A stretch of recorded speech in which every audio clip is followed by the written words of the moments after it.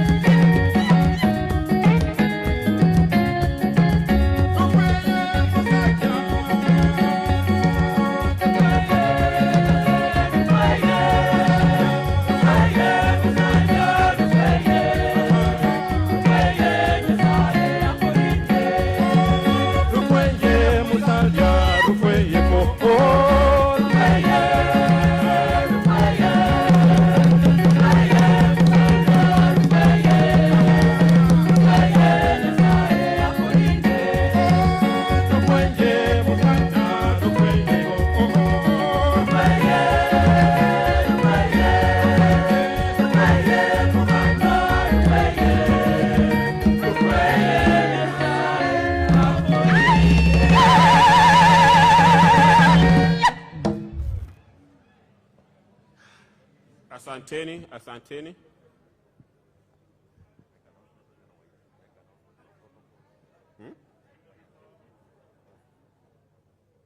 Okay.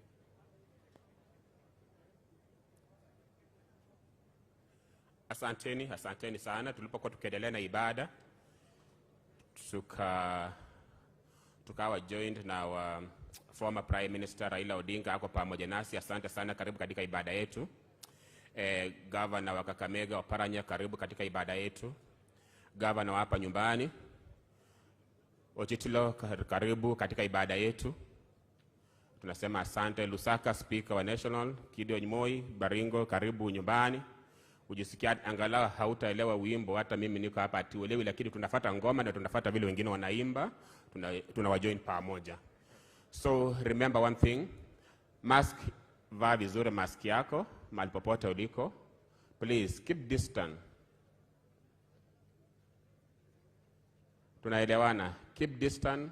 Put on your mask very well. Very well. Unajua kwamba tuko watu wengi mahali hapa. Hatutaki tukirudi nyumbani tunapata tena mambo mengine. Remember always to put on your mask well. Kwa sababu ya vile programu yangu inaendelea, wacha tena niwaite hawa vijana wetu wa Safari Voices. Mtuburudishe please.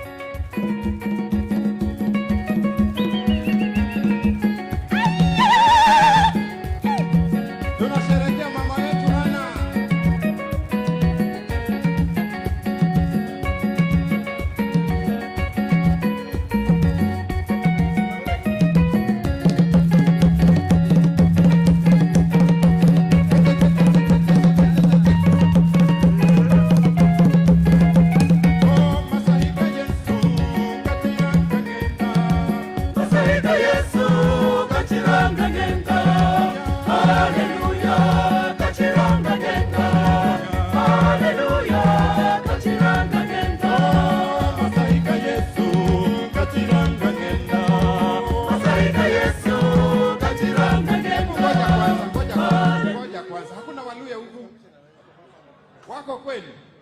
Na mumekaa na hii ndio harusi ya mama ya mwisho. Hii ndio harusi ya mama. Very good. Naona mheshimiwa amekuja. Haya, wewe simama mahali uko, tuna celebrate mama.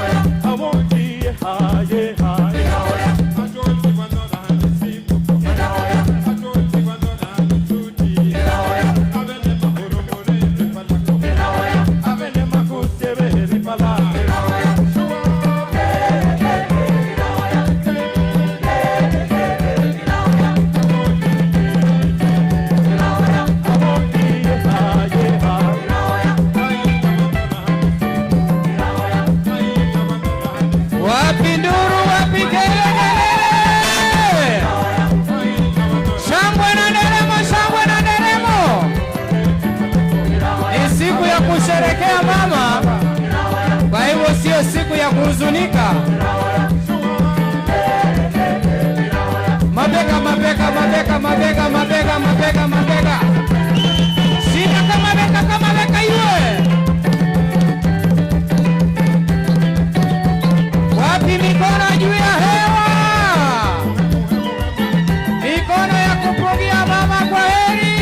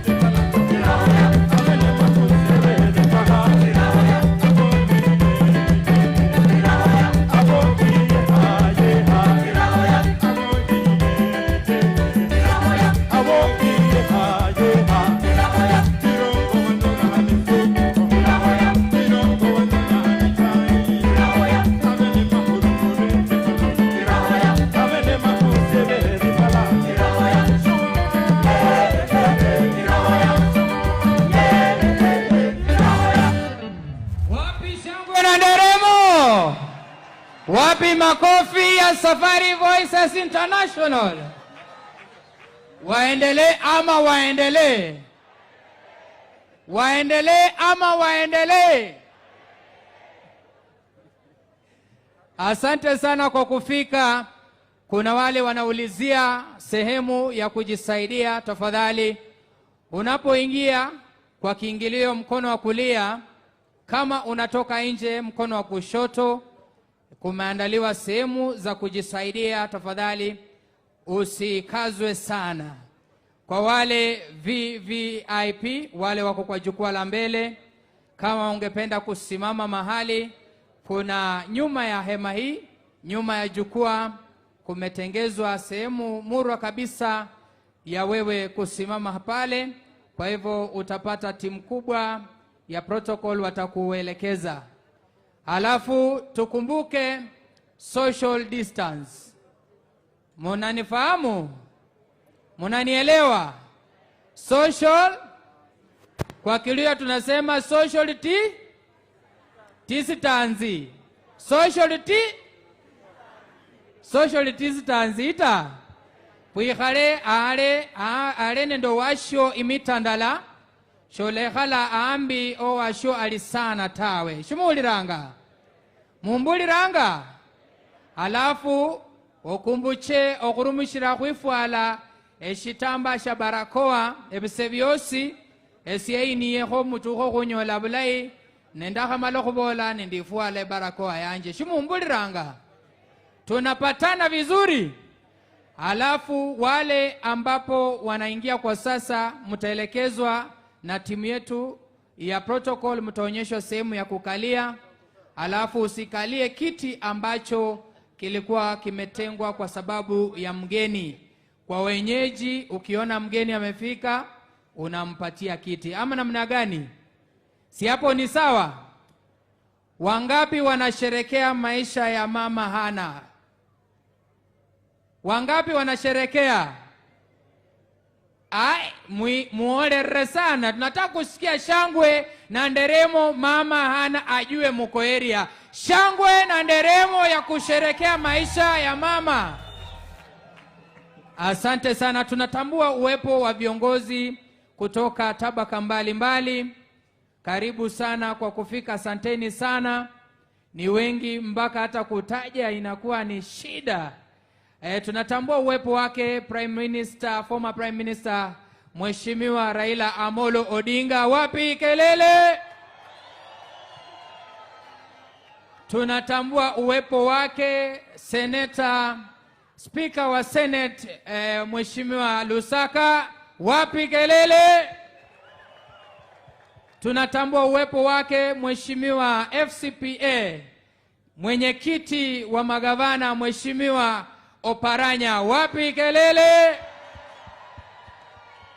Tunatambua uwepo wa kiongozi kinara wa Ford Kenya Mheshimiwa Wetangula. Wapi kelele?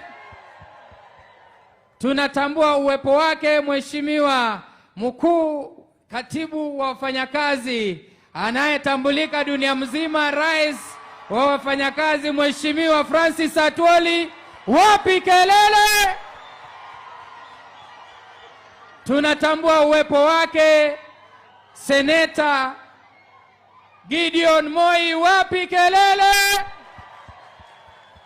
Tunatambua gavana wa Kisumu Anyang' Nyong'o. Wapi kelele? Tunatambua Iron Lady mama wa nguvu Martha Karua ndani ya nyumba. Wapi kelele? Tunatambua uwepo wake nimejificha, wacha nisonge kitoko ndio niwaone vizuri. Viongozi kwanza wacha nijitambulishe. Wananiita Bishop Professor Eshuya. Sawa sawa? Haya, wacha tuendelee kutambua viongozi wetu. Asante sana, tuwakaribishe kwa mpigo zaidi. Tunatambua uwepo wake the host governor wetu, Governor Otichilo. Wapi kelele? Tunatambua uwepo wake waziri wa ugatuzi Mheshimiwa Eugene Wamalwa. Wapi kelele? Tunatambua seneta wa Busia Amos Wako. Wapi kelele? Tunatambua mama county Mama Beatrice Adagala. Wapi kelele?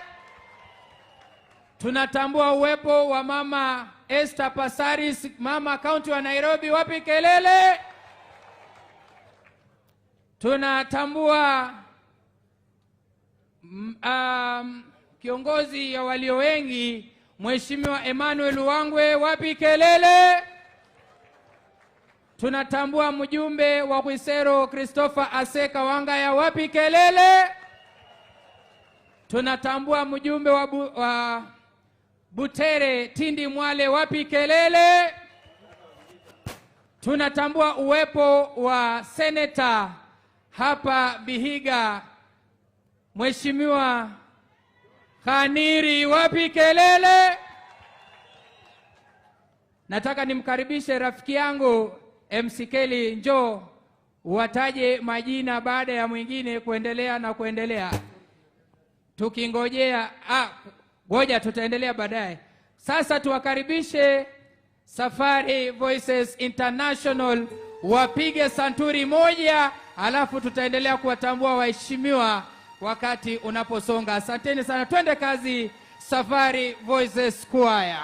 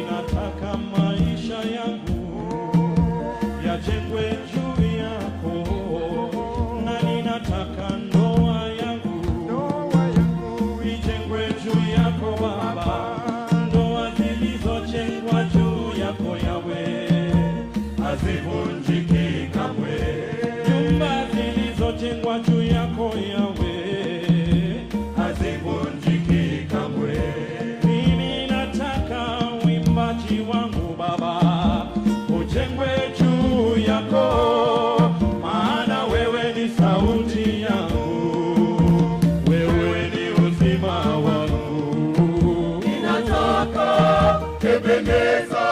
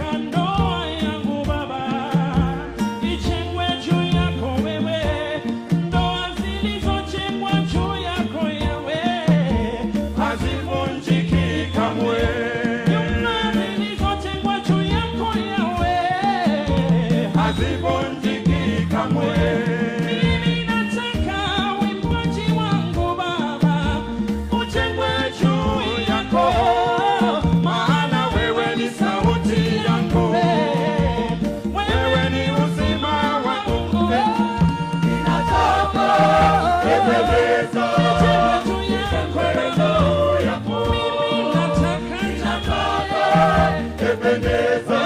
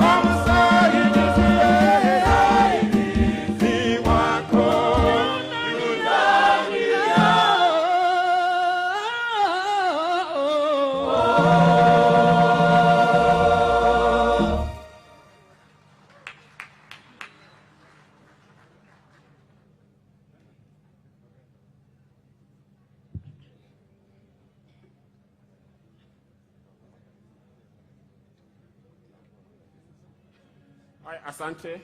Asante, wacha nitambue makanisa ambayo yako mahali hapa. Ketini chini kidogo. Asanteni sana kwa nyimbo nzuri ambayo mmejikakamua. Mmeimba vizuri sana.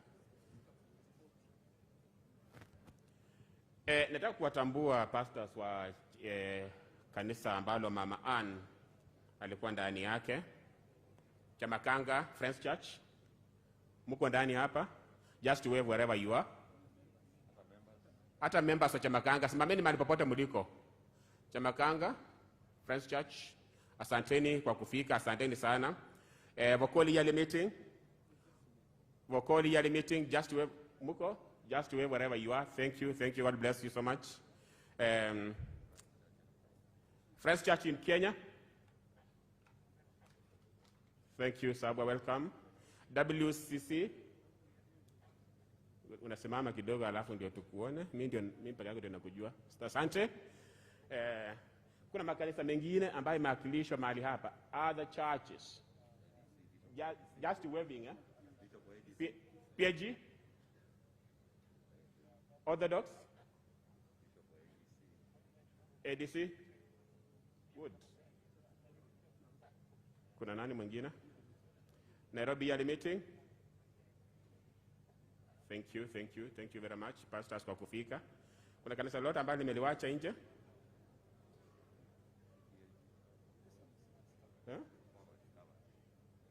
Covered. I think nimemaliza mambo ya makanisa yale ambayo tumewakilisha mahali hapa siku ya leo.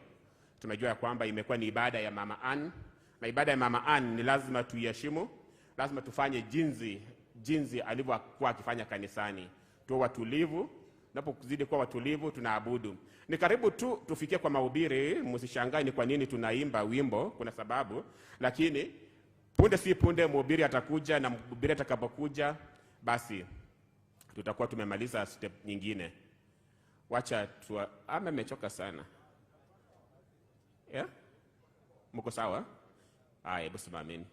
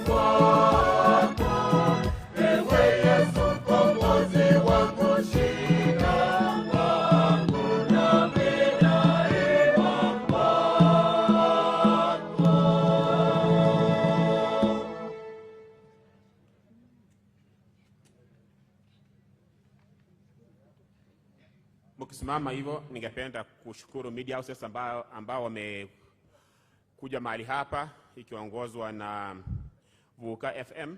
Unajua kwamba Vuka wanasema kwamba ni moyo kwa Barogori, Hao wamekuja nyumbani, tunawakaribisha mahali hapa. Kuna Sulwe, kuna Mirembe, yote mnakaribishwa mahali hapa. And then hao wengine wote ambao wako mahali hapa ambao hujawatambua, ambao wamefika mahali hapa kukava sherehe ya mama wetu siku ya leo, mnakaribishwa. Kama KTN ndio niko sure yuko mahali, Citizen niko mahali, na kadhalika na NTV mnakaribishwa sana. Just feel at home, we are together. Hata KBC hatutasahau, Kenya Broadcasting Corporation wako pamoja na sisi. Asanteni sana, tuendelee kwa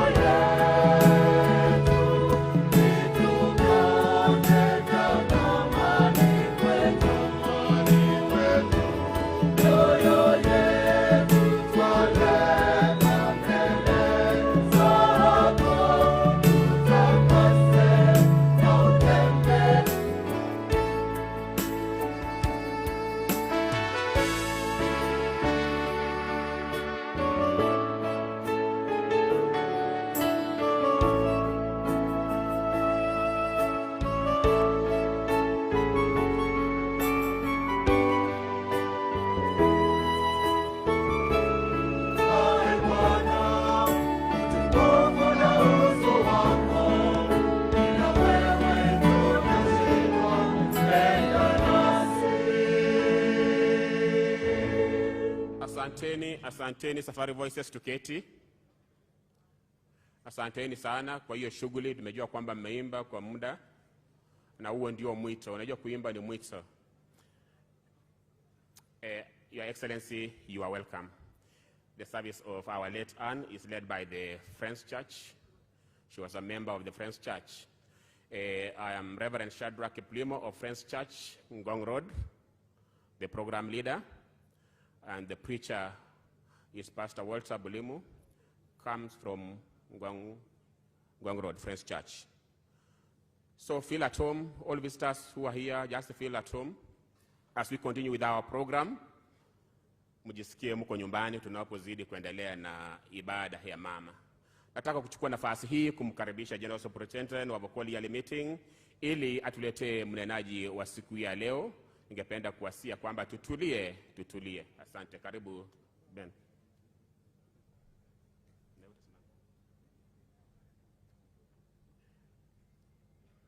His Excellency, the President of the Republic of Kenya, and all the high officers and all protocol observed, we want to welcome you to this special send-off of Mama Anne, whom we shared with. She was a beloved mother. And as we give her send-off this morning, I welcome all of us to feel at home at the feet of Jesus. I want to read the scripture that will lead us this morning from 2 Timothy chapter 4, verses 6 through 8. I'll read in Kiswahili and in English respectively so that we can go through. I'll read in English. For I'm already being poured out like a drink offering, and the time has come for my departure. I have fought the good fight, I have finished the race, I have kept the faith. Now there is in store for me the crown of righteousness, which the Lord, the righteous judge, will award to me on that day, and not only me, but also to all who have longed for his appearing. Kwa maana mimi sasa namiminwa na wakati wa kufariki kwangu umefika. Nimevipiga vita vilivyo vizuri, mwendo nimeumaliza, imani nimeilinda. Baada ya hayo nimewekewa taji ya haki, ambao Bwana mhukumu mwenye haki atanipa siku ile, wala si mimi tu, bali na wote pia waliopenda kufunuliwa kwake. Ningependa kumkaribisha mhubiri wetu mkuu Pastor Walter atuelekeze, na nataka tuombe. Kwa jina la Baba, la Mwana na la Roho Mtakatifu aliye Mungu wetu mkuu, sifa na shukrani zikurudie kwa sababu wewe umetupenda. Siku ya leo umeweza kutuweka pamoja kama jamii hii, tunapopatiana heshima zetu za mwisho kwa mama mpendwa wetu marehemu Anne. Baba, tunajua kwamba utakuwa pamoja nasi, utufariji kama Kenya kwa ujumla na familia kwa ujumla, kwa sababu wewe ni Mungu wetu. Kwa neema na mapenzi ya Kristo aliye Bwana na Mwokozi tumeomba. Amen. Thank you, General Superintendent. I want to welcome all of us to this important service. We are celebrating a life that was well lived of our Mama Hannah Mudavadi. His Excellency the President, karibu Vihiga County, Honorable Raila Odinga, karibu, na wote viongozi wote ambao mmekuja, Bwana awe pamoja nasi. Asante sana kwa familia ya Hannah Mudavadi. Tunasema poleni kwa kumpoteza mama ambaye amekuwa ni ngao, amekuwa ni mwalimu, amekuwa ni kiongozi katika familia hii. Na mmeingia kiwango kingine, kiwango ambacho sasa hamna mama. Lakini kwa ile mafunzo ambayo amewapatia na neema ambayo amewaelekeza, basi mtakuwa na nguvu. Ndiposa mimi kama mhubiri nilipojua kwamba nakuja kuhubiri kwa matanga ya mama Hannah, nikaanza kufikiria huyu mama Hannah ni mama wa aina gani? Ni vitu vipi ambavyo mama Hannah alikuwa navyo? And so many things came to my mind. I've been reflecting on the life of Mama Hannah since she passed on on 28th of December. And I spoke to the family. I was not very close to her, but I knew her. We've prayed with her. But I wanted to know what kind of mama is Mama Hannah. What kind of a woman is this woman who is lying here today? And I looked at it keenly, and I knew who this Mama Hannah is. So before I get into this word, I want to invite the Safari International Choir. They give us a short song in this reflection, then I share briefly.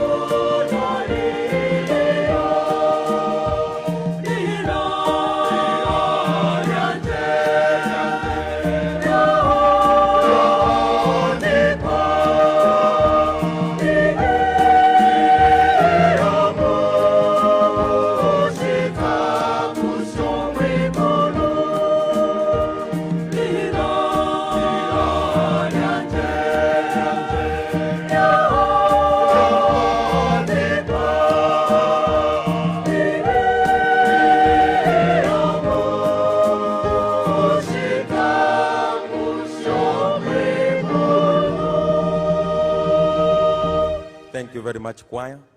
My name is written in the book of life in heaven. My name is written in the book of life in heaven. That is the translation of that song. I want to take this opportunity to share with us briefly. And I want to share my sermon around the story of Paul. Before Paul became Paul, he was Saul. And Saul was known to be a persecutor of churches and believers.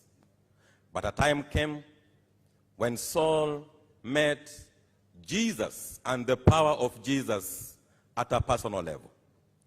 And when he met Jesus, Saul changed to a point of changing his name to Paul. And after Saul changed and he was converted, now Paul got committed to the things of God fully. And if you look at the story of Paul in the Bible, Paul has written many letters. After he discovered the way and he discovered where he was supposed to go, now Paul said, I'll get committed to the things of God. And as Paul gets committed to these things, Paul knew that his service was not only to the people that he was serving, but his service was to God himself. At one point, if you read the letters of Paul, the churches were concerned on matters of death. From the book of 1 Corinthians, 2 Corinthians, Paul takes time to address issues of death that was affecting the church. Because it is known that death is not a simple thing. Experience of losing a beloved one is not a simple journey. The experience of losing a mother, losing an aunt, losing a parent is not an easy experience. That is why we are here today. I don't know how you came here. Maybe you have come here just to witness what is going on. Maybe you have come here to console with the family of Mudavadi. I have come here as the pastor to Honorable Mudavadi's family. And you have come here as a friend. You have come here as a neighbor. You have come here as a colleague. Why are we here? We are here to comfort the family of Mama Hannah Mudavadi. We are here to encourage the family of Mama Mudavadi. Before I get to what I want to say today, as I was sharing with the family on matters and the life of Mama Hannah Mudavadi, they gave me several things that they have learned from this mama. Number one, Mama Hannah was a welcoming woman. Her house was a house for everybody. Her house has accommodated many people, including international leaders have slept in Mama Hannah's house. If not sleeping, they have eaten something in this house. Mama Hannah has welcomed neighbors in her house. Mama Hannah, her generosity led her to participate fully in church activities. Mama Hannah was a unifying figure not only in this village, not in Vihiga County, but in the nation. As the Sun said yesterday, Mama Hannah was a silent politician, encouraging people, working with people, and helping them as they get into politics. Mama Hannah was a patient woman, a woman who had patience, a woman who was waiting upon the Lord. And even as we shared in the eulogy, we heard that through her life, he got girls. And she was waiting upon the Lord to get a boy, just like Anna in the Bible. And God did a miracle. That is why Wycliffe came. And after Wycliffe came, there were celebrations because Wycliffe came between girls. Mama Hannah was a committed, religious, prayerful woman. She knew what it meant to go to church. She knew what it meant to pray. She knew what it meant to read the Bible. Mama Hannah was a committed community woman. She knew what farming was. She was economically okay, developing people into economical lives, training people on matters of farming, and helping young women to grow in their lives. The life of Mama Hannah is a book we can read and read and read. As I was going through the book of the Sun that writes about the life of the family and the life of Mama Hannah, you can understand what Honorable Mudavadi has written concerning his mother. Now we are here to celebrate the life of a strong woman. We are here to celebrate the life of a woman who knew why she came to the earth and why she lived. Are we here just to walk in and walk out? No. You are here to get a lesson from this funeral. You are here to get a lesson from this important service. And those who are here, how is your family? Are you a unifying figure in your family, or you are the one dividing your family? Those who are here, how is your life? Can your life be written well, or your life is just a story of chaos? I attended a funeral of my neighbor, and people were talking in that funeral. I remember very well, in the year 1997, in the month of July, people stood and said, we loved our son. He was called Seth. Seth was a very good boy. He was a very hardworking boy. He was a committed boy. He was so encouraging. And everybody spoke positively about this young man called Seth. Until the time when the father stood. And the father said, fellow mourners, I think all of us are lost because the person you are talking about, I don't know. I don't know the person you are talking about. This is my son who has died. All of you are saying Seth was a good boy. Seth was a committed boy. Seth was a religious person. All of you are lost. You are in a wrong funeral. The Seth I know is not the Seth you are talking about. The Seth you want to bury today, Seth was a criminal. Seth was a thief. Seth could not give us peace. And even I'm happy that my son is resting so that my family may have peace. A story of a father to the son. What will people say about you? I know in our culture where we are today, where we are standing today, we are Maragolis, we are Luyas. In Luyas we believe, umukuzo numuyanze. Anybody who dies is a good person. Whether you have killed people, whether you have done what, when you die, you are a good person. But my question to you this afternoon and this morning is, what will people say when they attend your burial? Will your testimony be true or your testimony will be questionable? We are celebrating a woman of noble character. We are celebrating the life of a woman of Proverbs 31. We are celebrating a woman who knew what family values are. We are celebrating a woman who knew what laws and the rules are. We are celebrating a woman who knew what welcoming people is. What tribute do you have, my sister? What tribute do you have, my brother? Look at the story of Paul. Paul is facing death. And Paul stands with boldness and he tells his son Timothy, my time has come. I'm ready to die. Can you stand today and say, my time has come, I'm ready to die? We fear death. Even me as your pastor, I cannot stand before you and say, I'm ready to die. Because if I could have died yesterday, I could not have met these leaders. If I could have died yesterday, I could not have seen some of you. I want to live another day. But Paul says, my time has come for me to die. And I'm being poured like a liquid. I'm being poured out. My life is fading. My life is going. I'm ready to die. And the question that I would like to ask myself is, why is Paul so bold to say that I'm going to die?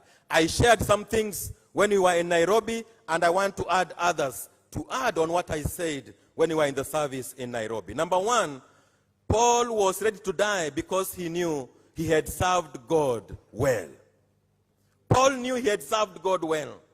He knew he had done a good job, not only in the church, but outside the church. He planted churches. He did so many things, and Paul knew, I have done what God has assigned me to do. Are you serving God well wherever you are?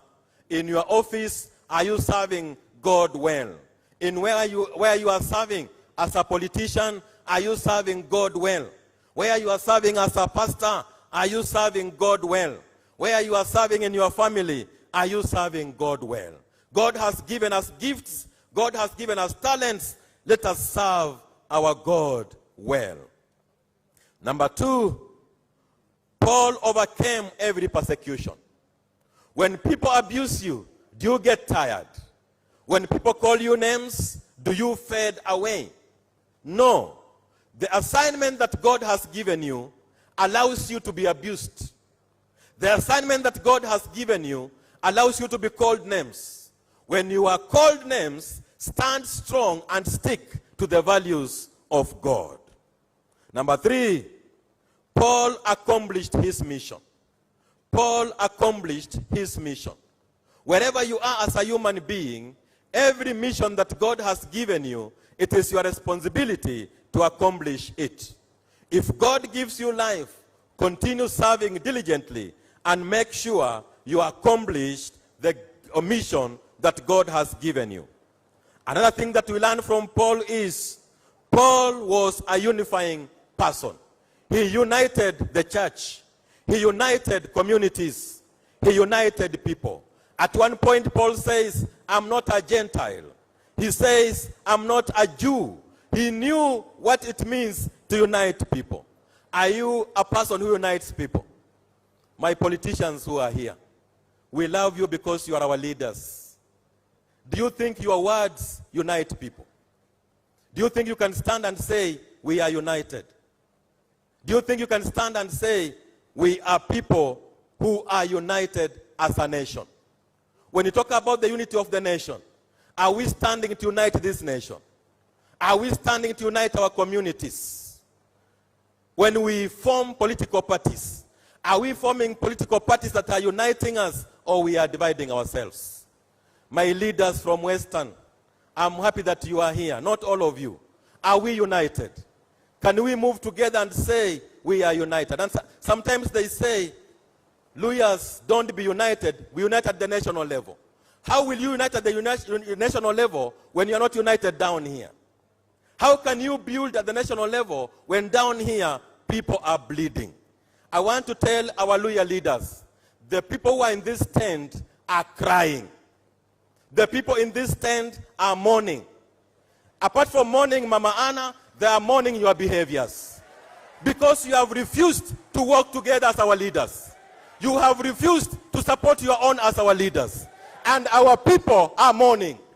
Our people are crying. Our people are weeping. When will we unite as lawyers? When will we stand together before we become national leaders? Why can't we build our status down here for us to go up and support our own? Why do we have the inroads of many political parties in Western without having our own stand and say, we stand with our people? Because we are not united, because we are divided, because of hatred, and because of our stomachs. We can build ourselves. Mudavadi is our leader. Mudavadi is our leader. It is us political leaders to say, Honorable Raila, let us build ours first. You come and join us. Mr. Uhuru President, we build ours first. You join in. We want to build our own. And we can build our own if our political leaders can come together. I want to tell you, my leaders, I have a very big church in Nairobi. I can accommodate all of you for a service. We discuss this matter and share on the matters that are affecting us. Paul was unifying the body of Christ. Paul was unifying the communities. Paul unified the Gentiles and the Jews. We can unite ourselves. After uniting ourselves, we unite our nation. We build our nation together. Because God has given us a beautiful nation. Mama Hannah has rested. Her heart is heavy because Kenya is shedding into blood. But we can resist and say, Kenya is one, and we can unite ourselves. Paul had compassion. He had compassion on what he was doing. And your compassion will lead you to do the right things. People are asking, why is our Honorable Mudavadi a polite leader? It is because of the values he learned from his mother. Mudavadi will never abuse anybody. You abuse him, he keeps quiet. A true Quaker. A Quaker with his values. A Quaker with his morals. And as I said in Nairobi, our political leaders, when we come to the funeral, we come to mourn. We come to cry. We come to weep with the family. This family is worried. They have lost their mother. These young boys and girls are worried. They have lost their grandmother. These aunts are worried, and nieces and nephews are worried. They have lost a relative. Political meetings, funeral services are not political meetings where you abuse people with heavy words. If you want to abuse people, this is a church. Find your place. Go and abuse each other. Our church is our church. Our church is our church. Quakers believe in peace. We are a peaceful church. And I want to say this boldly. Anybody who takes a mic and you abuses your colleague, I will put it off. I will put it off. As small as I look, I will put it off. We respect Mama Anna, not only Mama Anna. Anybody who dies deserves respect. Anybody who dies deserves to be sent off in a peaceful way. Politicians speak politics that are building the nation, politics that are helping us, and I know by the end of the day, we shall be happy. Lastly, Paul fought a good fight, and he finished the race. Are you finishing your race, or you are living on the way? Are you moving towards the goal, or you are letting it go? Don't let it go. Finish the race, and I know after everything, God will bless you. I want to welcome you to this service. Be expectant. We give Mama Hannah a decent burial, and God will bless us. Be blessed. Have a blessed evening, afternoon, and walk in the will of God. Thank you very much. God bless you. We can stand and pray together as we continue. Our Reverend Alovi, you can pray for us. Let's pray. Eternal loving Father, we thank you. Thank you for your word of encouragement. And we want to pray that you will continue with us as you started. Bless those who are mourning now, and bless even our leaders who are here, led by His Excellency, the President Kenyatta, and all who are mourning on TV and even outside the country. We pray for them. In Jesus' name we pray. Amen.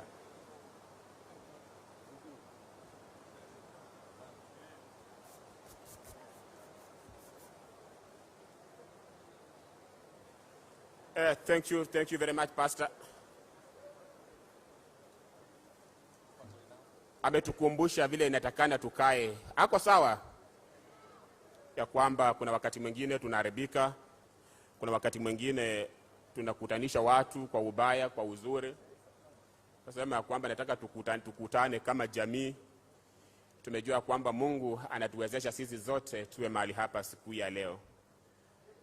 Nataka tuje kwa upande wa ukiangalia kwa program hapo chini kuna upande wa kutoa offertory, sadaka zetu. Nataka niwaulize ushers kama mko miongoni mwetu.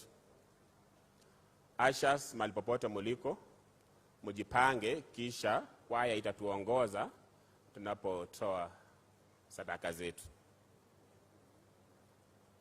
Ushers, are we in?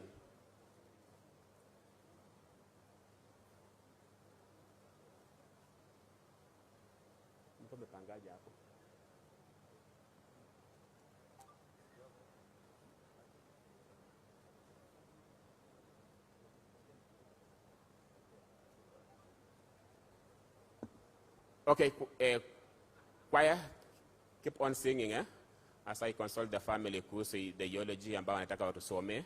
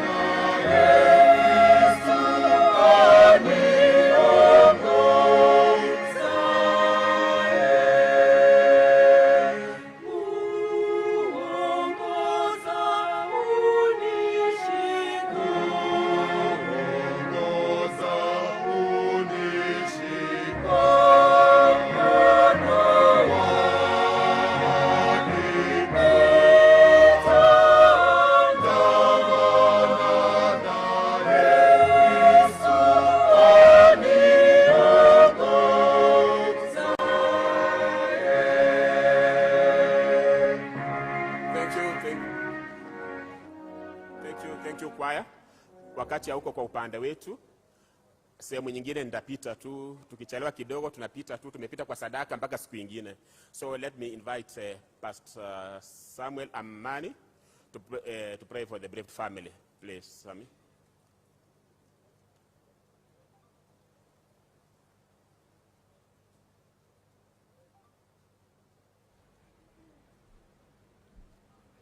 Kanisa letu la marafiki,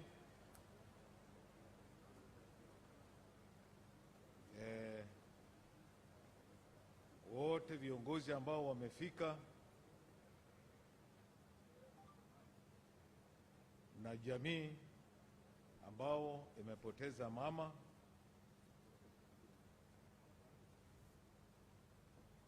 nataka pia nikumbuke rais wetu na former prime minister, wote ambao wamefika hapa siku ya leo, na viongozi wote. Ningependa kumsalamia. Hamjambo? Mrembe Busi. Tumepata mahubiri na sisi wote tumejua sababu ambayo imetuleta hapa ni maombi, na maombi ambayo imetuleta tuombee jamii hii, tuombee hata viongozi wengine wote ambao wametembea safari ndefu, na wote ambao wameshiriki pamoja nasi kwa siku ya leo. Kwa hivyo ningependa kwa heshima kuu kwa ajili ya mama tusimame sote kwa dakika 2, halafu nitauliza Mungu ili apate kusikia maombi yetu, aongoze hii jamii na apate kuwalinda. In the book of Revelation chapter 14 verses 13, it states very clearly that I heard a voice from heaven saying, "Write this, blessed are those who die in the Lord. Yes, I say, they may rest from the works that they have done." Mama amefanya kazi, na mimi ninamjua binafsi. Kazi ambayo amefanya tunaweka mbele ya Mwenyezi Mungu. Tuombe. Baba Mwenyezi Mungu, tunakushukuru kwa siku ya leo ya tarehe 9, mwaka ambao ulitupatia mwaka mpya wa 2021, na wewe mpango yote ukajua tutakuwa katika boma ambao mama akiwa mtumishi wako alifanya kazi nyingi, na misho amamaliza kazi yake. Na jinsi wewe ulimuumba mtu wa kwanza Adam katika nguvu zako, ukajua kazi zake na ukampa uwezo. Bwana, tunaombea jamii hii upate kuwabariki, uwape nguvu, ujue ya kwamba wewe ni Bwana na wewe unajua watu wako, jinsi umewapangia miaka na siku ziko mkononi mwako. Tunashukuru kwa wote ambao wamefika siku ya leo, viongozi wetu wote ambao wamefika. Tunaombea jamii hii, hata pia kanisa tunaombea upate kuwasimamisha kwenye mwamba mwenye imara, wajue ya kwamba Bwana uko pamoja na hawa. Asante sana hata kwa kiongozi ambao ako katika mji huu. Bwana, tunazidi kumwombea, umsimamishe imara, umpe nguvu, hata wasaidie wote na jamii, hata na wajukuu ambao wamebaki wako mkononi mwako. Uwe na pamoja na hawa, na ni katika jina safi la Yesu Kristo aliyo mkombozi wetu. Amen. Thank you, Reverend. I want to call Moses, who will read for us a eulogy. As Michael prepare for the tributes, just come. Come this way.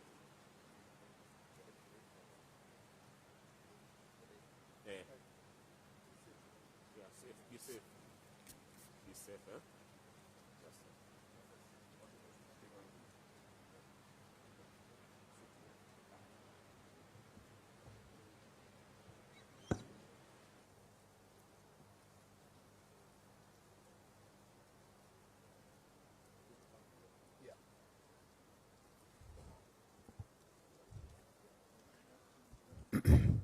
President of the Republic of Kenya, Uhuru Kenyatta, all protocol observed, good afternoon. Habari zenu? Murembe. Murembe Kande. My name is Moses Substone Budamba Mudavadi. I have lost my grandmother. However, I've also lost my wife. Those of you from Western Kenya will understand what I mean. However, I want you all to know that despite Mama being in heaven, you will always have somebody to welcome you into her home. On behalf of Mama's grandchildren, I would also like to introduce her fellow, my cousins and our other grandchildren. We have William Aderi, if you can please stand. We have Moses Atuke, Roslyn Ocheng. We have my brother, Michael Lulu Mudavadi. We have Michelle Atuke. My youngest sister, Marianne Azianzale Mudavadi. And we have Michelle Atuke. We also have two great grandchildren, Travis and Malik.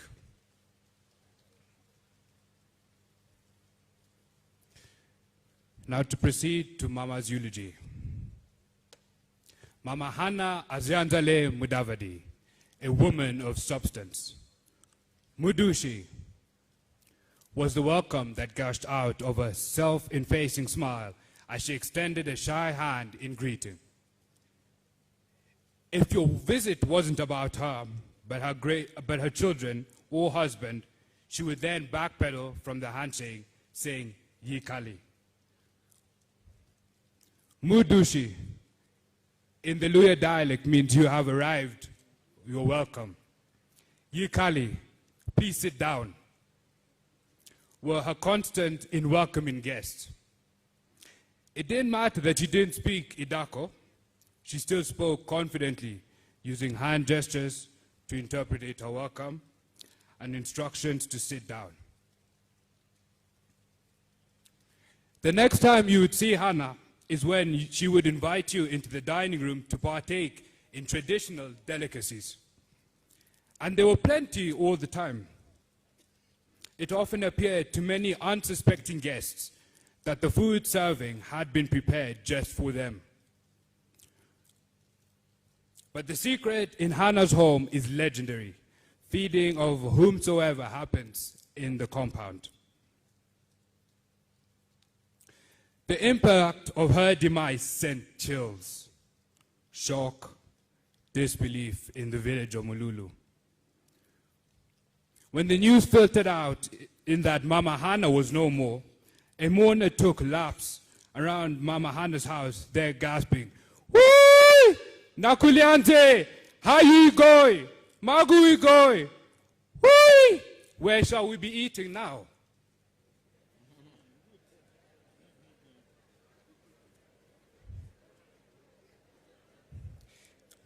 Herein lies a heroine of many gallant acts of selflessness. She wasn't a misery woman. She wasn't an extrovert, but an introvert who courted many disguised strengths of a woman.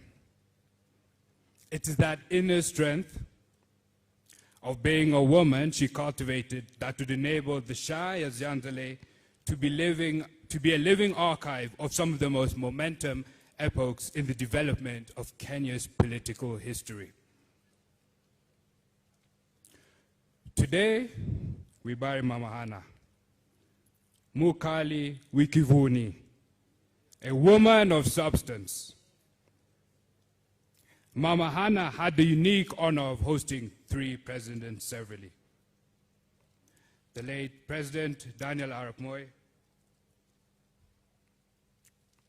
Mwai Kibaki, and our current President Uhuru Kenyatta, and Margaret Thatcher, the former Prime Minister of Britain. back to her famous hospitality as she dutifully served food to the politically unmighty in Kenya.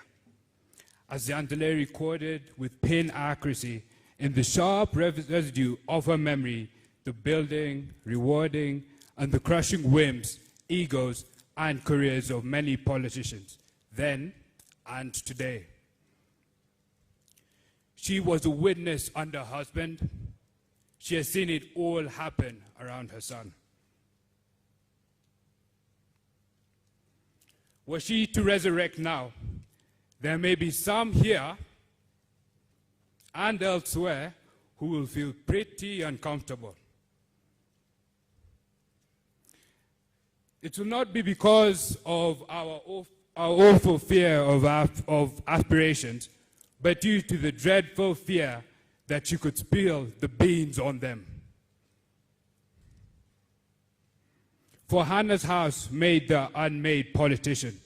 She had seen them smile, clap, sing, brag, dance with joy.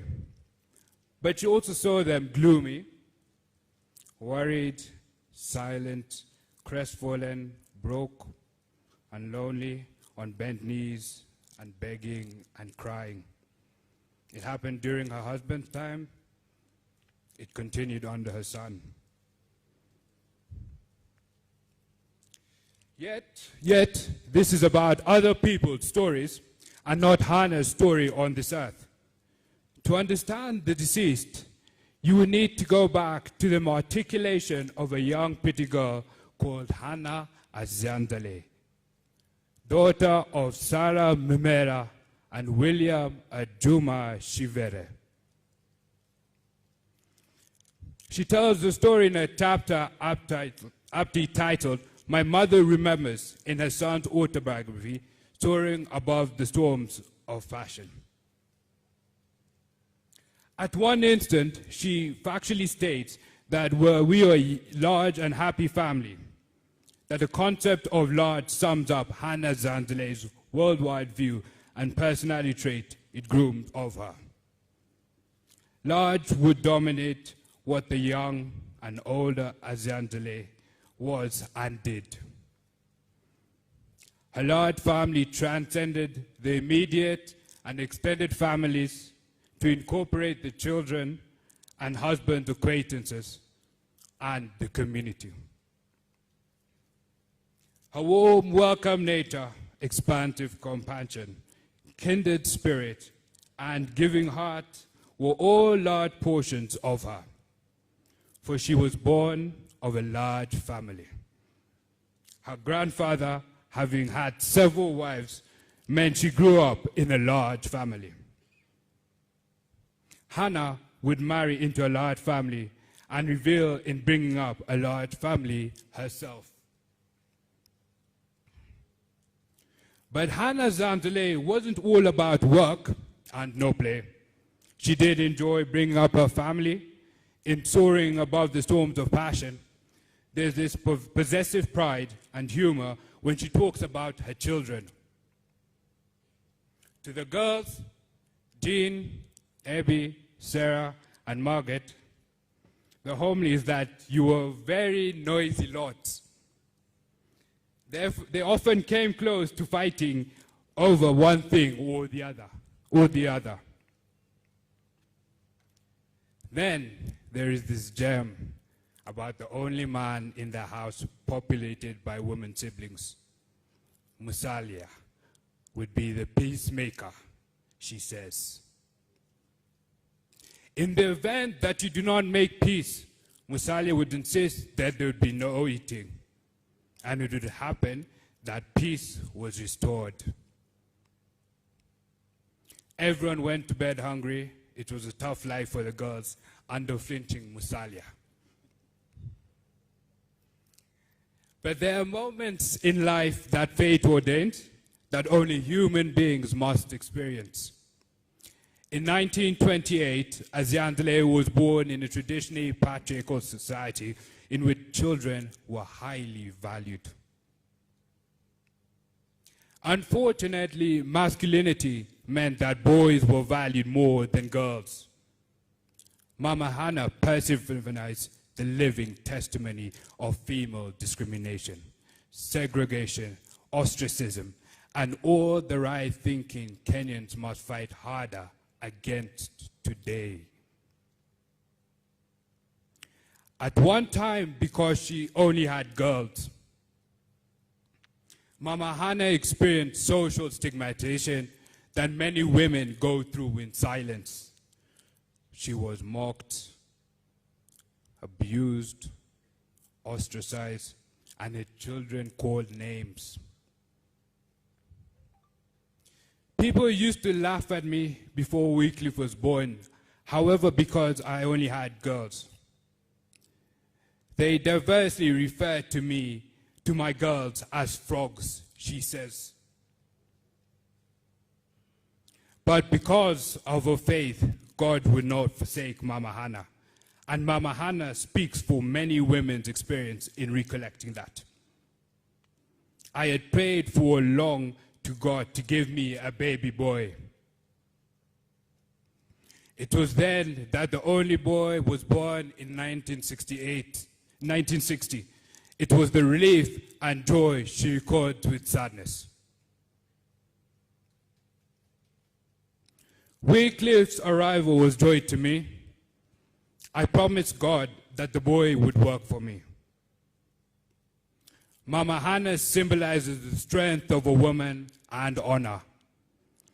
We have snapshots of her in the lorry carrying her bridal party, a borrowed honeymoon bed taken away by the owner, and the young bride had to make do with banana leaves for a bridal bed. There was the absentee husband who left her for work in the city just a week after her marriage. Behind all these recollections lies contextual history. When the children started coming, she couldn't find food in Budira village. Then arsonists torched her home. Seeking refuge in Mululu village, she had to fend for herself by making treks back to Ibushingala to borrow food. The shame of borrowed food soon glowed into food self-sufficiency. She saved seeds and soon sprouted green fields of bountiful sorghum, millet, and maize. She bore humiliation stoically. Mama Hannah had secrets too. One secret she had died with as a toddler. Musalia never tired of pestering his mother while he was the only boy. But her demise, Mama Hannah still had not told her son why he was the only boy. We hope Musalia will one day find the answer for himself.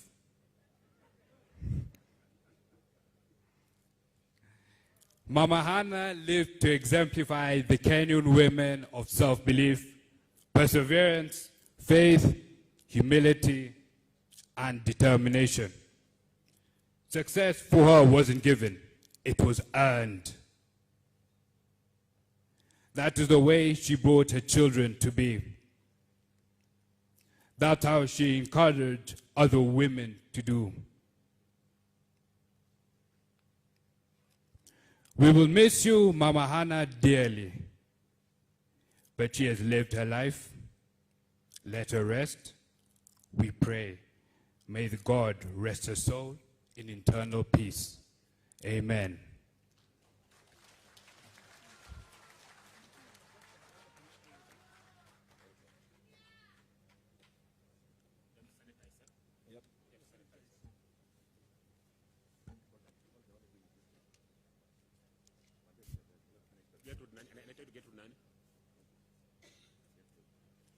Gertrude, please, you will follow, just come around Gertrude to read the history.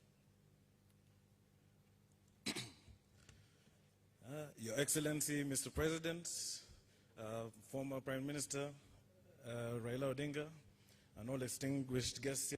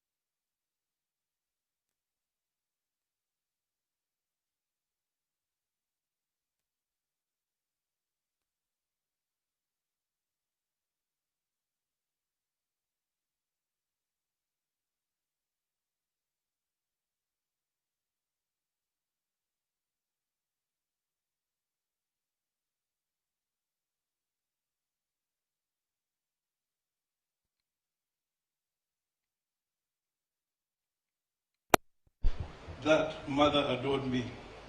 I have since regretted throwing a tantrum while everyone was taken away to school except for me.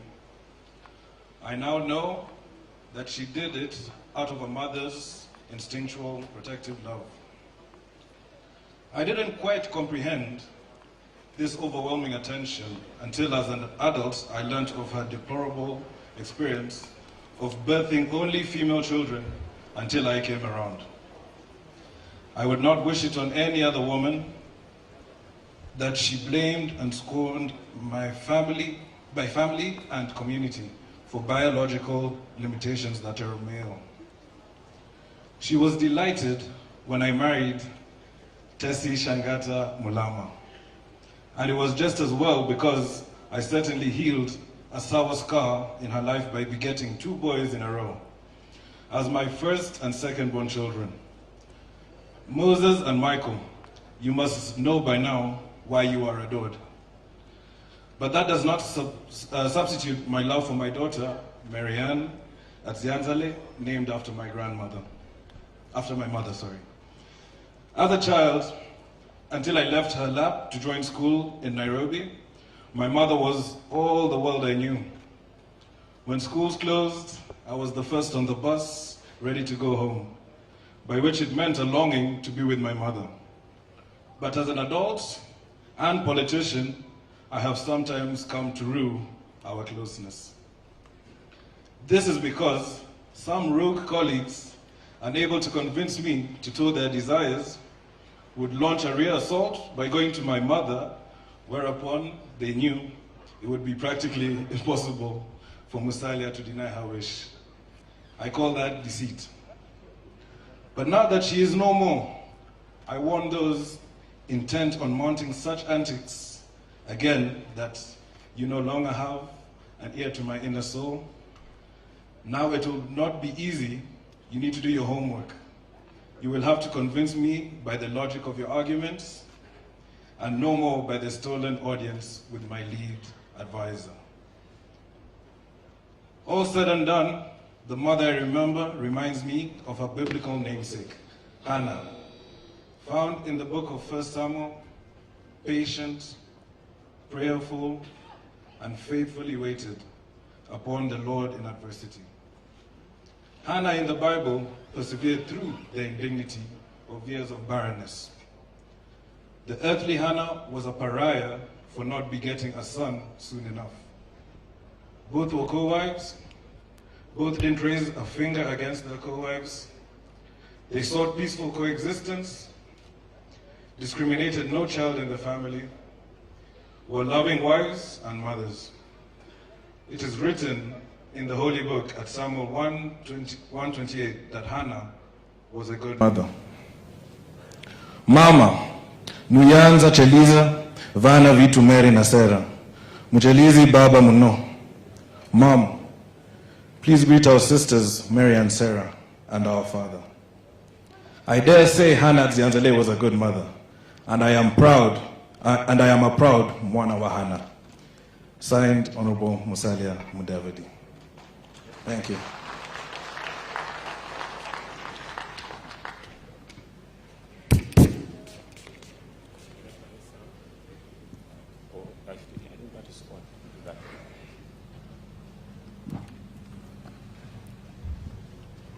Mrembe Vosi, habari zenyu? Good afternoon. Church representatives, Your Excellency the President Uhuru Kenyatta, Honorable Raila Odinga, all distinguished guests, friends and family, thank you for coming to condole with us and bid my mom farewell. I'm going to read her life history. So she was a very strong woman, and as I go ahead, you'll get to learn more about her. Birth. Hannah Azianzale Mudavadi was born August 30th, 1928, the second-born child among 6 siblings of Sarah Mera and William Ajuma Shivere of Bushangala,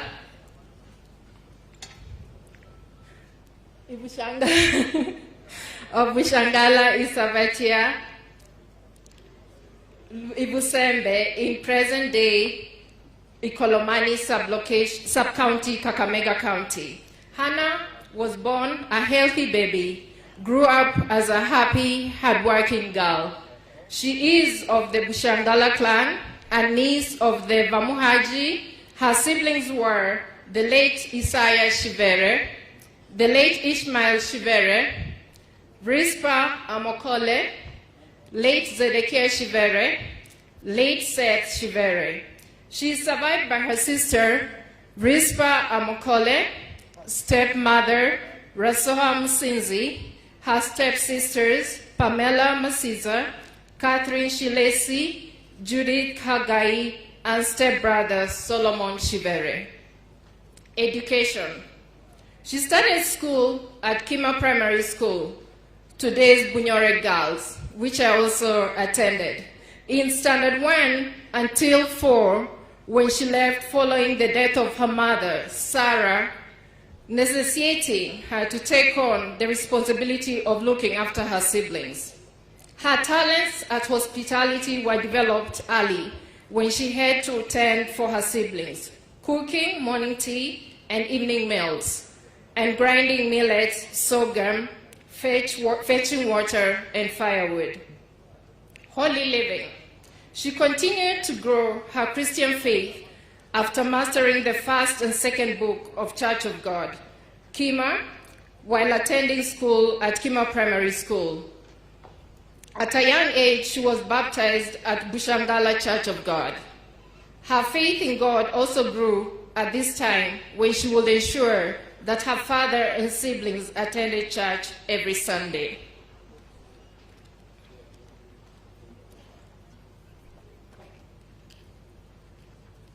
Marital status. Hannah got married in 1946 to Moses Sabston Budamba Mudavadi, a dashing young man from the Avakembembe clan of the Logoli people residing in Ivusari, Budira village, at the funeral of the late Mzee Francis Adabwa in 1988. Hannah publicly revealed that it had been him who introduced her to Budamba. She never regretted as she went ahead and married Budamba, with whom they had an eventful life and were blessed with 8 children. A son, Elsie Hauer, thirdborn, died in infancy. Late Sarah Buguza, fourthborn, died late as an adult. Her beloved husband, Moses Sabson Mudavadi, died on 7th February 1989, 31 years ago. Hannah and Budamba are survived by 6 children: Jean Lungatso, Ebi Kahai, Margaret Irunda, Wycliffe Musalia, Lydia Mohonja, and I, Gertrude Mali. Plus 9 grandchildren and 4 great-grandchildren, and co-wife Mama Rosbera Cherono. Stepchildren, Catherine, Geoffrey, Kigode, Reba, Janet, and Raymond Ongadi. Son-in-law David Atuke, and daughter-in-law Tessie Mulama, Musalia Mudavadi. Mama Hannah was always welcoming to guests. She had fed late President Daniel Arap Moi, Mwai Kibaki, and the present President Uhuru Kenyatta. In that house over there, which is, I'm sure everybody knows, hopefully, church leaders and followers have been the greatest beneficiaries of Mama Hannah's culinary prowess, especially on special events. The lady sleeping there was a politician of no mean repute. She helped in her husband's campaigns before graduating from a mentor to senior resident advisor to her son, Honorable Musalia Mudavadi. She ensured that where the straw dried, a green one sprouted. Service in church. Mama Hannah worshipped at Chamakanga Friends Church, where she was alternately treasurer, recording clerk, and tutor of Quaker women on personal grooming, However, her work was felt more outside the church. Mama Hannah is like the lady known as Tabitha in the Bible, who worshipped God. She did good tidings, helping the weak in society. Her deeds pleased God and the community. Whether it was time of plenty or hunger, she shielded people. That was Mama Hannah, the philanthropist for you. Her generosity was unparalleled and her tithes up to date. It was rare for her not to attend Friends' monthly meetings, quarterly meetings, and yearly meetings. The East African yearly meetings, South Headquarters, Vihiga. In 1993, Mama Hannah was dedicated by Itaya under the presiding clerk, Priscilla Misachi, at Bugina Friends Church. Entrepreneurship. Mama Hannah was an agricultural entrepreneur. She farmed maize, beans, millet, bananas, simsim, groundnuts, vegetables, avocados, guavas, dairy cattle, sheep, goats, and the Lea delicacy chicken in Gohom.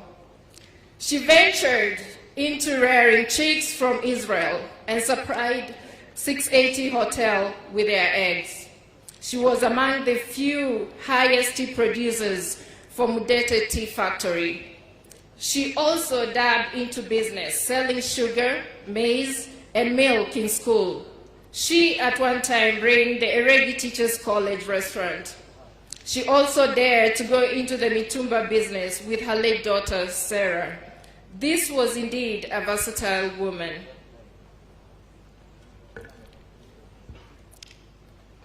Health and sickness. We thank the Lord for the life of Mama Hannah. The Lord rescued her from various ailments, scares, the most serious being in 1997, when she underwent the first surgical operation to remove a cancerous tumor in her stomach. On December 26, she was taken to Nairobi Hospital and underwent another surgical operation to try to remove an entanglement in her digestive system. Unfortunately, she succumbed on December 28, 2020 at 5 a.m. We thank the Lord verily for granting us her company. She gave her life to Christ and lived in Christ. On December 27, 2020, just before she was wheeled into the theater room, she asked to recite Psalms 23, 1-3. The Lord is my shepherd, I shall not want. He makes me lie down in green pastures. He leadeth me beside still waters. He restores my soul. He leadeth me in paths of righteousness for his name's sake. A treasure like no other. May Mama Hannah's soul rest in peace. Thank you.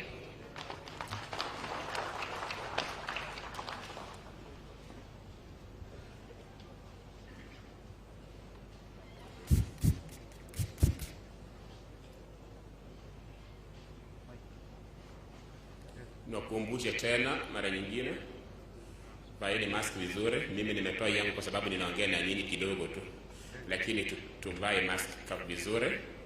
Tuvae mask vizuri. Walisema kwamba kuna watu aina tatu hapa. Kuna watu VVI, yani very very important people, and then very important people, and then important people. Tukasema kwamba very important people, very very important people ni family, alafu sisi wengine ni important. So sisi zote, hii corona haijui mtu aina gani. Tushughulike vile tuko mahali hapa, tusisahau kuvaa mask kila wakati. Let me come to speeches from church. Please, if I call you, use 2 to 3 minutes, and then kwa sababu ya masaa, please be disciplined. I will start with the Orthodox Church, Bishop Marius.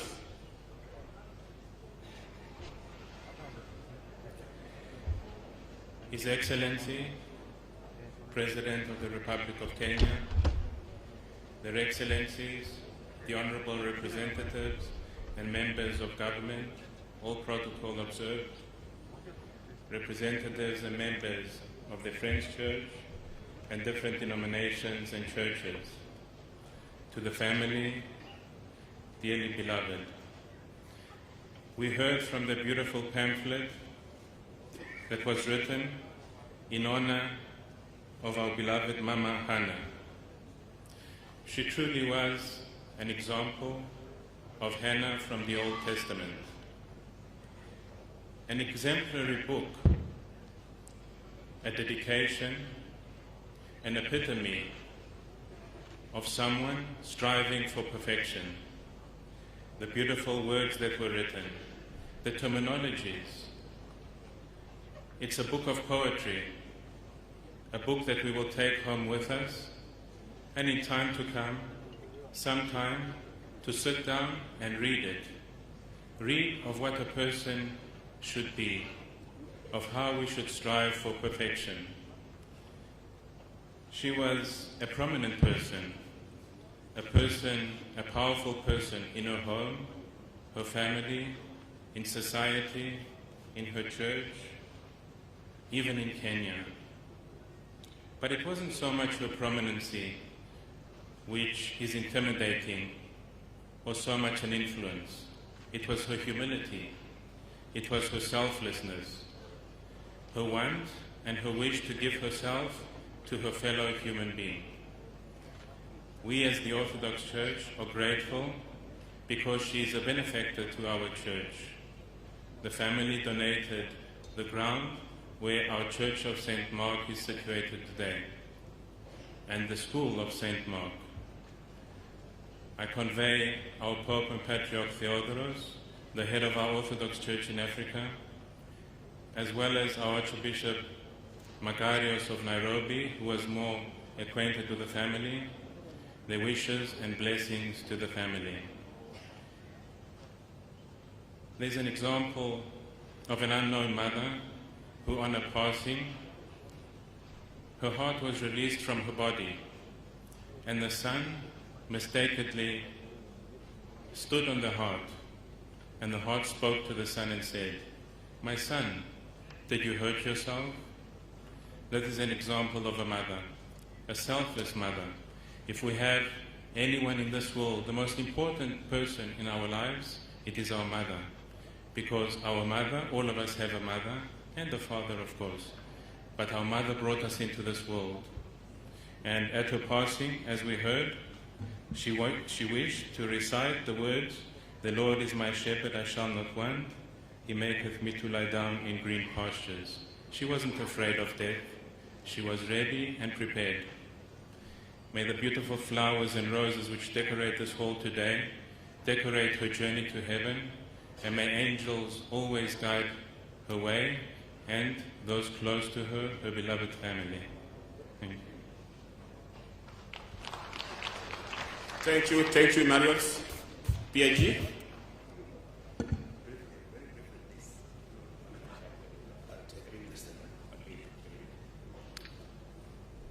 Our beloved President Kenyatta, Your Excellency Honorable Mudavadi, all protocol observed. I want to say how we in the PAG Church, Honorable Mudavadi, have been praying for you and with you because of the demise of your mother. I can personally attest to the fact that Mama Hannah was truly philanthropic, because there's a time I had some visitors here at Mololu PAG, and she was in Nairobi, and through Reverend Johnny Rangi, she just ordered that the visitors will feed here. I didn't know where the food came from. We pray for the soul of Mama, and that the Lord will keep her in the peace that He prepared for her. Thank you for coming, and thank you for the Quakers Church for welcoming us. God bless you. Thank you, Africa Divine Church, ADC.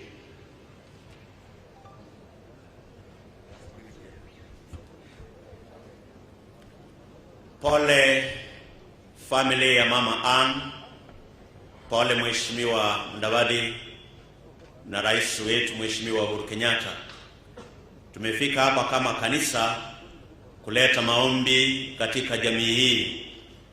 Na zaidi ya yote, sisi kama kanisa tuko pamoja katika kuendeleza maombi katika nchi yetu, ili Mungu atupe amani, atupe upendo kwa makabila yote ambayo Mungu ameweka ndani ya Kenya, ili tupate njia ya kuendeleza kizazi kizuri kwa miaka ijayo. Mama huyu Ann alifaulu kuwa mama wa maana kwa sababu ya misingi mizuri aliyokuwa nayo. Na ndio na challenge kanisa pamoja na nchi yetu, kizazi hiki tulicho nacho, huenda kwa miaka ya baadaye itakuwa ni shida kupata wamama na viongozi wa maana kama huyu.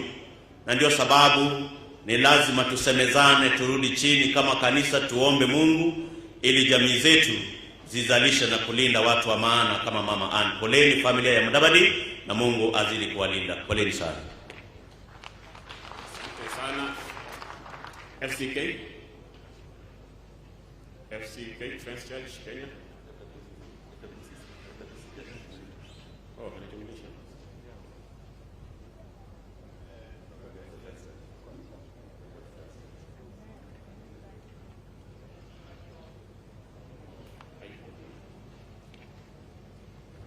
Your Excellency the President, Right Honorable Raila Odinga, all guests and protocol observed.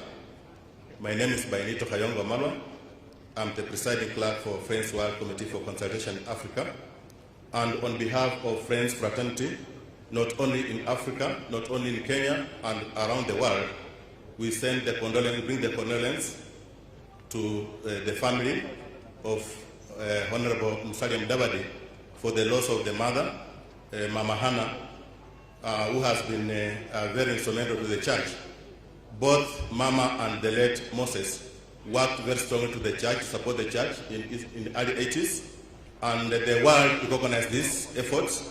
As the Friends Church Fraternity, we have lost an instrumental Mama. The way my friend from PAG says, and the friend from ADC says, if we are not careful as a church, we may not have mamas like Mama Hannah. If we can not be able to mentor and be able to bring up children, our children, in their manner that has a very, very good mannerism and character, the way Mama was brought up. Just to challenge wajukuu wa Mama Hannah ya kwamba tupate angalau msichana mmoja ambaye atachukua kazi ya huyu mama ya kukaribisha wageni, jinsi Mama Hannah alifanya, kwa sababu mama amekuwa kielelezo na amekuwa kiini kikubwa hapa Mululu kwa kuweza kukaribisha wamama, na pia tunacha the church that has come around here and all over the world, because once we lose a member, the church loses everybody. To the church, we have a responsibility as a church to be able to unite the country, not only to leave it for politicians, but as a church, we have to bring them back to the church and bring them together to unite. Both in Western and in the country, we need to do our role as a church in bringing the country into one and not divided the way we feel and the way we are saying and the way we are seeing in this country. I want to appreciate the politicians who are coming back to the church to listen to the pastor's voice and say, let us unite. It's our role to say that, take heed, note this, and be able to move close and also be able to join one another to be able to form a formidable and one nation, and the country will be one. Thank you so much, and may God bless you.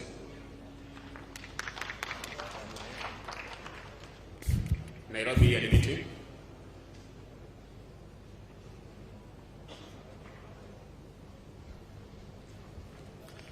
Your Excellency, the President of the Republic of Kenya,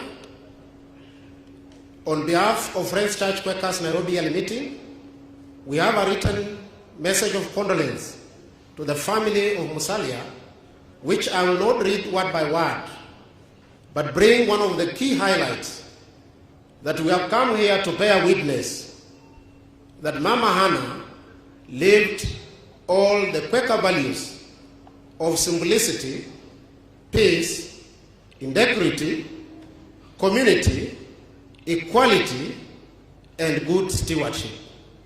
Ours is to continue praying for the family, as we all also say that may the Lord rest her peace, her life in peace.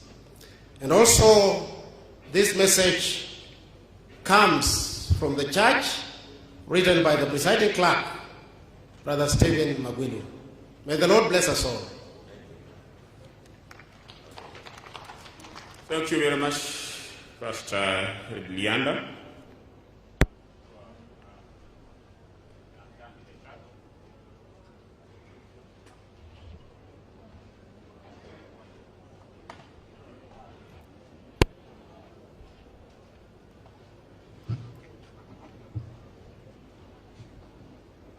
Okay, finally, from the church, we are all grieving with this family. As you know how Honorable Musalia is, the way Pastor Walter had said that we've all come here to console with the family. Politics sio mbaya, but inategemea vile unaongea. Unaweza kuamua kutusi watu na sisi tuko hapa. Unaona hapa utakuwa na tabia mbaya. Yani you just honor Mama Anne. Unaongea kwa uzuri, kwa unyenyekevu. Are you aware politicians? Are you aware kwamba nyinyi politician ni kama ile team? Unajua kuna wenye wanapenda Manchester United, kuna wenye wanapenda Arsenal, kuna wenye wanapenda team gani? Nyinyi wote vile mko hapa hivi. Nyinyi wote ni watu wazuri sana. Sababu kila mtu anapenda mtu wake. Ukisimama namna hii mtu anasema ni Kalonzo ndio anataka kuongea, anawacha kuweka chakula kwa moto kwanza. Anataka kumsikiza.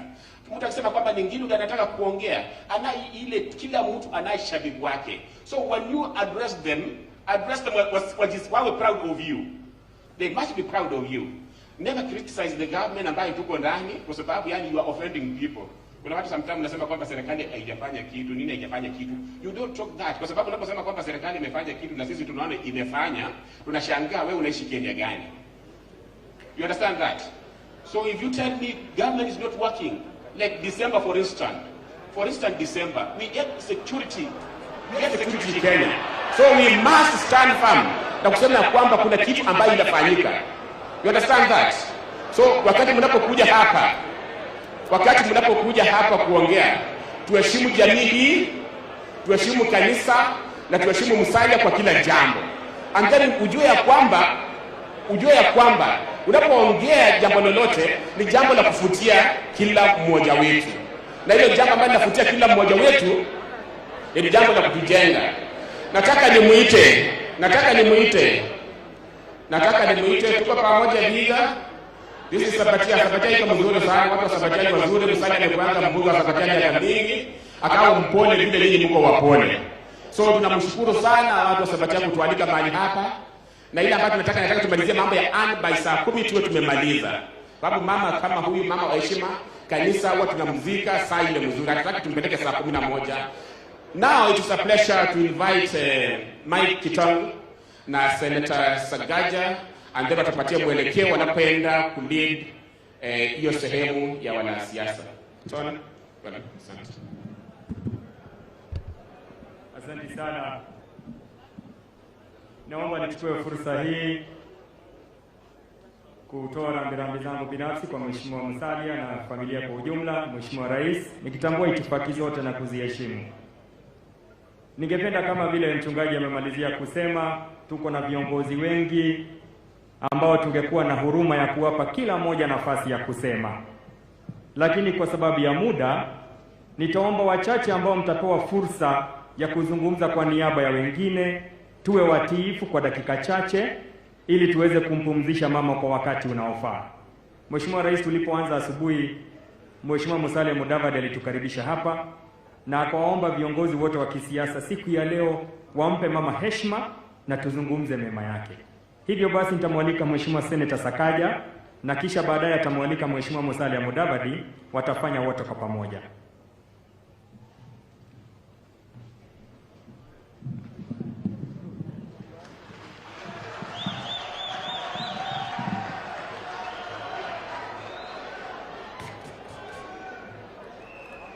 Your Excellency, President Uhuru Kenyatta, Right Honorable Prime Minister, Honorable Musalia Mudavadi, Mama Tesi, and the family. Watu wa nyumbani, wa mivosi, wa mama, wa papa, mlembe vosi, mlembe handi, mwami itsominywe. Tusalimiane kwa hewa tuone tuko pamoja. Asante sana. Vile nimetambulishwa, mimi ndio Super Senator Sakaja, Senator wa Nairobi County. And Excellency, unajua vile Nairobi kuko pia governor kwa sasa until further notice. Until further notice. Your Excellency Musalia Mudavadi, tumekuja kusema pole sana. Tumekuwa pamoja. When you called me, ukaniambia Michael who has gone, this is my grandmother. Nilikuwa nawe kwa hospitali na tukakuwa nyumbani kila siku pamoja.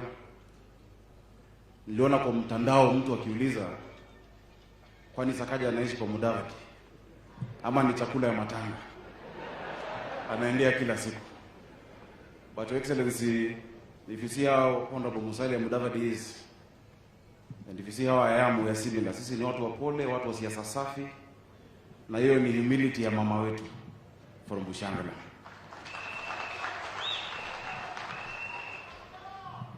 Your Excellency, poleni sana. The loss of a mother stings. I can only imagine. I lost my mother when I was 9, and it was painful. And I'd just known her for 9 years. So I can imagine how for you, having known her for 60 years, how painful it is. But we will stand together with my brothers, my sisters, my cousins, uncles and aunties, and we will walk this journey together. Your Excellency, thank you. Prime Minister, thank you. And all the leaders who've been coming home. Because that unity, that warmth, that camaraderie, imetufanya tupoe sana. Na familia imepoa sana. Mama Tesi, also thank you so much. You've been so gracious. May God continue giving you strength, fortitude, and comfort. My duty today is very simple. Leo mmesikia tumesomewa sana. Siasa. Tumesomewa. Na pastor wangu Walter ameongea siasa kutuliko hata. But nonetheless sisi hatutahubiri, hiyo ni yenu kuhubiri, sisi yetu ni kuzungumza na kusema pole kwa familia. Si ni kweli? Na kuna maneno jana tuliongea ile ya nyumbani. Si mnakumbuka? Jana tulizungumza ile yetu ya nyumbani, nitagusia kidogo tu baadaye. But kwa sasa nitaomba viongozi ambao tutaita tuchukue muda mfupi sana. Kwa sababu muona hali ya anga, and it's a blessing, you know, the rain that has come. Lakini labda itabidi tuulize sijui sote yako wapi. Aite Wanyore wasimamishe kidogo. Omboko Milemba, msimamishe kidogo tu. Ili baadaye ndio itakuja ile ya baraka. So I will start very quickly with respect to recognize the MCAs. Nitaita Speaker wa Vihiga County aje haraka tafadhali. Just to recognize your MCAs, you don't need to name all of them. Jana viongozi waliongea. Yesterday all the local leaders spoke and spoke very well, and we are grateful. So kindly recognize them and just say pole on behalf of the county assembly. And you can recognize your fellow speakers if they're there. So, Your Excellency, siku hizi natembeanga na hii sanitizer yangu. Mnajua hii sheria ya COVID mimi ndo naelewa sana. So ninatii. Mlininyorosha kidogo sana.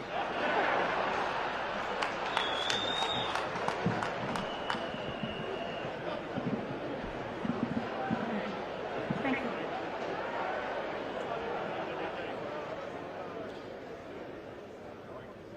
Thank you.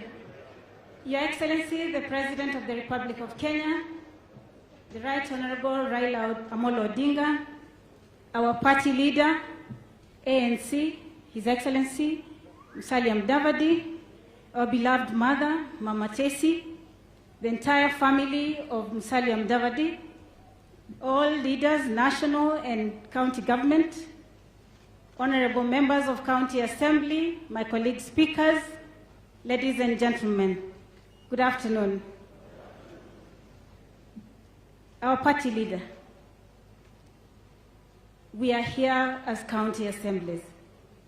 Allow me to ask all county assembly members to rise for their recognition. Kindly, wherever you are, members of County Assembly of Vihiga and all the other county assembly members, thank you. Your Excellency, on behalf of the members of County Assembly, we are here to say pole. We have lost a mother. We have lost a grandmother, an impeccable leader. May her soul rest in eternal peace. We cannot imagine how you feel as a family, but we are here to stand with you. As I said yesterday, in every dark cloud, there's a silver lining. We are praying for the family, for the Almighty God to grant you wisdom, to grant you solace, and strength to accept God's will.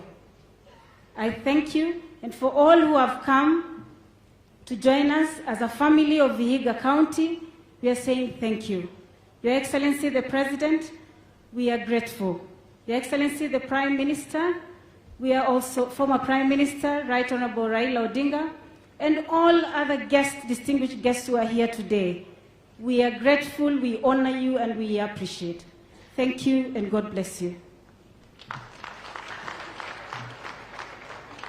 Asante sana. Haraka nitamuita the area MP, Mheshimiwa Goi, please come. Utujulishe wabunge ambao wamekuja, najua ni wengi sana from all over the country, and give just 2 or 3 an opportunity to speak very quickly.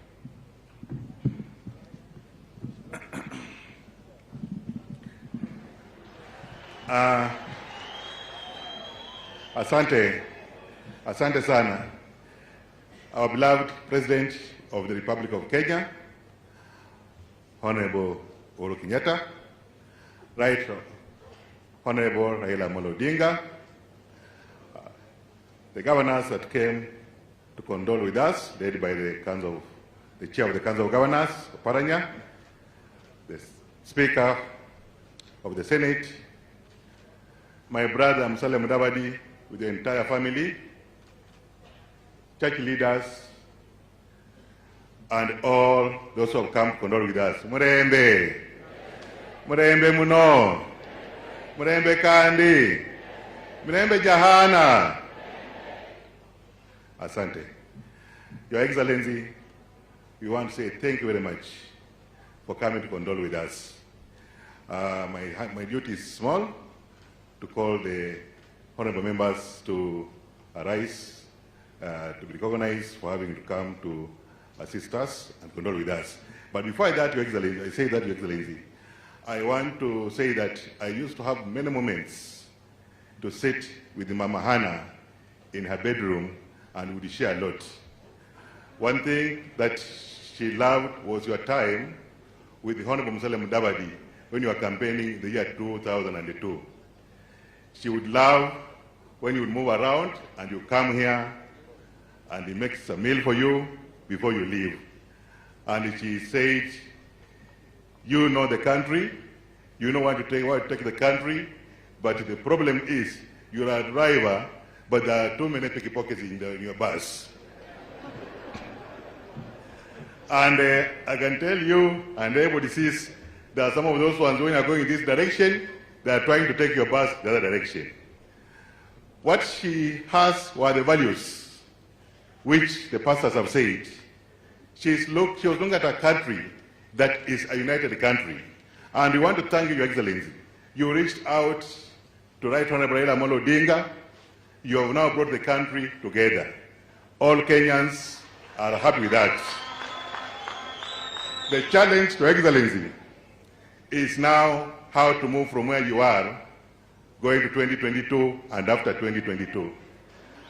Because it is possible that if you give this baton to somebody who does not have the values Mama Hannah had, we'll go back to square one. And the values are clear. Have a united country, have a leader who is going to bring the Kenyan person number one, to make the economy of this country to grow afresh, so that every Kenyan, wherever he is happy or she happy. And somebody who is going to respect the people's property, somebody who is going to follow the constitution to run this country. Your president, I know you know what I'm talking about. So you have a singular duty, Your Excellency, to bring us somebody who will lead this country forward and to make this country a great nation again. That was the message Mama would speak all the time, and she knew that you have the ability to do it, and you are going to do it for all these Kenyans, whatever they are, they should listen to that. A small request, Your Excellency. When you came here in 2014 for the 25th anniversary of the late Moses Mudavadi, you wanted to greet your people from Mokoli. They were lining up on the road from Mokoli to here, but you could not greet them because it was very dusty and they could not see you. And they asked me to request you to tarmac this road for them. Mago, Mululu, Wangulu, Eregi, Mokoli. And you said yes. And you sent me to the Minister for Infrastructure. The first minister who was there with you, Your Excellency, put the program in place. The tenders were done, but the contract was not awarded because, Your Excellency, when the list would leave and they go to Karen to be chaired under the Deputy President, when it comes back, that is normally removed, was always removed. So, my request, Your Excellency, Mama used to say he had a husband who was selfless. If he wanted to make this road, he would have made it. He had a son who has been a minister. He was selfless. He was helping everybody. If he wanted to make this road, he would have made it. But she was requesting that before she died, we do this road. And I remember the last time I was with her, she asked me, have you seen the president about the road? And I cheated your president that I've seen you and you said you're going to tarmac it. Now, I want Mama to forgive me. I was lying. And the president is here. I've given the request to him. Thank you, Your Excellency. Now, with those few remarks, I want to request that we are many. We have more than 30 members of parliament. We cannot all speak. When we were here to bury the late Moses Mudavadi under the leadership of the late former President Moi, it took us only 3 hours to have him raised. So by 1, we were done.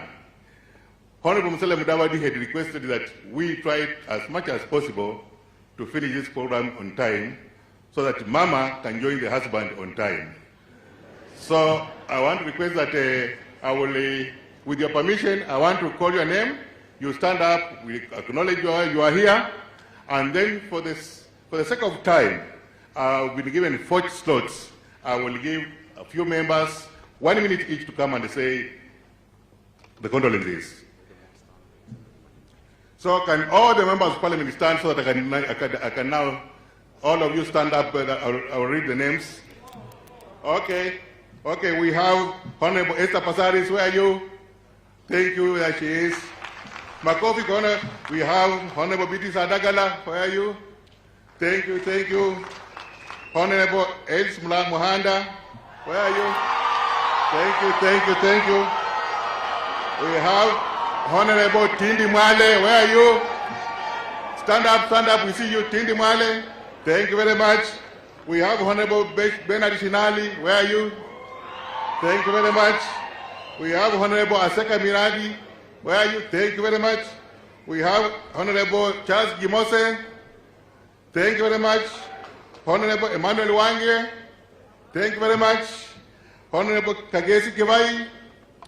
Thank you very much. Honorable Jeremiah Kioni. Asante sana. Honorable Sakwa Bunyasi. Asante sana, iko hapo. Honorable Kasim Tandaza. Asante sana. Honorable Ferdinand Wanyonyi. Asante sana. Honorable Tongi Richard. Thank you very much. Honorable Kiprop Mishra. Asante sana. Honorable Daniel Rono. Thank you very much. Honorable Caleb Amisi.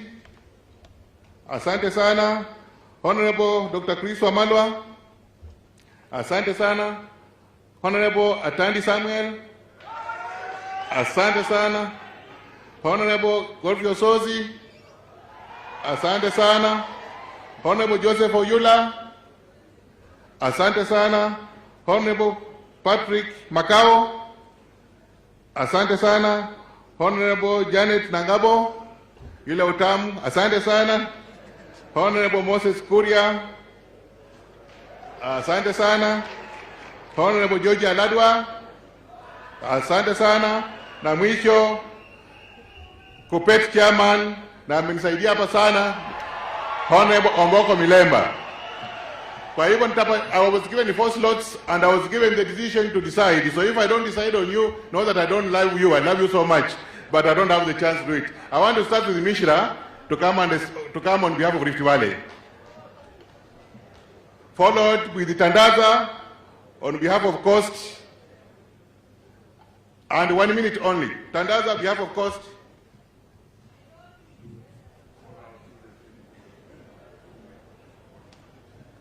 In the meantime, do you have any honorable member who is not on the list can stand up so that we can recognize you? Any honorable member who is not on the list? Thank you very much. Thank you very much. God bless you.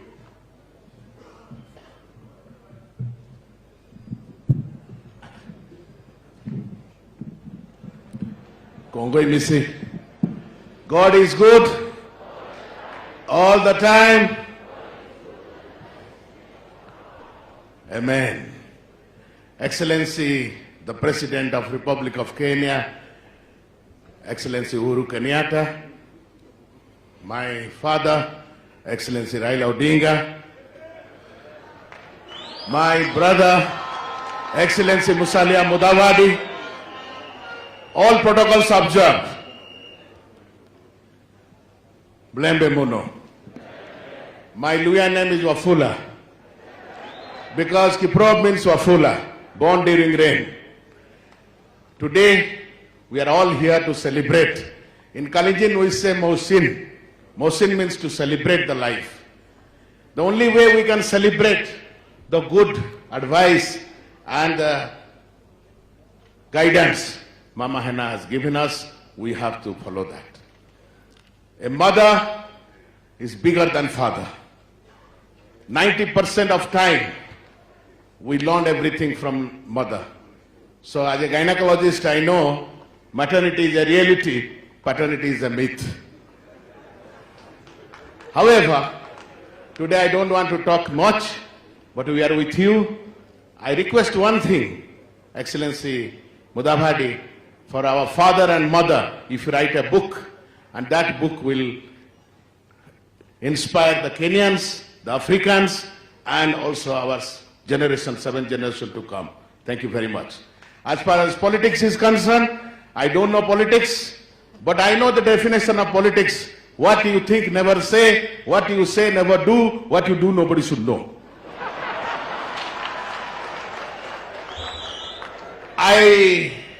There are 2 things to select. One is uniting the country, another is dividing the country. The handshake is uniting the country, and hustler is dividing the country. We all are hustlers. Nobody is poor in this country. We all are rich by the grace of God. So don't ask vote in the name of hustler. Congo imisi sigetiwe goborech na bobarak jewa.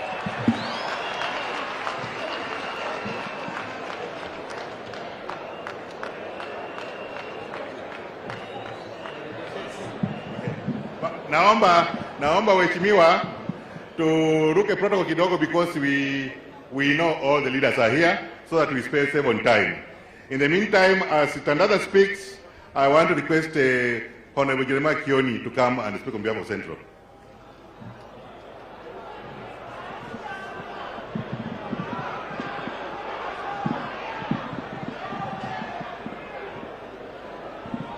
A'udhu billahi minash shaitani rajim. Inna lillahi wa inna ilaihi rajiun. Viongozi wenzetu, wenzangu, Mheshimiwa Rais na viongozi wengine, ni kutoa rambirambi kwangu, kwa familia na watu wa Pwani kwa ujumla katika masikitiko haya ambayo yametufika, ambao sote tunajua ni kwa ajili ya Mwenyezi Mungu na sote tunaelekea kule. Zangu ni salamu kwa mama yetu Ana, wakati akimwona mzee Moses amwambie kwamba kijana wake Mheshimiwa Musalia Mudavadi kule kwetu Kwale tunamwenzi na tulimbatiza jina, hatuiti Musalia, tunamuita Mwamgunga, ambaye alikuwa shujaa wa kule kwetu sehemu za Kwale. Kwa hayo machache, ninamuomba Mwenyezi Mungu atupatie utulivu na nchi hii kwa ujumla tuweze kuwa na mafanikio. Amin.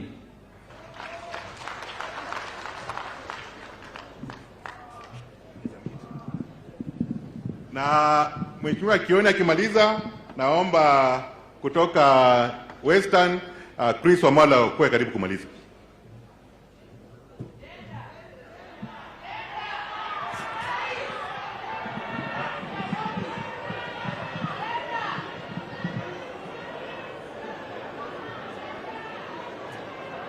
Haya. Your Excellency President Uhuru Muigai Kenyatta, former Prime Minister Raila Amolo Odinga, Mheshimiwa Musalia Mudavadi and family, all protocol observed. Mimi naitwa Jeremiah Kioni.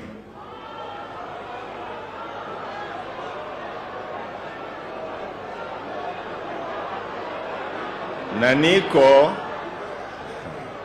sawa, nitawaambia. Niko na furaha leo kupata nafasi ya kuja kuwa na familia ya rafiki yangu Wycliffe Musalia Mudavadi.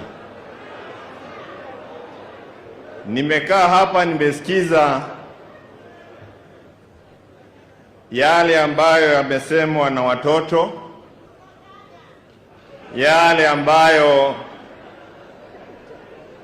marafiki wamesema, na nimepata kumwelewa Mheshimiwa Musalia zaidi, na nitawaambia ni kwa nini. Sababu yake ni kwa sababu 2013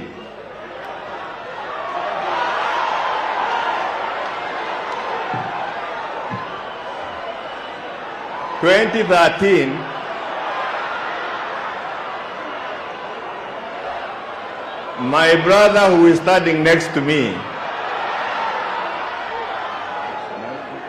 picked me as his running mate,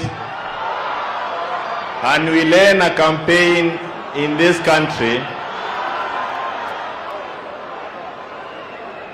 where the president today was a candidate, now he is the president. We had the former prime minister who was also a candidate, and we had others. And after we led the campaign and the voting was done, some individuals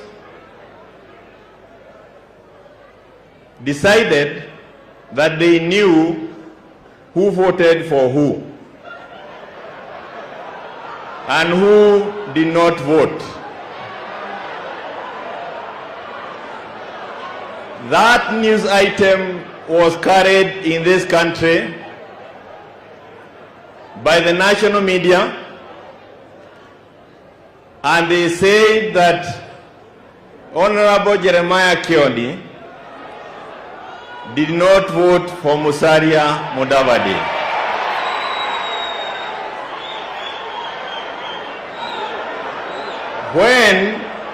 When that item was aired by Citizen, by KTN, and by Nation,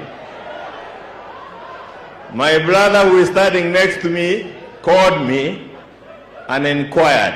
And I went to his house, and I must say that today I understand where the character of this gentleman next to me came from.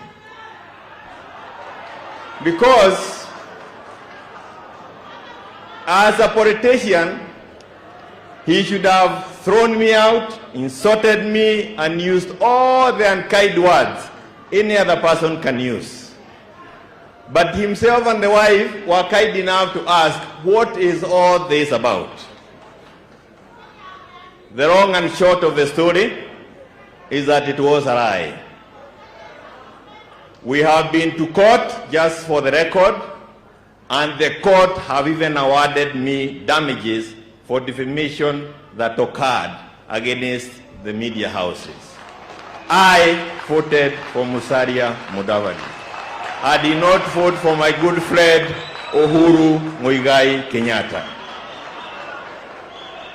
You need to be a person who has been brought up very well to be able to withstand the ridicule that was happening all over the world, and particularly in this country.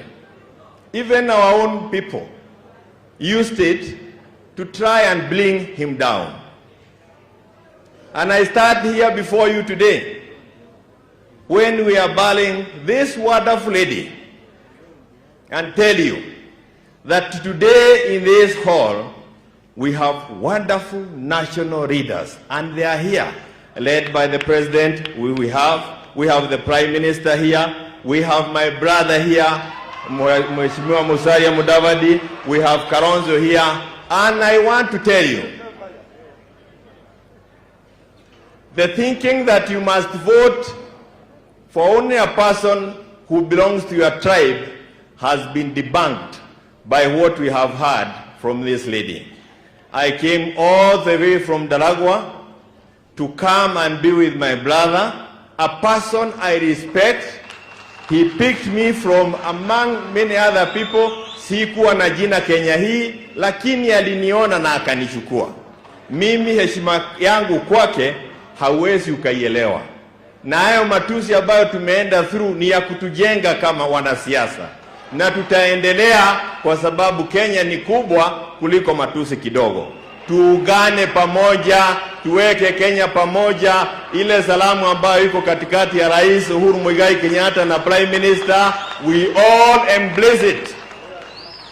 And this country will be the better if you think of your neighbor the way Mama Hannah thought of the neighbors. Ati akiwa Nairobi anaambia watu nedeni nyumbani mukule chakula. Those are the characters of the people we want as leaders. And finally, humbleness. Nimesikia kwamba their honeymoon alilalia matawi, what is it called? Ya mandizi. Banana leaves. So if that is, again, I don't want to get to kwa siasa ile kali, lakini honestly, that is a very humble beginning. All we need to do is bring our children well, tuombe Mwenyezi Mungu, we work hard, we will all look like dynasty. Mwenyezi Mungu awabariki. Thank you so much, and thank you. I respect you, my brother. Thank you. You stood with me, I came to start with you. May God give you the strength. Thank you so much.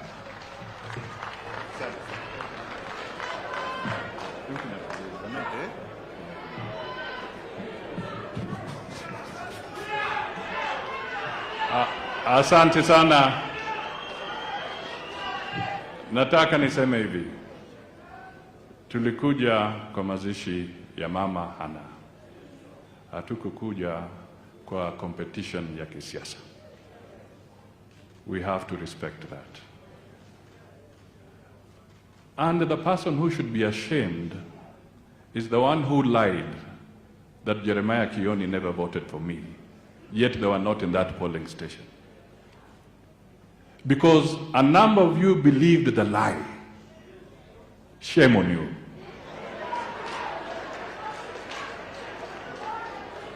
And that is what we should get rid of in Kenya, believing in lies.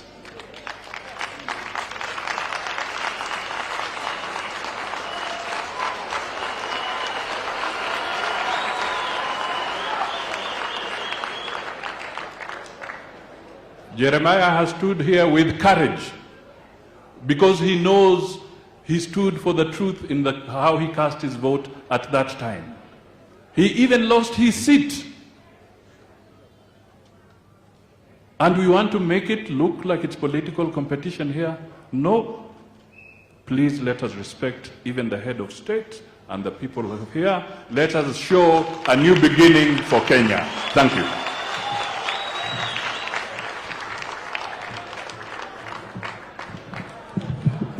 Abandu bange murembe kandi nobe no mukana na babebe yazi no mukana mwenoyo umuraza babebe magena no murazi mako umukana kwa koleta hano babu mukana kwena kombiriza ko mukana no simako managamba ora kwa banda baraye no mheshimiwa Chris karibu.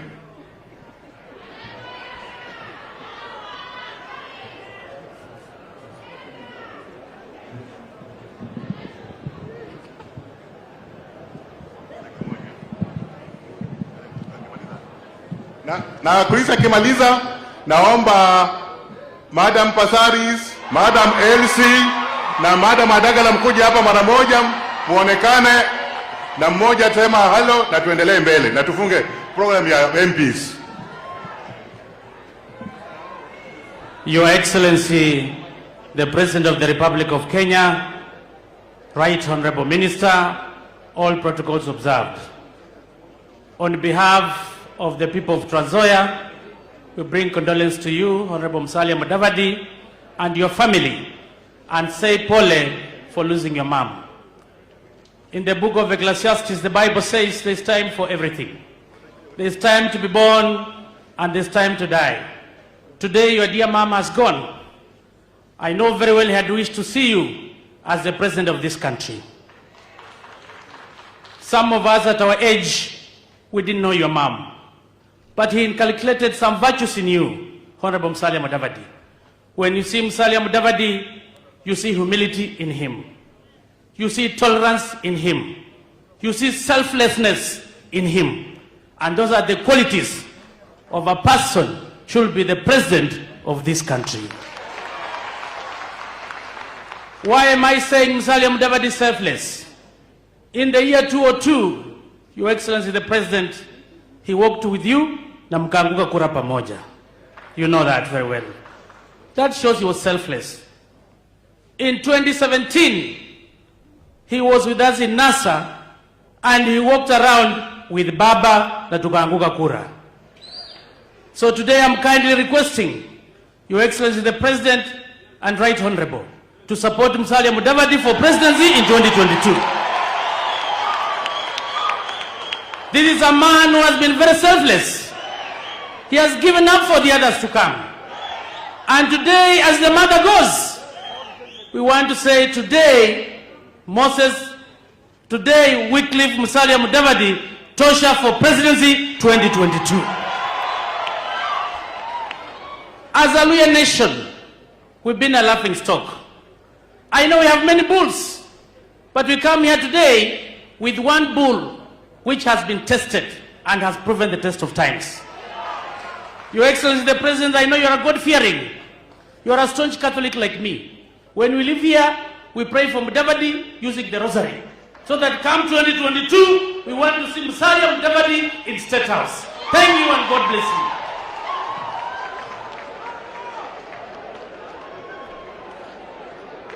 Asante. Hiyo ni ujumbe. Our leaders have heard. They don't have to answer today. We just tunataka tuone vitendo, si ndio? Tuone nini? Najua watatusaidia, watawenye kufanya vitendo yenye mtapenda na mtafurahia. Sawa? Karibu Mama Pasaris.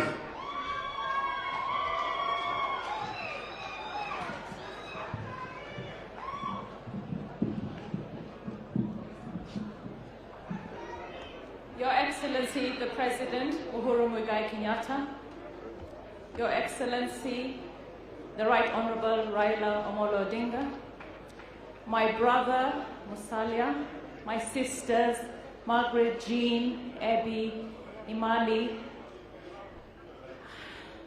Mama Tessie, the family of the Mudawadi, my fellow members of Parliament, distinguished guests, ladies and gentlemen. Mrembe Bosi, Mrembe Handi, Mrembe Jean Martin, Mrembe Jean Mama Hana. I stand here as a very proud daughter of Mama Hana, and I will miss her dearly. Mama Hana saw me on TV in 2017 as we were campaigning, as she was in hospital. And she told my sister Margaret, look for that lady, I want to see her. And Margaret called me and I visited her in hospital. And there became our beautiful relationship. We used to share ingondo, chicken, a lot in her house. And she was so humble and so loving. And that is what I see in my brother Musalia, a man with a lot of humility, a man with a lot of love, a man who cares for people. And as he stood here and defended what is right and gave you a message of peace and love and not believing in lies and holding on to what is truth, that was Mama Hana. I know that today in heaven, as she looks down here at all of you, she is so happy to know that she was so loved and she touched each and every one of you. So I want to say to my sister Tessie, everybody says you've got big shoes to fill, but I know you will manage. And we are here to stand with you as you lead the family to greater heights. Thank you everyone, and God bless you.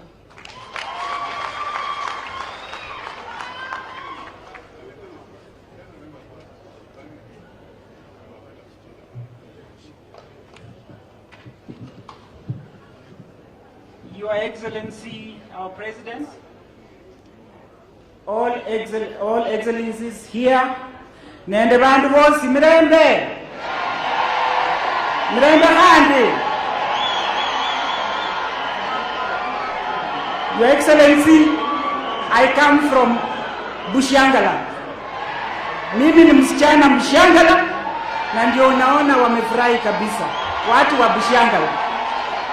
Na sisi kama Washangala tunasema asante sana kwa nyinyi wote kutufunga kamba.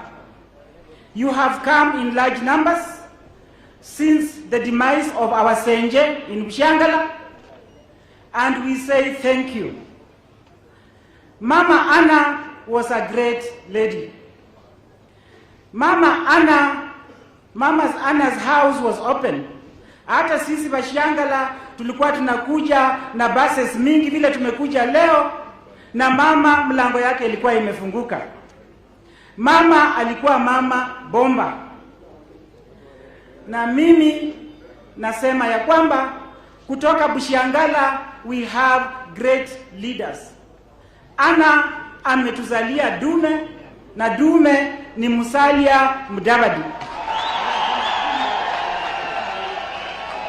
Na pia huko Bushangala pia dume ingine Sakaja amezaliwa. Kwa hivyo wanaume mnione kando, nimtafutie wa mama kutoka Bushangala. Because of time, I want to say to the Mudavadi family, as Bashangala, tunaombea Jean, tunamuombea kina Ebi na wote, and we bless you. Mungu ambariki kabisa. Asanteni sana.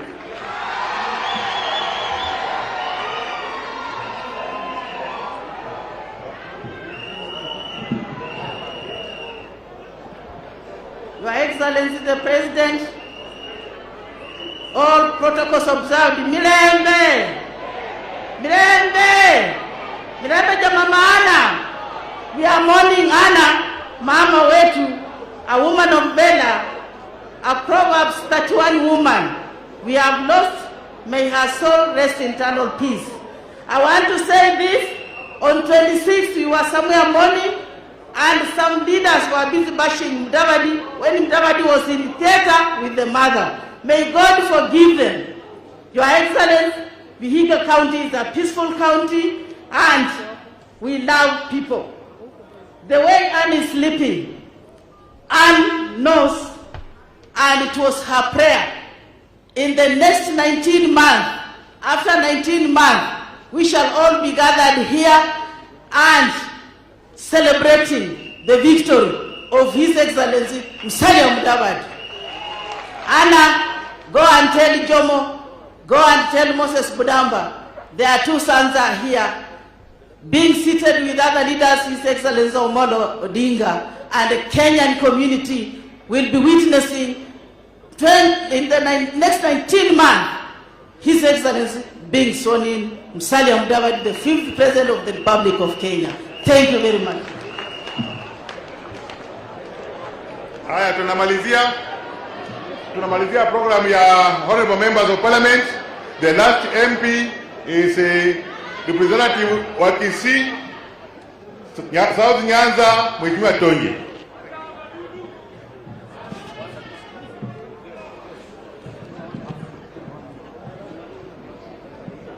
Murembe bosi, Murembe swaswa. Machina naitwa Richard Nyaga Katongi, Member of Parliament from Kisii, Nyaribari Chache constituency. Nimekuja hapa kwa niaba ya Wakisii kuleta rambirambi zetu kwa Mheshimiwa Wycliffe, Mheshimiwa Mudavadi, a friend to the family, a friend to the Kisii nation. My governor was here yesterday, and he said that when I have a chance to speak on behalf of the Kisii people, nilete rambirambi zetu, because we all appreciate Musalia as a national leader. Musalia has demonstrated leadership to Kenyans. He has led by example. He has employed people in every part of the country. He has touched us in very special ways. And what you have described him to be is true what Musalia stands for. And you know the next home for Musalia is Kisii. Na ndio sababu tumekuja hapa wa Kisii zaidi ya passes 5 kuja kumpea pole, because we believe in him and he gave us a lot of support. So that you know, Musalia, hii mambo mnasema ni ya ukweli. Nilipomaliza university nilienda akiwa Minister for Finance. Akanisikiza vizuri bila kuniuliza nimetoka community gani. Musalia gave me my first employment, and through which I become a national leader. Huyu ni kiongozi ama si kiongozi? Mtasimama na yeye? Musalia, mtasimama na yeye? Nikienda Kisii niwaambie nini? Mumetuma salamu zake. Mbarikiwe sana. Your Excellency Musalia, we love you and we're looking forward to working with you. May God bless you all and your family. Thank you so much.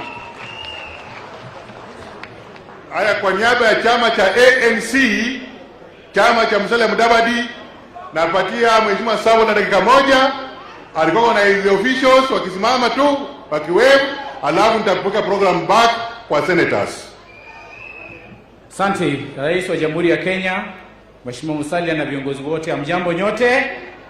Kwa niaba ya chama cha ANC tuna hapa National Chairman Bwana Lunani asimame, na wanachama wote wengine wasimame wa wave tu kwa sababu ya wakati. Haya, hiyo ndio ANC damu. Sisi tuko nyuma ya Musalia Mudavadi na Rais. Mimi ningeomba kitu kimoja kwa niaba ya ANC. Mheshimiwa Raila Odinga, shika Musalia mkono hii. Mheshimiwa Uhuru Kenyatta, shika Musalia mkono hii. Sema Musalia tosha awe rais ya Jamhuri ya Kenya. Asanteni na Mungu awabariki. Asante. Nimeambiwa ya kwamba wageni wote wenye wako hapa wasiende kwa tent kwa mama ama kwa Mheshimiwa Musalia Mudavadi, mubaki hapa tumalize program. Wale wenye wanatakikana kwenda kwa hiyo boma ni wale wako na ribbon ya papo. Tafadhali usipatikane huko, wacha tupeane heshima. Na malizia kusema asante sana watu wote kwa kuja kukaa na sisi kutukonsol, na nataka nichukue nafasi hii niite Senator wa Vihiga County, Senator Kaniri, aendelee na program. Mungu awabariki wote.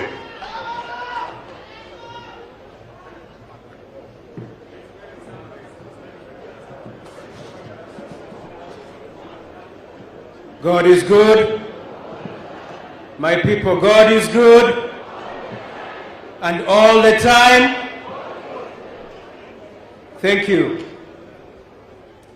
Mine is a very simple responsibility of recognizing the senators present here today. But just before I do that,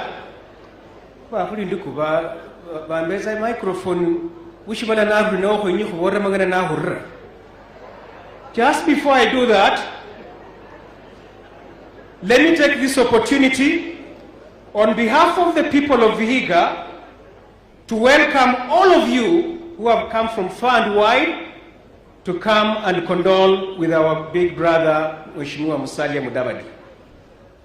And also take this opportunity on behalf of the people of Vihiga to say pole to ndugu Mudavadi, mama yetu mpendwa Tesi, na family mzima for losing mama. She was a great person, we've been told. I had the chance to eulogize her in Nairobi, and we will not repeat what we said in Nairobi. All I just want to say or repeat, and I say this in Nairobi, just as she was a blessing in life to us, in death, I am seeing even more blessings from Mama. She has brought the whole country together. Mama weru mshero mudamba ugenu luchendo lei. Sheriza msahulu mudamba. Sheriza na barangira yoimberi. Baboro khule mushibala numuyayi wo Musalia Mudavadi. Kwenya khutike naye paka kuhakikishe mundu muluya yamiye kushibala sha Kenya ishi. Brother Mudavadi, welcome to the club of total orphans. I lost my mother not too long ago, and you stood with me all through during that difficult time. So I understand what you're going through, and it is our prayer that God will see you through. Yes, I am. Mama Tesi, I told you this in Nairobi, and I want to repeat before your children here. The foundation of politics was laid by Msabson Mudamba Mudavadi. When we were growing up, the delegation, kuiza kulia bindu hanu, nuhukasa hango hanu. Kubora Mama Tesi, shirenge shumushirare kebe shikari lakini nilisubira Mama Tesi anatuka mushiraresho. Kwenya wami wishi wala shinu, ikula tiketi, kwenya hurati delegation bagaba na barudi Kisii, bagaba na barudi hena, Bareris delegation yanu bandu khulera bukaswanu khulera bwami na khulachenda halala na munye. Basi we have a long list of senators who are here today, and I'm under very strict instructions that only 2 will speak. We are led by our speaker, who will get an opportunity later on, Speaker Kenneth Lusaka. Welcome.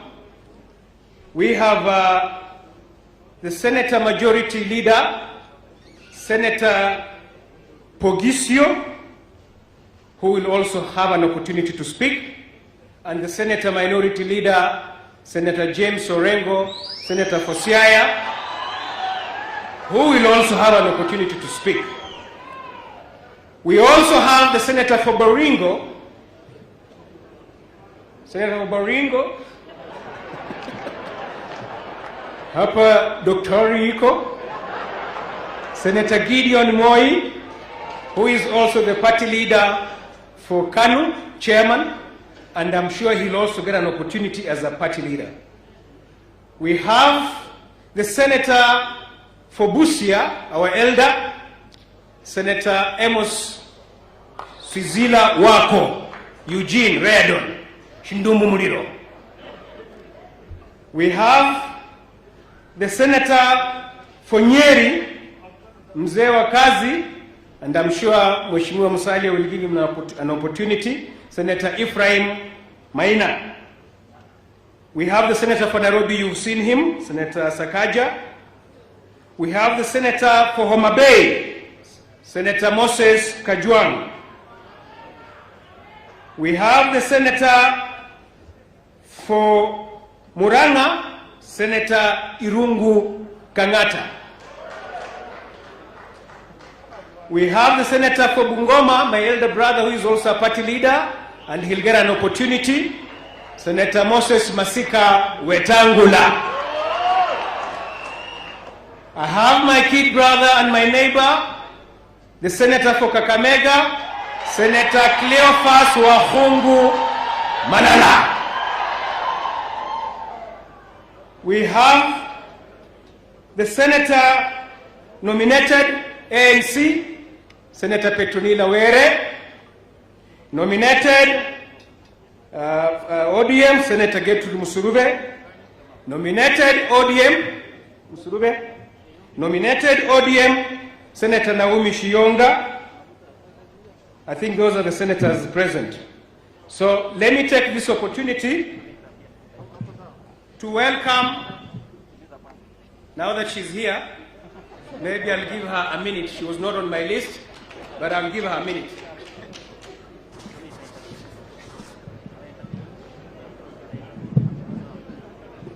Mrembe Bosi, Mrembe Kandi, Mrembe Jumkerehana, Kumita Bananga Senator Dr. Gertrude Musurube, Inima, na Nambore izinu umkana Mgisinde, Mwifa Mtemboli, na Mkweka Kamili. Mkweka Kamili nimefanya klasi ya kwanza, klasi ya pili, na yule alinisaidia hiyo ni Ndalo. Kwa hivyo nataka niseme kama Mkweka Kamili, nasema pole sana kwa jamii ya Honorable Mudavadi, watu wa Mululu na Kenya mzima kumpoteza Mkweka mwenzangu, na nataka niseme kama Mkweka, na nitasema kiwaziwazi ya kwamba lazima tuone kama Wakweka vile pia tunaweza kuwa kwa kazi za juu, za chini na katikati. Na nataka niseme ya kwamba kwa kikundi hii, mimi kama Mkweka, sababu ya baba Raila Amolo Odinga akanipatia nafasi ya kuwa katika seneti, kanidarema izisuru mkani inyu sina kubatetea nada wira gwiro sigore mziga kuru Mkweka. Sante sana, mbarikiwe sana. Wacha tu support handshake. But very quickly, I will start with a minority whip. Just come and wave. We come all the way from Muranga. Senator Kangata, you are not on my list, but because of the distance you've covered, we will give you a minute just to wave. Your Excellency, the President of this Republic, the family of Musalia Mudavadi, the former Prime Minister and other distinguished guests, let me take this opportunity on behalf of fellow senators, on behalf of the good people of Mount Kenya, on behalf of good people of Muranga, extend the condolences. Na tuseme sisi watu wa Mount Kenya, tunaambia watu wa hapa Western, sisi tunampenda na tunataka unity katika hii Kenya yetu. I want to assure your family and also your supporters and also the people from this region, those of us who come from Mount Kenya, we only want peace, unity, and also we are going to ensure that Kenya progresses well. Thank you and God bless.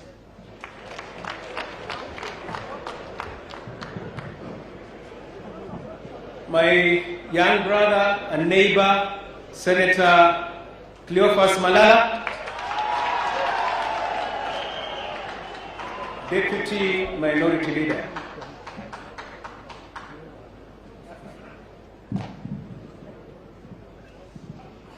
Asante sana, Your Excellency President Uhuru Kenyatta, Right Honorable Raila Amolo Odinga, former Prime Minister, my party leader Musalia Mudavadi, na wakazi wote wa mkoa wa Magharibi Mlembe Bosi. Hebu nione salamu kwa wewe. Bwana Yesu asifiwe. Asante. Kwanza kabisa, mimi kwa niaba ya watu wa Kakamega County ningependa kusema pole sana kwa party leader wangu kwa kumpoteza mama. Najua kupoteza mama ni kitu cha uchungu sana, na sio tu mama wa kawaida, ilhali ni mama wa taifa. Mama Ana alikuwa mama wa taifa, na niko na uhakika mahali mama amelala leo, roho yake imetulia. Imetulia kwa sababu Mama Ana alikuwa mtu ambaye anataka amani, and that is why alituzalia kiongozi ambaye anapenda amani kwa jina ya Musalia Mudavadi. Na Kenya hii, na ni lazima tuseme ukweli, Kenya hii imepata amani kwa sababu ya ile handshake ya President Uhuru Kenyatta na Raila Amolo Odinga. That is the truth. Ile wakati ingine tulikuwa tunapigana, tunapigwa tear gas, tunakaa kwa barabara, tunachoma matairi. Siku hizi kwa sababu ya handshake hakuna mambo kama hiyo Kenya hii. Kenya hii iko na amani. And I want to take this opportunity kushukuru Rais wa Jamhuri ya Kenya na Prime Minister Raila Amolo Odinga kuleta Kenya pamoja, kwa sababu hiyo amani ndio sisi tunataka. Na hii handshake imekuwa na matunda mengi sana. Hata mtukufu rais, hii handshake imesaidia hata polisi wamegeuza mwenendo yao kushika na watu. Hata watu wachana, polisi anaambia mtu akana tafadhali usikuje mjini ingia kwa gari yangu, wanashika na watu heshima kwa sababu ya handshake. So sisi tuna support ile handshake ambayo iko kati ya Rais Uhuru Kenyatta na Raila Amolo Odinga. But I want to challenge my president here today. Upande wa Raila amehakikisha kwamba watu wake wote wako intact kwa handshake. Amehakikisha Musalia Mudavadi hako hapo. Amehakikisha Kalonzo Musyoka hako hapo. Amehakikisha Moses Masika Wetangula hako hapo. Hata amehakikisha mimi Cleophas Malala niko hapo. Lakini upande wako rais, tuko na watu wanakusumbua. Wewe, you are supposed now to take charge. You are the commander-in-chief of the armed force. Wewe chukua rungu yako, nyorosha hao watu wako ambao wanakusumbua kule upande yako. Sababu sisi tushafanya pati yetu. Ama mimi naongea vibaya? Niseme nisiseme? Mtukufu rais, kuna watu ambao wanakuandamana. Kuna watu ambao hawataki kukuunga mkono, because your legacy, President Uhuru Kenyatta, ni kuacha Kenya ikiwa pamoja. Na yule mtu yoyote ambaye anakupinga wewe Uhuru Kenyatta, amepinga Kenya nzima. So mimi nataka kuomba tafadhali wale watu ambao wanakupinga, na wengi wao wanatoka kule kweli. Na leo nilikuwa natarajia Mheshimiwa Irungu Kang'ata aombe msamaha kwa ile barua uniandikia rais. Sababu sisi huku kwetu tunaunga mkono Rais Uhuru Kenyatta na mambo yake yote ya BBI, sisi tuko nyuma yako rais. So tunakuunga mkono. Wewe unda mambo yako nyumbani huko, Irungu Kang'ata na wengine, tafadhali respect our president. Mwisho kabisa, mmefanya kazi mingi sana rais, wewe na Raila Amolo Odinga, kuweka Wakenya pamoja. You have one challenge as good friends. The challenge is, mtaacha Kenya kwa mikono ya nani? Hakuna haja muweke amani alafu muache Kenya tena kwa watu wale watapeli, wale watu wanaleta vita Kenya. Sisi tungependa kuwakumbusha, na wamesema ahadi ya deni ni kulipa.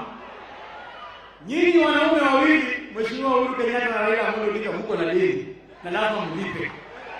Deni ya Mheshimiwa Uhuru ni kwamba in 2002 Mheshimiwa Musalia Mudavadi alikuwa vice president wako na akakuachia kiti na ukakuwa mbele ya kwa nyuma.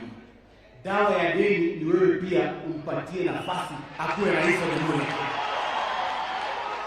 Mheshimiwa Raila Odinga, in 2007 you chose Musalia as your vice president. Alikusupport vizuri kwa unyenyekevu. In 2017 kwa NASA amekupatia support nzuri. Dawa ya deni ni kulipa. Mimi ningependa kuomba nyinyi viongozi wawili, the only legacy you can leave is to leave Kenya in a safe pair of hands, and that safe pair of hands is Musalia Mudavadi. Asante na sina mengi ya kusema. Thank you.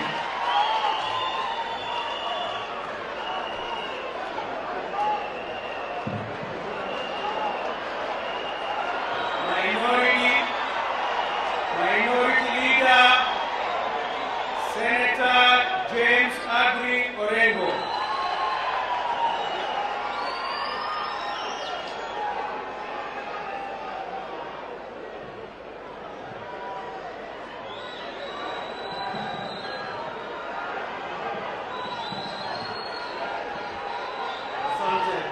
Your Excellency Musalia Mudavadi, now your family, Tessie, and the children, Your Excellency the President of the Republic of Kenya, Uhuru Kenyatta, Your Excellency Raila Amolo Odinga, the Speaker of the Senate, and fellow mourners, may I come here today to join every Kenyan who has come here today to mourn with the Mudavadi family.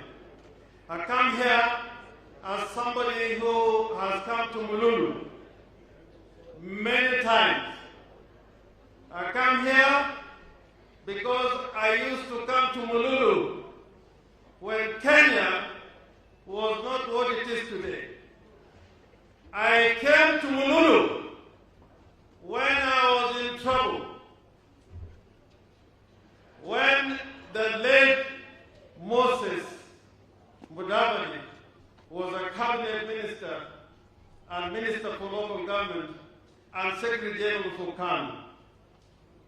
I was to be arrested, and the great Moses Mudavadi told me that although you are seen to be in the opposition, saa yote unaona kama wanakuja wanakutafuta, wewe kuja kaa karibu na mimi.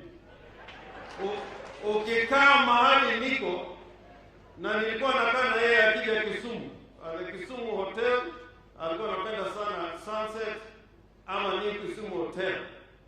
Anasema, Orengo, ukikaa hapa polisi hawezi kukushika, lakini ukiondoka tu wakikushika shauri.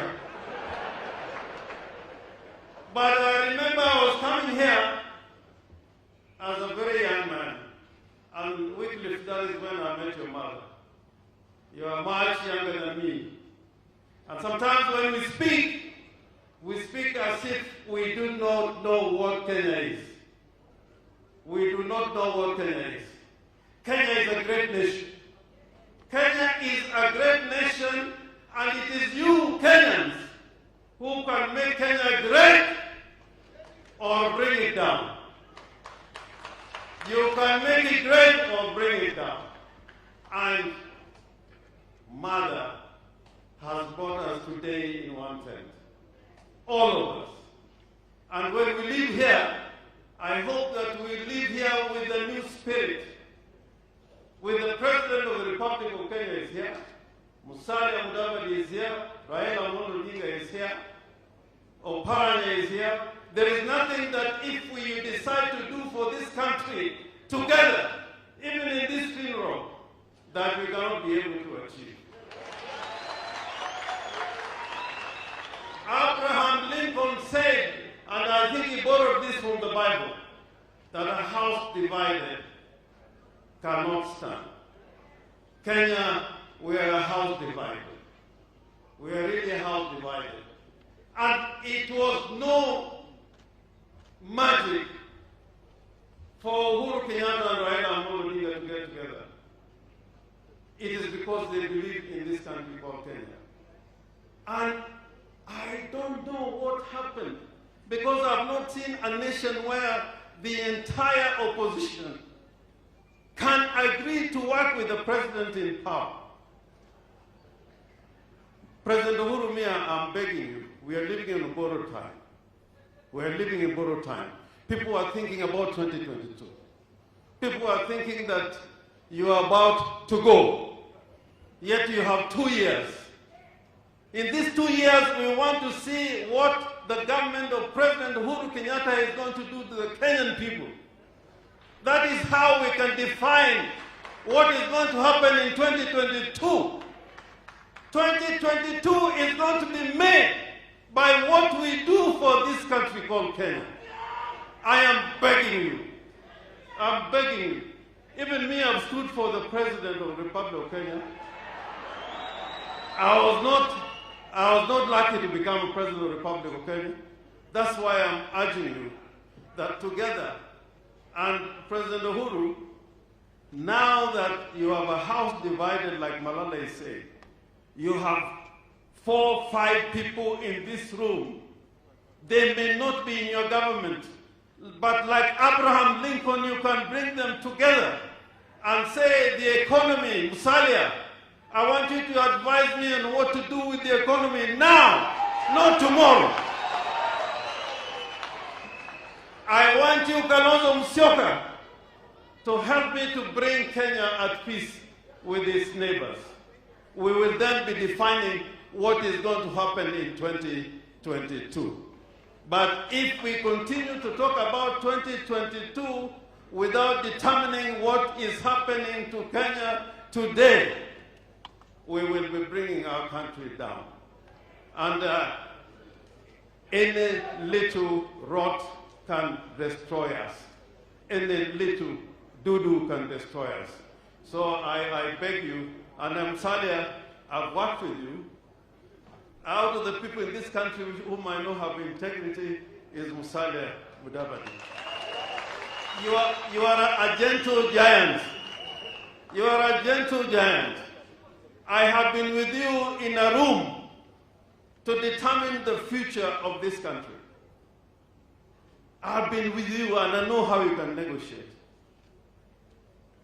President Uhuru Kenyatta, I'm begging you, there's something in the Constitution which Musalia fought so hard for. Musalia fought so hard for the Teachers Service Commission. Musalia told us in Naivasha that we are not going to have a new constitution without the Teachers Service Commission. It was to defend teachers, to ask, to fight for their interests. The Teachers Service Commission is killing NAT. Instead of defending NAT, which created the Teachers Service Commission, it is not right. It should not happen. And therefore, I beg you, save the teachers from the Teachers Service Commission. Finally,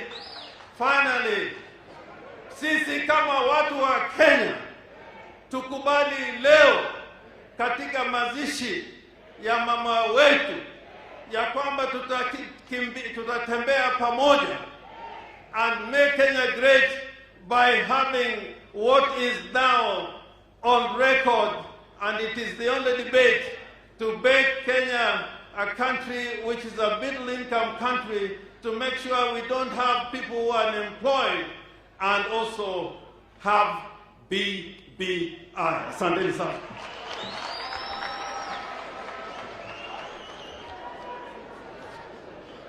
Last on my list is the Senate Majority Leader, Samuel Pogisho. And as he comes, my apologies to my great friend, the Senator for Kitui, Senator Enoch Wambua is also here with us. Where's Wambua? Thank you very much. Pogisho.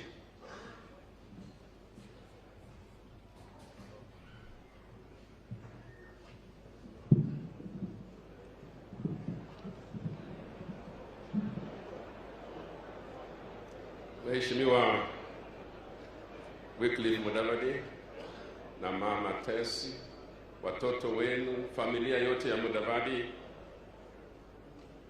Mheshimiwa Rais, Mheshimiwa Prime Minister, viongozi wote, spika wetu, viongozi wa vyama, mabibi na mabwana, Bwana Yesu asifiwe.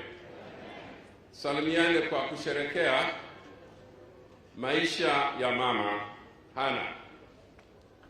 Najua Mheshimiwa James Orengo akishaongea ametumalizia maneno, na kwa hivyo yangu yatakuwa ni machache sana. Kanisa, nashukuru kwa sababu kazi hii ya mazishi sisi wanasiasa saa ingine hatujui kuifanya, lakini nyinyi mnatutuliza, nashukuru. Lakini ukitaka tusiseme siasa, afadhali ondoa microphone, kwa sababu hiyo ndio inatusumbua sisi. Ukiweka microphone mbele ya mwanasiasa, basi hapo atateleza tu, aseme machache. Tumekuja hapa kwa sababu ya Mama Hana, na heshima yote tutapeleka pale kwa mama na kwa ndugu wetu Musalia. Heshima ambayo ilijengwa kwa miaka mingi, kwa sababu uongozi inafunzwa, lakini pia ushikwa kwa maisha yako. Na kwa hivyo kama kuna mtu ambaye ameiva kwa kufunzwa na pia kwa kuwa na experience, ni Mheshimiwa Musalia Mudavadi. Lakini nataka kurudisha tu mkono kwenu watu wa Western Kenya, kwa sababu natuuliza, ninyi mnataka kuwa katika uongozi. Swala ni nyinyi wenyewe, mko tayari?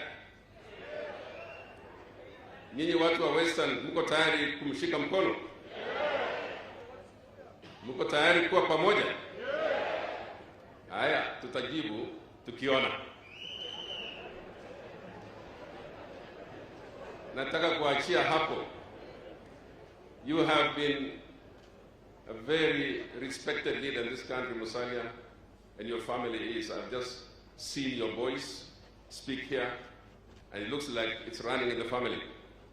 The leadership is in this family. And that is the work of a great mother. Na huyo mama amefanya kazi yake na amepumzika. All I can say, like Paul says, all the things that you have learned from Mama Hana, please help other politicians. Washike kidogo. Kwa sababu wananchi, sisi ndio tunapotosha wengine katika Kenya hii. How we change things, maneno inakuwa kama tunadanganyana tu.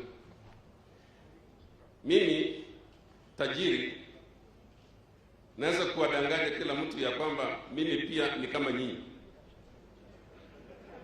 na mnakubali, alafu tunajiita hasla sisi zote hao, hata mimi.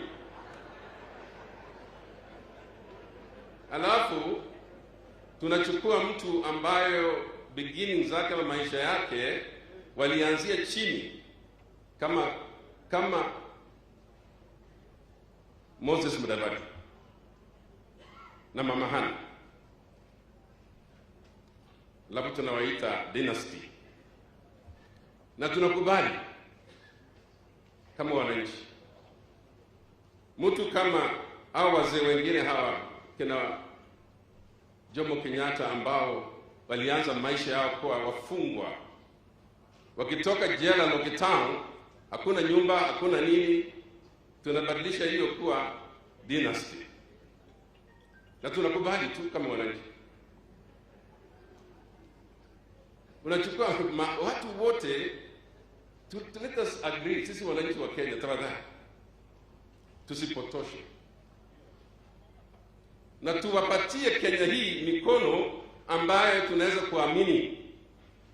tuachie hawa watu ambao wako hapa sasa. Tumeona timu iko hapa, viongozi wako hapa, timu ya BBI, timu ya handshake ndio inaona mbele, nataka Kenya iende mbele. Kwa hivyo tuwe pamoja katika haya mambo ambayo nawaambieni. Na mimi natoka kabila ndogo na nawaambia nyinyi ambao nyinyi wa kabila kubwa kubwa hapa, tupeleke Kenya hii pole pole. Lakini we know whom we cannot leave the country to, kwa sababu pia tunajua ya kwamba kuna wakora. Kuna wakora na matapeli,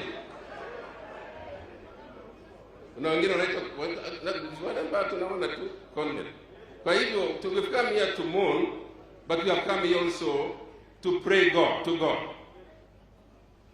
Ya kwamba sisi tunataka Mungu atupatie viongozi who are not corrupt, who are not going to steal us and sell us, who are not going to sell this country the next day. Tunatoshea kupewa viongozi wazuri na Mungu.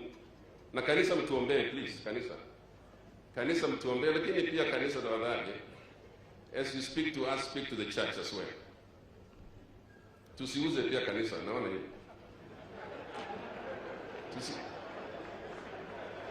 God bless you. Asante.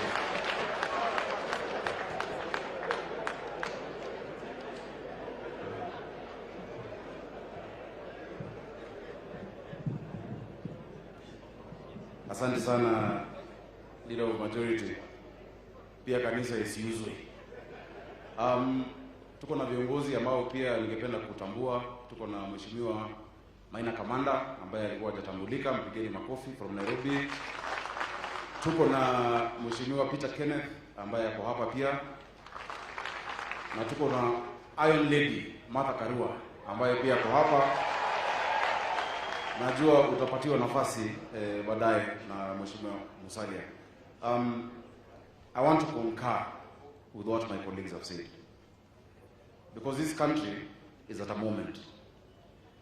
Mheshimiwa Musalia jana niliambia watu wa hapa, watu wa nyumbani, ya kwamba kwa muda mrefu wamekuwa wakinisomea Your Excellency Uhuru Kenyatta, because Your Excellency I have been working with you. Na ulinichukua nikiwa kijana mchanga. You trusted me even to be chairman wa TNA na miaka 27. Wakaniuliza, sasa wewe imekuwaje hausaidii hata kosa wako, your uncle? Ulinitoa kwa President Kibaki nikafanya na wewe. And I told them one thing, because this is a conversation we had, ya kwamba pia kwa Biblia mnajua Yusufu aliuzwa na ndugu zake. Na wakati kulikuwa na njaa na ukame, si alikuwa ameuzwa Misri? Wakaenda Misri na yeye ndo akawaokoa. Your Excellency, I told Honorable Musalia Mudavadi that because of how far you have taken me, in fact I don't understand, mtu wa miaka 50 unachukua kijana wa 20 something kuongoza chama. Me I'm only 35, I can't even do that. Until 2022 contract yangu iko na Uhuru Kenyatta, lakini transfer window inaanza kuingia, na nakuomba kwa hiyo transfer window, ile vitu umenifunza ndogo ndogo ya kuunda chama, kushinda kura, kupanga wabunge, hizo mbinu, kufunga bao, nikae na Musalia Mudavadi tufanye hivyo. And Musalia, I promise you, and not because you're Luhya, not because you're family. This country is at a moment that we need hope. The narrative of doom must be replaced by the narrative of hope. The narrative of division must be replaced by a narrative of unity. Because as a generation in this country, I tell you, my generation, we know the pain a mother feels here in Mululu when she can't feed a child is the same one in Sekuru that a mother feels. But what the Kalenjins want is also not different from what the Mijikenda want. The unity we speak of in this country is what we want to be talking about. Na yule mtu ambaye anakubalika Kenya mzima, ambaye hakuna mtu anamuogopa, ati akishika sasa ataumiza huyu, ataumiza huyu, ataumiza huyu, ni Musalia Mudavadi. So it is because you are acceptable. So my political father would utakubali transfer. Ni sawa? Asante. Nipe ruhusa. Mimi sijui kurukaruka kwa chama ya matama yengine. Yeah? So Musalia Mudavadi, if you go left, Sakaja left. You go right, Sakaja right. You go up, Sakaja up. And Mama Tesi, I noticed at home, your curtains zinakaa kama za State House. Sijui rangi mliongea na first lady mkakubaliana, but you look like you're already ready to be inside State House. Hiyo ndio njia tutaenda, si kweli? Ya mwisho ni kwa ndugu zangu. Unajua tukienda kuomba bibi, because our narrative and our language even as from Western must not be that of threats to each other and to other people. Because Musalia Mudavadi alone cannot make it. We need friends. We need to talk, kutongoza na kutafuta marafiki pande hii, pande ile nyingine. Lakini itakuwaje tukienda kuomba bibi na tumeenda kunegotiate, yule ambaye tunapata hiyo pande nyingine anatuangalia ni ndugu yetu. We can't go to negotiate and some of us are already on another side. Let us come together so that we move as one team. Kalonzo wako na watu wake, Raila wako na watu wake, and we form a country that is a country of a difference. So tunaunga mkono maneno hayo. And Your Excellency, thank you so much for that leadership. Baba, asante. Baba yangu, asante sana. We are seeing hope. Watu wa Mlembe tuko tayari? Tuko tayari? Tunaweza? Bas, ni namna hiyo. Allow me at this point to invite Governor of Vihiga County, Honorable Otichilo, to recognize your colleagues and give your remarks. Come, I'll sanitize for you.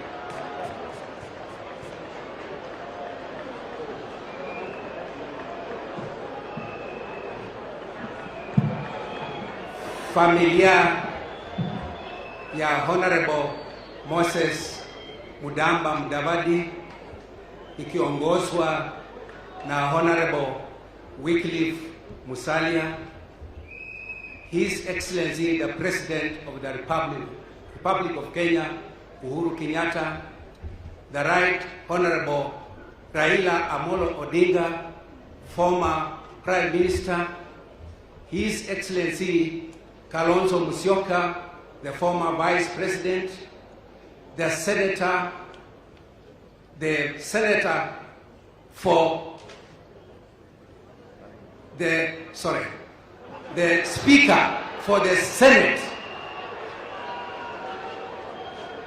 all leaders who have come to Vihiga.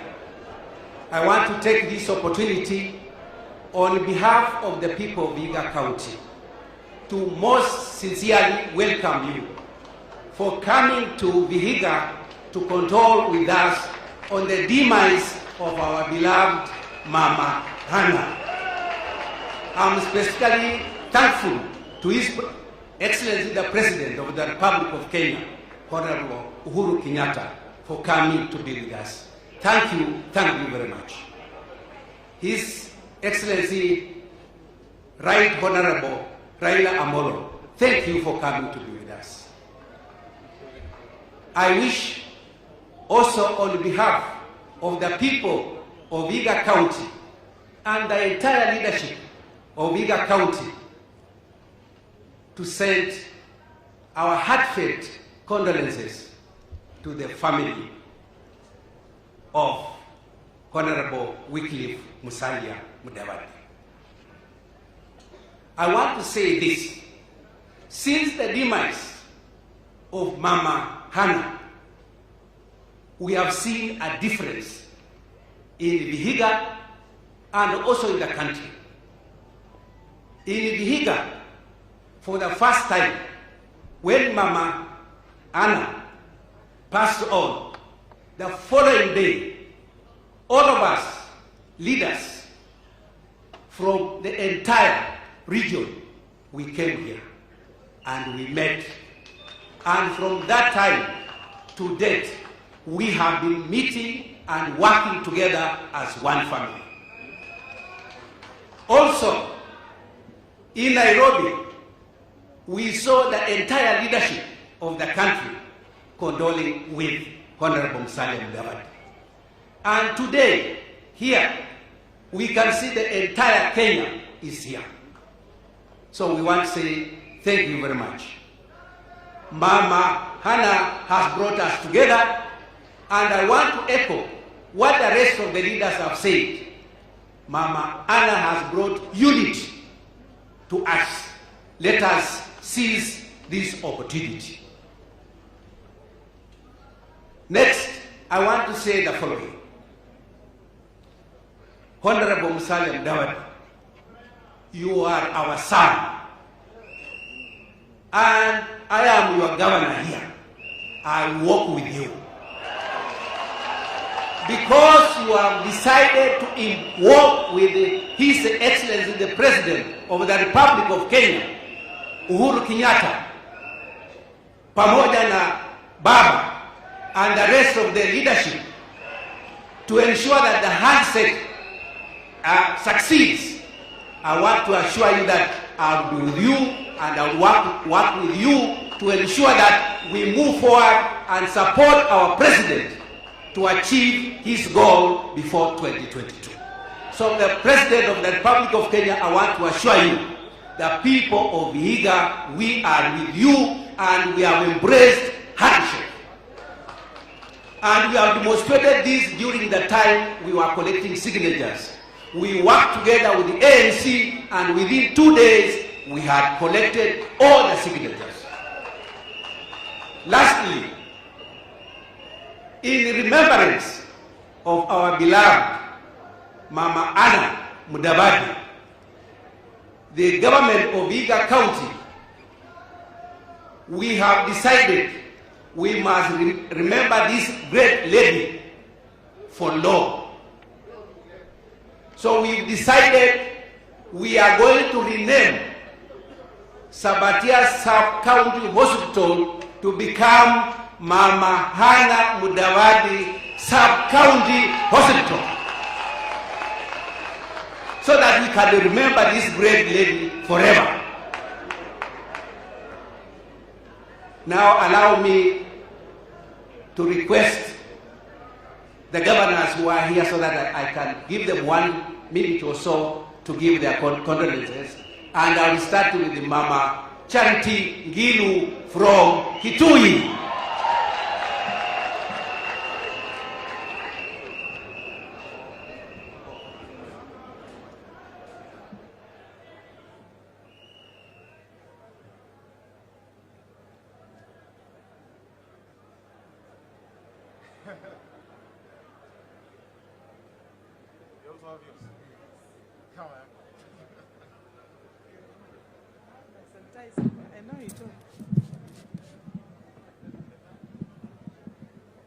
Your Excellency, Mheshimiwa Uhuru Kenyatta, Your Excellency, Mheshimiwa Raila Amolo Odinga, our brother, young brother indeed, Mheshimiwa Musalia Mudavadi, our young sister Tessie and daughter, and your sons and daughters and their family.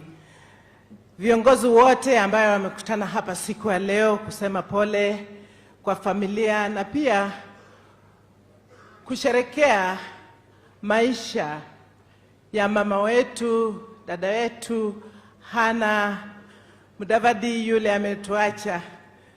Siku ya leo ni siku ya kusema pole na kuwaombea familia yote, ili that their mother has left them, they can continue to remember her and memorize her the way she was and brought her up. I know that we have been warned severally by the church that no politics. But looks like Musalia Mudavadi you were brought up by a mama politician and a baba politician. So I keep on wondering why we have such a stern warning that we don't talk the food you ate every morning from when you were young until you are 60. However, we want to tell you, Pole, for losing your mother. She brought you up very well. When you were left at the age of hardly 30, you were not even married. I'm sure she took over from all the things that she had told you and your father had taught you. And you have been a great leader in this country. You also married. At that age, young people are still finding who, how. You married a great lady, and she fit very well in your mother's shoes. She's going to continue doing what your mother has been doing. And we want to tell you, Pole, and we want to share with you, we have worked with you, I've worked with you. I do remember you and your wife in 1997 when I was running for the presidency, and I was told to come to support women who are doing a harambe at Uhuru Park. And I said, how do I come? And the President Moi, late President Moi, was the one who was conducting the harambe. And I was told you must go. And then you saw me and your wife appear. And you looked at me and told me, you are welcome. I said, really? I thought that was great. In the midst of how we were in opposition and fighting the person who was then your president and your KANU chairman. And you have remained so. So as we come today and looking at the leaders meeting here and hearing what we are all saying, I'm really wondering, how are we, the leaders meeting here, going to take this country forward? 2022 is the year that Your Excellency Uhuru Kenyatta really must make us, this country, the way you always wanted it. And you can do so. And today, Your Excellency, look at the leaders from that corner.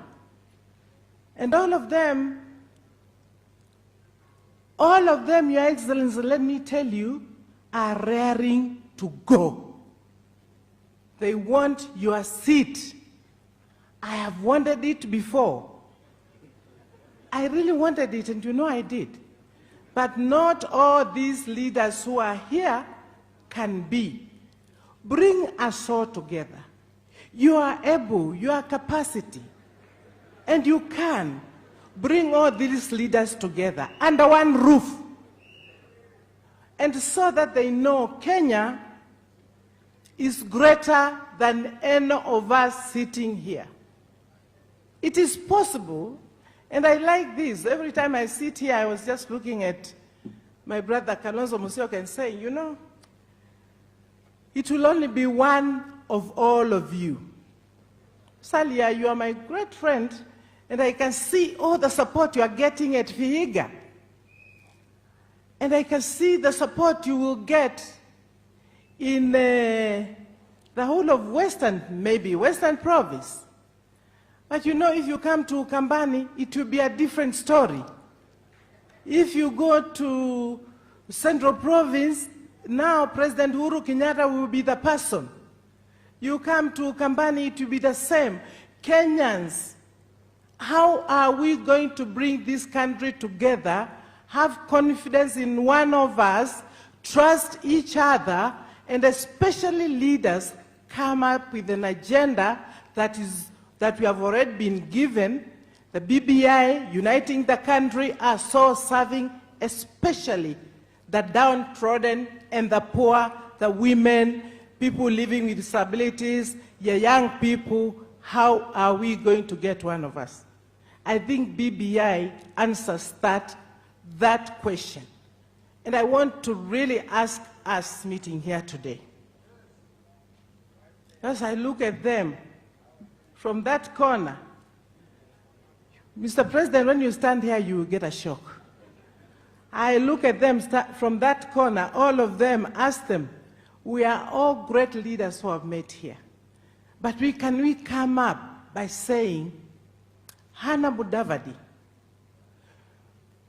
brought together the whole country, the whole of Western provinces here. Can we now say, from here we will be able to talk to each other? We know our opponents. We know those who don't mean well for this country. We know, President, you have given us your Big Four agenda. We know you have given us the direction na mwelekeo. Ni wangapi wanajua mwelekeo wa nchi yetu? We need to, every time we stand in front of people, tafadhali, tuseme mwelekeo, where we want to take the country. As a country, we cannot live this way forever, every 5 years. Although I can say today, in Kenya, there is another country that has taken over from us, United States of America. We saw it happen. But now you have put us together, President, we will never do that again. BBI is the way to go. Musalia Mudavadi, we will need to sit all together so that we agree it is Musalia Mudavadi. We agree, by the way, I also want to be part of it. Why don't you all men get out of it and give it to me? Why don't you? Because I'm wondering who. I'm really wondering who. All of you. Mr. President, even I heard you say you would be happy one day to see a woman president. Why don't you say it is Charity Ngilu? You know, if you say that, and I'll put all of you in my cabinet, I will have the greatest cabinet. Mr. President, please leave us a country. And let me also say finally, Mr. President, tafadhali, Mr. President, Musalia Mudavadi, Raila Amolo Odinga, Council of Governors Chairman, the speakers, musiachie hii nchi yetu. Matapeli tunamjua. Please, no way. If you want to see blood, tujaribu hiyo njia. Lakini I want to say it will not happen. Musalia, I'll walk with you. Tessie, you are a wonderful person. You have always been there for us.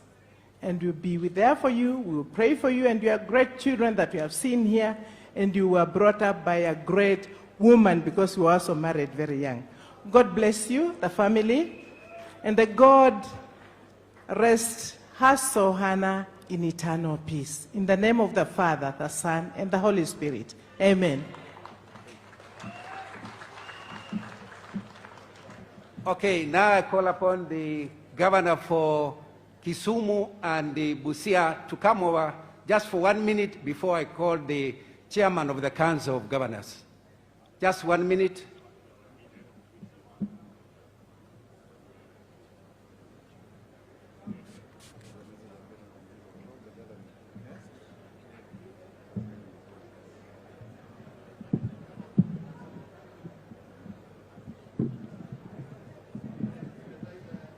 The family of Mama Anna Mudavadi, the great people of Vihiga, Your Excellency the President, President Uhuru Kenyatta, the Prime Minister, and all leaders gathered here today. I will not say much, but Mr. President, I want to say one thing. Many politicians usually take complex problems and give them very simple solutions. They take complex problems, give them very simple solutions. Mr. President, the solutions I've had here today, some of them are quite simple. The problems you have in this country are very complex. When the two of you did the BBI document, a very short document, but it realized that to solve the problems of Kenya, you have to analyze them very carefully and not give it simple answers. As we discuss the BBI and go towards the referendum before 2022, let us know that we have a very complex problem in this country, which cannot be solved simply by telling us who is going to be the president. That is a very simple answer. I do believe, Mr. President, that what we need in this country is political stability for a long period of time. To give the country, let me repeat that, we need political stability for a very long period of time to give this country space to develop. If you look at countries in the third world which have developed very fast over the last 30 or 40 years, they have been stable, not under political oppression, but under democratic governance. Think of Malaysia, think of Singapore, think of India, think of Mauritius, think of Botswana, where you have political stability and democracy. In the third world, you have development. But stability must be there for a long period of time.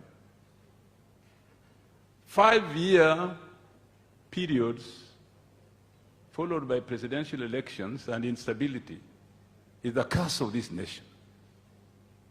And here, I hear people talk about 5 years, presidential elections, giving a solution, simple solution to very complex problems. And Mr. President, I think I would call for a much more serious dialogue. A dialogue to be held not at a funeral service and a burial ceremony. It cannot be. It cannot be. We came here to say goodbye to a very noble woman, to wipe tears from a family which is bereaved. And I do believe that it is good to say politics, but please, don't give us simple problems complex. Simple solutions to complex problems. Bwana Yesu asifiwe.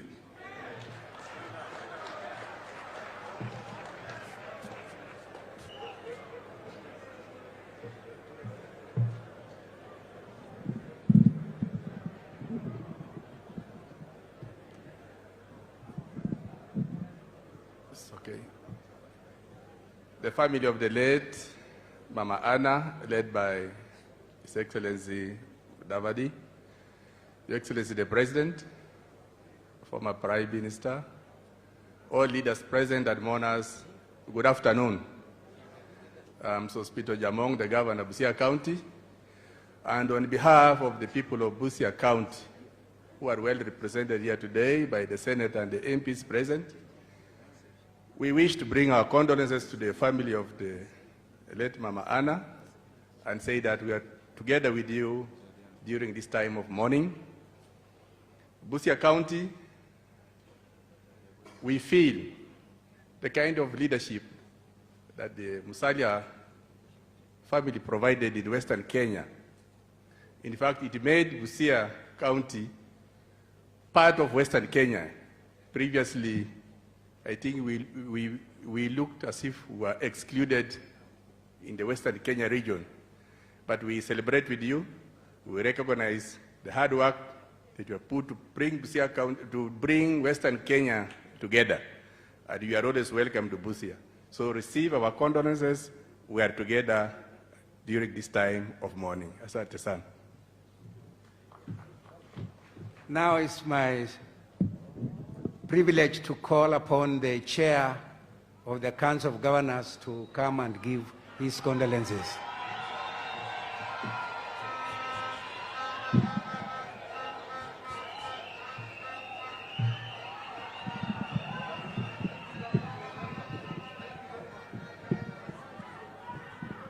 Your Excellency, before I talk, I think there is one more governor whom we have not acknowledged. Governor Nyoro from Kiambu, where are you?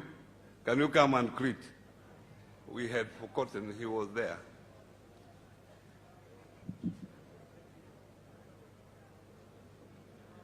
Ametoka mbali, tafadhali aje asalamie tu. na tuna gavana mwingine pangine amekuja kama amechelewa, ameketi mahali. Haya.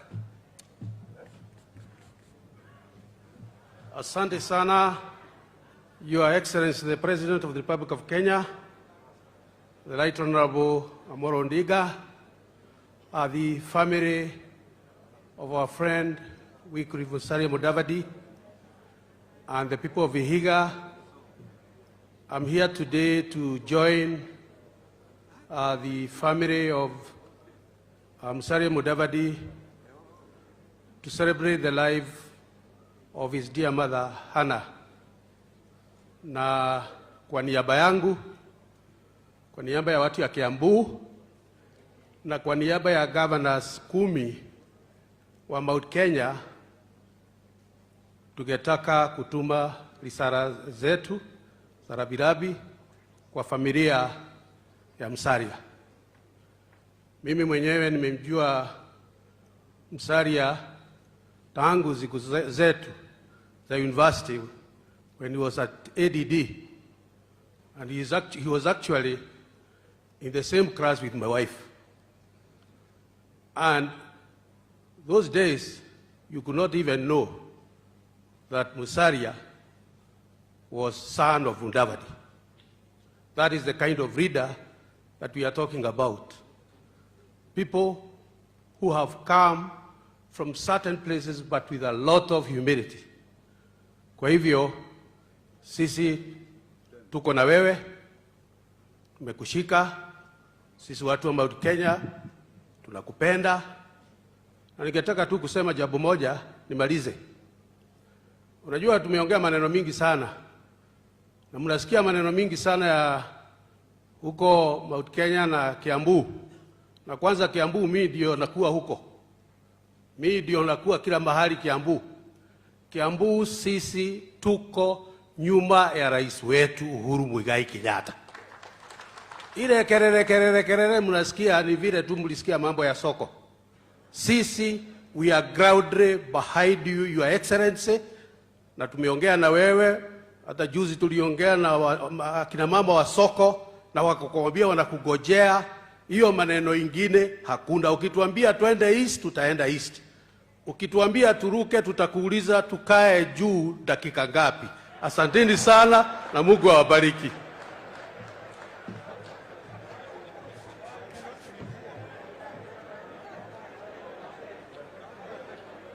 Basi familia ya Mama Ana ikiongozwa na ndugu yangu Wycliffe Musalia Mudavadi, Mheshimiwa Rais, Mheshimiwa Raila Amolo Odinga na wananchi wote, hamjambo?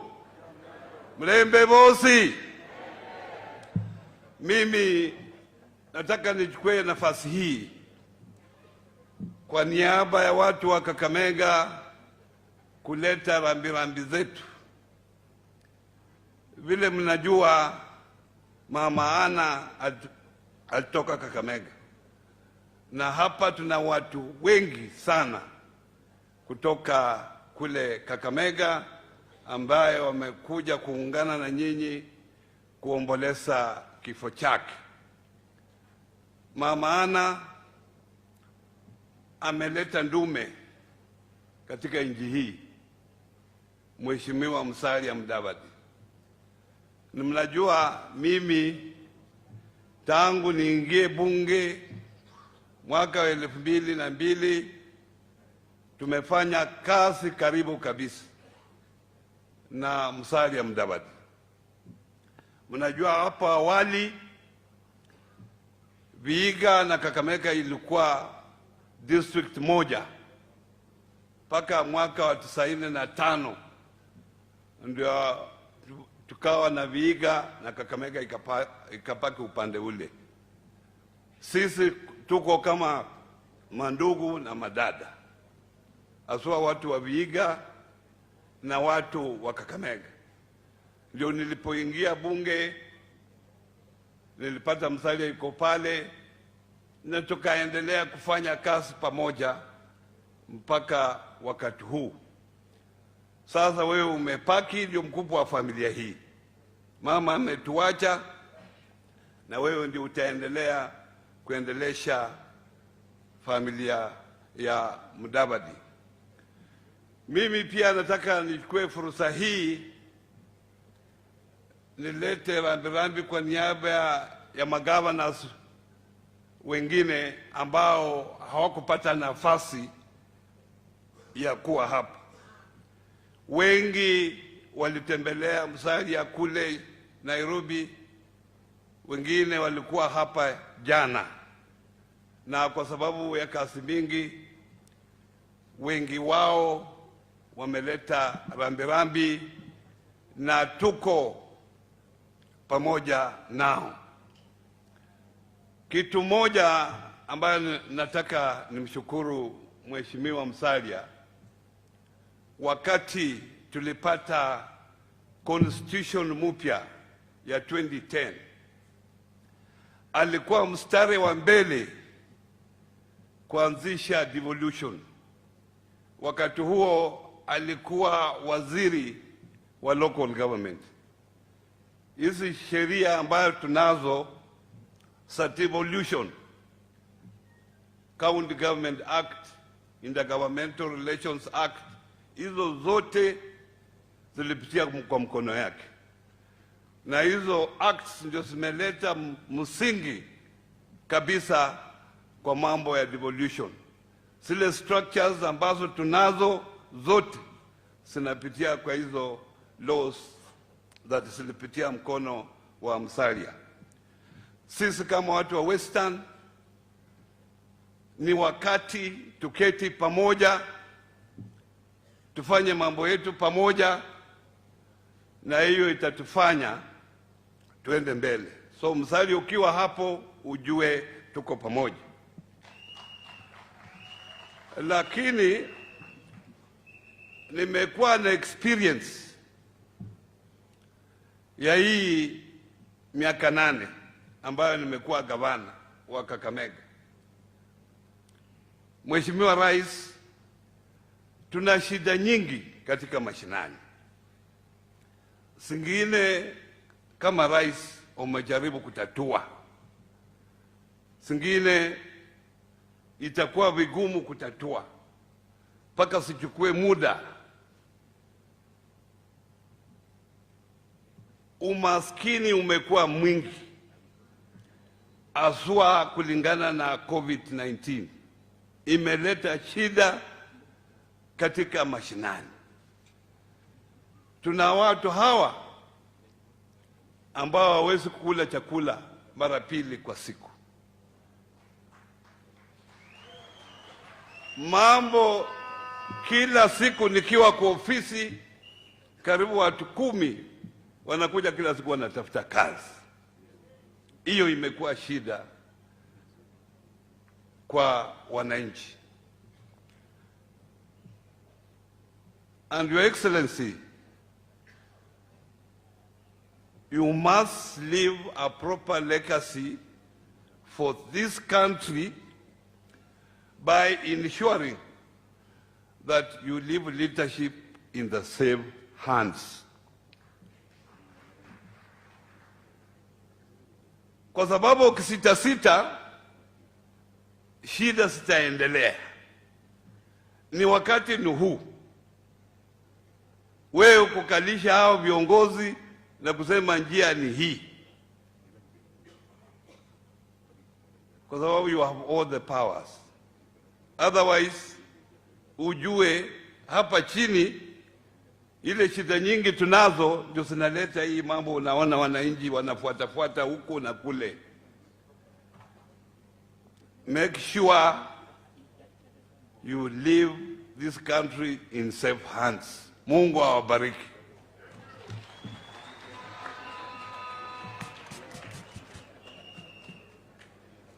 Thank you very much, Governor Oparanya. Your Excellency, just a few leaders who hadn't been recognized earlier. Mheshimiwa Mabonga from Bumula, nimeambiwa yuko hapa. Mheshimiwa Kaunya from Teso.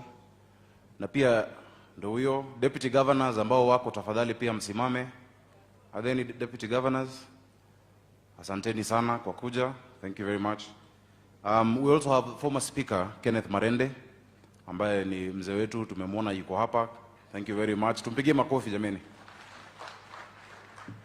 Your Excellency, I'm told there's also another president here of the Law Society. He stormed parliament and drank tea vigorously. Wakati walikuwa wanasema turudishwe nyumbani, ndio huyo Nelson Havi. And you know, he is dressed like Che Guevara. But after the stormed parliament, wamesema sasa ni Chai Guevara. That is a new name. Thank you very much, President LSK and your deputy. Thank you very much. They've also been with us at home and throughout this time. I've also seen my brother Dennis Waweru. I don't know if you are recognized. There is Dennis Waweru. Pia anataka kuwa governor wa Nairobi. We wish you all the best. Your Excellency, at this point, allow me to invite Honorable Eugene Wamalwa just to introduce other cabinet secretaries and to make his remarks. Karibu sana, my big brother Eugene Wamalwa.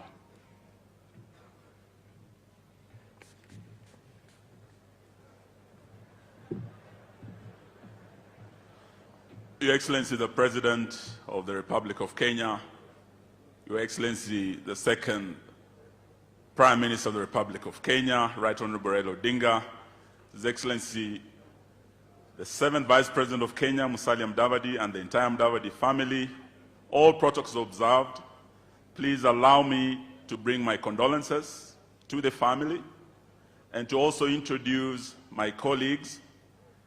I'm here with CS Amina. She's here with us. Waziri wa Sports ako hapa nasi, msichana wetu amelelewa hapa Malemba, Kakamega. Tuko pia na Waziri Tuju, Raphael Tuju, ako hapa nasi. Asante sana kuja kuomboleza nasi. Tuko pia na PSS Mukobe ako hapa. Ako pale nyuma, Your Excellency, anatoka hapa Vihiga County. Tuko na PS General Kihalangwa, ako nasi hapa pia. Thank you very much, General, for coming.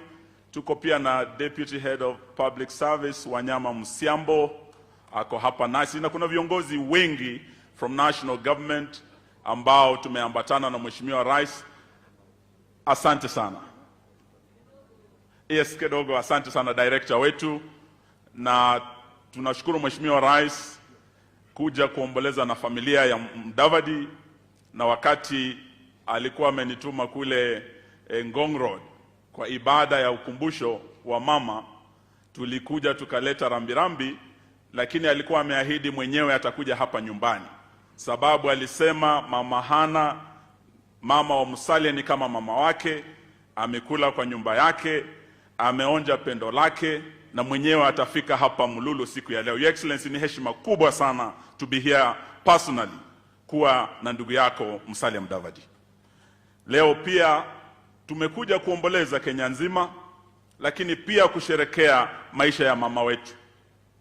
Na mama wetu vile mmesema, she's like the virtuous woman of Proverbs, whose good works have brought her praises at the city gates of Mululu from all over Kenya. Sababu ya kazi nzuri aliyofanya na jambo kubwa sana alifanya was to raise a fine family, to also raise a fine leader ambao siku ya leo amepokea sifa kutoka viongozi wote wa taifa letu, anaitwa Musalia Mudavadi. Amenikumbusha sana mama Hana, the last emperor of China. Babake aliaga akiwa mdogo sana, mamake akamlea, akaleta profesa kumfunza Kiingereza, na alisema, kwanza kabla sijakufunza chochote, I want to teach you to be a gentleman. And the young emperor asked, what is a gentleman, good sir? Na akasema, a gentleman is he who says what he means and means what he says. Leo tumesikia hapa wanasiasa wakiongea, Mishra Kiprop akisema mwanasiasa, a politician is he who says what he does not mean and does not do what he says. By that standard, Mishra, I want to thank Mama Hana. Hajatuachia a politician. She has left us a gentleman and a statesman called Musalia Mudavadi. Hongera mama, we are very very proud of you. Na pia tuseme ya kwamba kwenda mbele, tumesikia kutoka kwa viongozi wetu wa Western. Wote mmesema Musalia Mudavadi will not walk alone.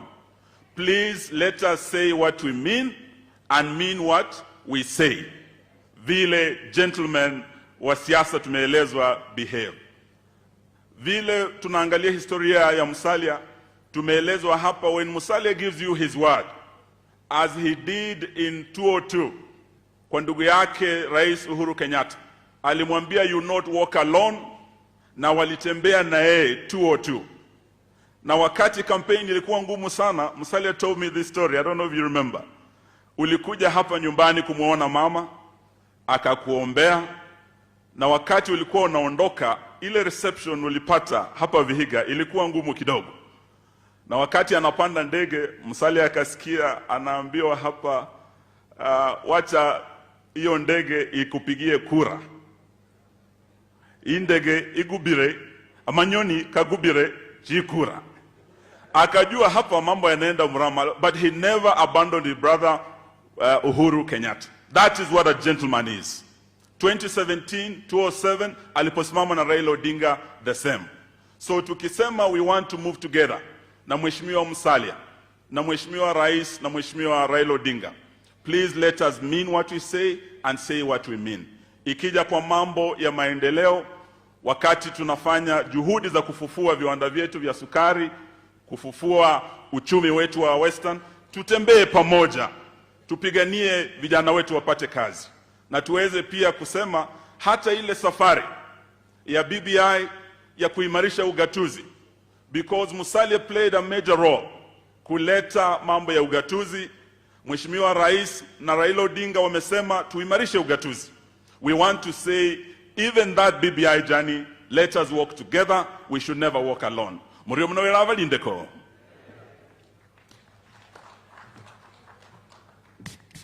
Thank you, Eugene.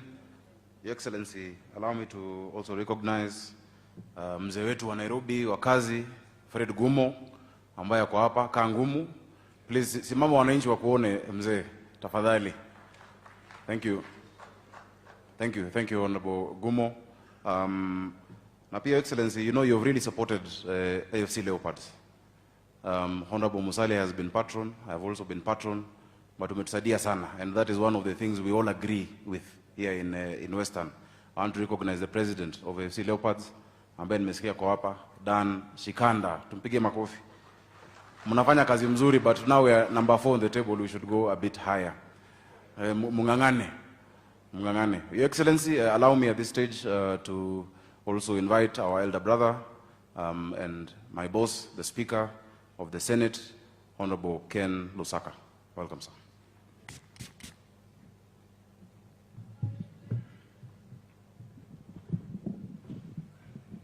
Your Excellency, the President of the Republic of Kenya, Honorable Musalia Mudavadi, former Prime Minister, viongozi wote, mimi ni speaker ambaye haspeaki sana.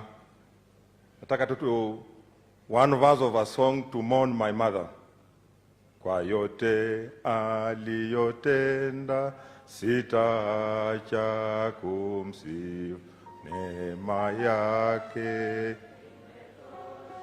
sitaacha kumsifu, sitaacha kumsifu Mwokozi, Mwokozi, sitaacha kumsifu aliye mkombozi. Kwa Wakweka mnajua hiyo ni wimbo wanajua mama alikuwa amependa sana. Kwa niaba yangu na kwa niaba ya masenators wote nimeleta rambirambi zangu kwa Mheshimiwa Musalia Mudavadi. Tulijuana vizuri na 2013 wakati tulikuwa mrengo moja, mimi nikisimama kama gavana kule Bungoma, lakini tukafanya kazi na ndio nilikuja kumjua mama. And we thank God for the years she has been with us, 92 years, and 32 years that she has been a widow taking care of you. We know that mahali ameenda, Mungu atamuweka mahali pema peponi. Mimi pia nikiongea ma speaker, but also I come from this region. this is what I want to advise, that you can only be escorted if you are going somewhere. You cannot be escorted if you are sitting in the house. So let us show that we are going somewhere so that we are escorted. Pia tujenge daraja ya urafiki na Kenya mzima. Mama Hannah has brought the entire country here. Let us use this opportunity to be together. My brothers and sisters who are leaders from this area, to look back is not cowardice. We need to sacrifice. Twins and triplets are born the same day, but one must come out first. So let us appreciate that one must come out first. And you know what I mean. God bless you. Mama, rest in peace.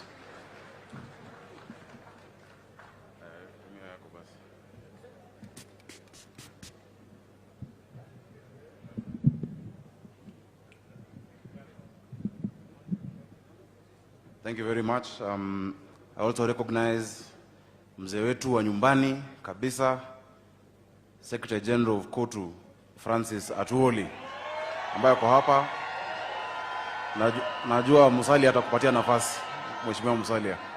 Na also Cyrus Jirongo, ambaye yako hapa. CJ, karibu sana, asante.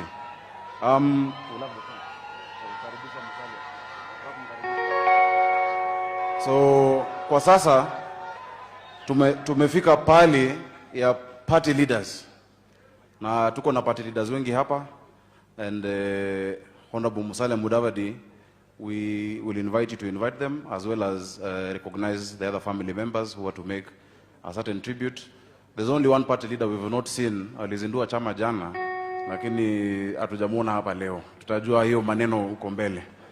So si mnajua nasema nini. So Your Excellency Musalia, we shall invite you with a song, because we know things are heavy.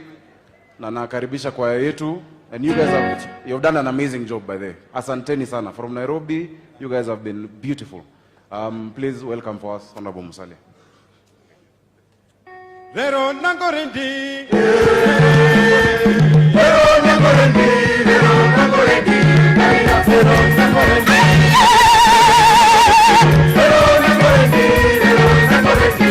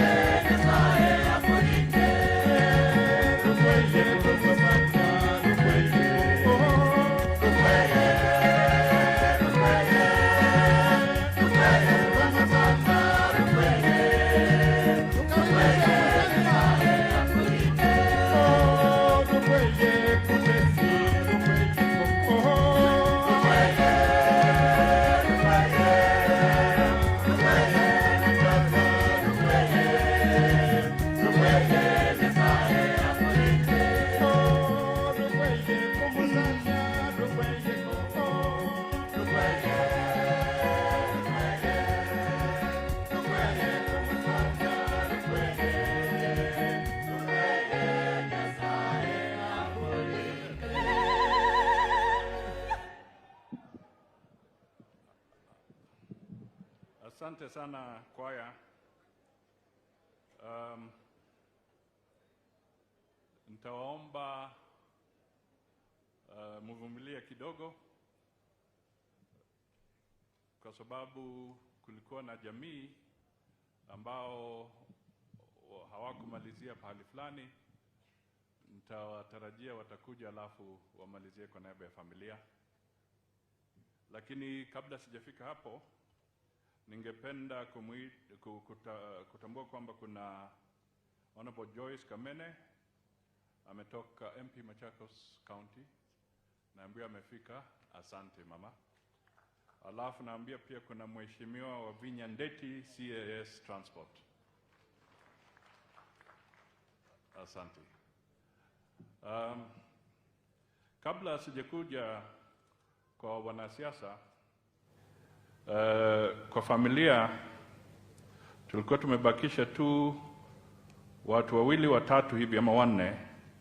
Ningependa kwa hisani yenu waje wachukue dakika moja ya kutoa message kidogo, alafu nirudi kwa wanasiasa. Ningependa kuuliza ndugu yangu Geoffrey Kigode aje karibu. Ningependa kumuuliza Catherine, dada yangu, kama yuko karibu aje. Alafu nimuite dadangu Jean na Margaret. Mzee wetu Justus yuko pale, nadhani tutampatia microphone aseme akiwa pahali alipo.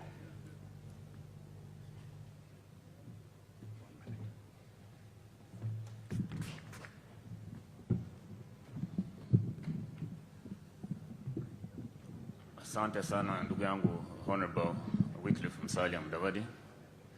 His Excellency the President of the Republic of Kenya Uhuru Muigai Kenyatta, Honorable Raila Odinga, all protocols observed. Nitasoma tribute ya Mama Rosabella.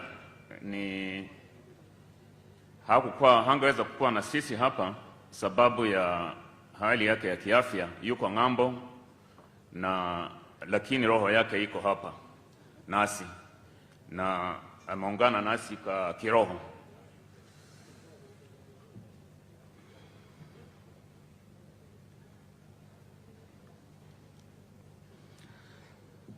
I want to give you all my presence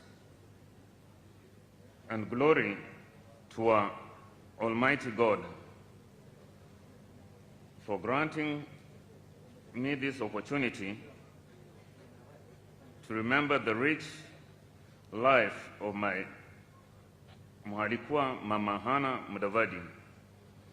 Due to the unique circumstances we find ourselves in, I am unable to be there in person, but God is a merciful God, and I have an opportunity to remember her. Dear Mama Hana, you have been a pillar of strength and a rock for the family. When I look back at the journey we have walked, all would have been possible without your generous spirit. The political journey we walked in support of our late husband, career, we traversed Maragoli land far and wide. We walked hand in hand and stood shoulder to shoulder, bearing a heavy responsibility of building a legacy. Raising our children with their kind hearts, we raised our children as one family, and two homes in Mololu and Budira are seamless with the family united. This closeness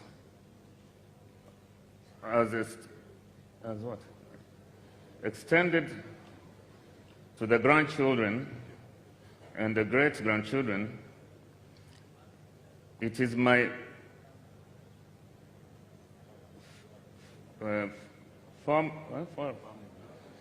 family hope and prayer that the family will remain united and continue that legacy. It is hard to imagine you are gone. The last time we spoke on a one-to-one video chats that our daughters, Margaret, had facilitated you were cheerful. We sang hymn songs. You said that longed to see me and implored me to come home so that we could have a party and sing all night. Yes, yes, and said, yeah.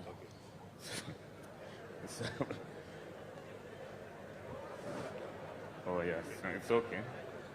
Where do I reach? Little did I know it would be the last time we spoke. I thank you for your kindness and generosity. I will miss you dearly. Go well, Mama. Mama Rosabella Mudavadi. Thank you. Thank you. I've just realized my younger brother has got to go to the Sabatia Eye Hospital. Catherine, come in.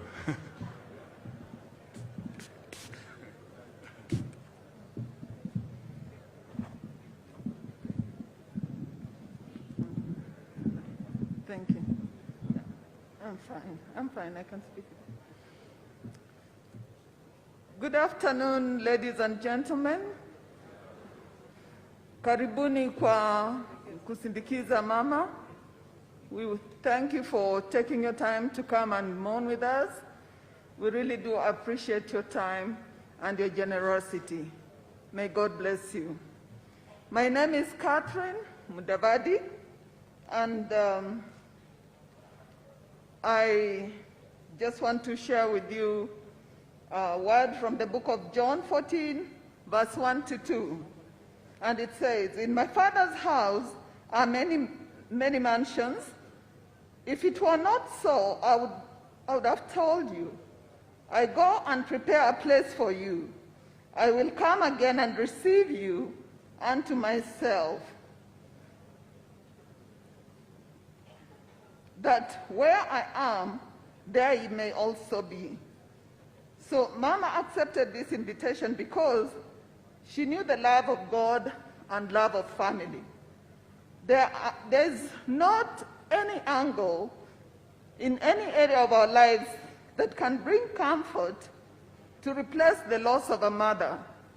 Many of you have spoken about losing your mothers or losing your parents at tender ages, and it is a void that can never be filled. Some people will say it heals with time, but you all know how difficult it is to lose a parent. We have lost a mother who was a peacemaker.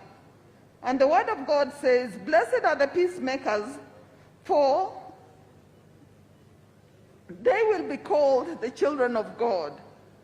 We thank God for the full life and the work and the responsibilities that Mama lived for and taught us to live by example. Thank you very much, and may God bless you.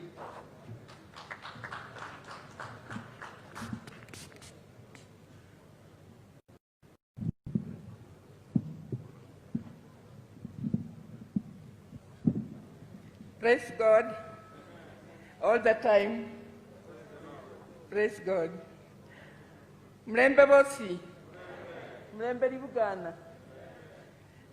Your Excellency, Honorable Uhuru Kenyatta, the Right Honorable Raila Amolo Odinga, all protocol observed. We are humbled at this gesture you have come to condole with us here. We thank you very much, and we just say thank you. May God bless you all. Much has been said about Mama. The pastor, when he was preaching, he summarized it all. And many people have spoken all that Mama was as Yanzare. There is nothing much I can add to that, but we give glory and honor to God, because for the 92 years that God gave us Mama, normally they say it's bonus. There are some years when you reach that age, it's bonus. We thank God because we had to share a lot, the prayers, the words of wisdom, the love, and all the caring. Mama, when she was sick, she made us all united. And that's the time she came to know who her children are. Everybody was dedicated to her. We all sacrificed because she was our mother. Special thanks goes to my brother, Honorable Musalia Mudavadi, and my sister-in-law, Tessie. There is no single time, whenever Mama was sick or when she needed something, I would call, and they were there for her any time of the day, even if it is at night. We thank you. And all my siblings, each had a role. Margaret here, she is sacrificed, and she used to sleep with her in the same room because Mama was actually on supporting machines at night. Daytime she was okay, but at night one had to be very careful to look after her. So with the caregivers, Margaret did a wonderful job. Even where Mama is, she's happy about all her children. And also, I'd like to send special thanks to the Nairobi Hospital, all the doctors that were under the care of, headed by Dr. Silverstein. They did a good job. They worked so tirelessly. And I remember Dr. Silverstein used to say, Mama Hannah is a miraculous lady, because 3 times she underwent surgery and she came out. This time, I could look at the face of Dr. Silverstein. He didn't have much words to say, but he just said, it is 50-50. And when he said 50-50, definitely you know that things are not right. But all the same, we thank God because they worked tirelessly with all the staff members, all the doctors, even the ones who did the surgery, Dr. Kennedy, Murehan Odede, and Dr. Khan. So we appreciate and we say thank you very much. To the community and the church, I would also like to say thank you so much, because when Mama came from Bushangala, you welcomed her as one of your own. Mama, during any event, she was never alone. Here these days, we look for caterers, but the community used to come, and you'll find everybody touching something, doing all the work. They say, Mama, we are here to help you. So the community, you have lost your friend, but God loved her most. She gave us her, and this is just a day for celebration. We let's celebrate her life. Where she is, she's happy, and she knows that you all loved her. Thank you very much.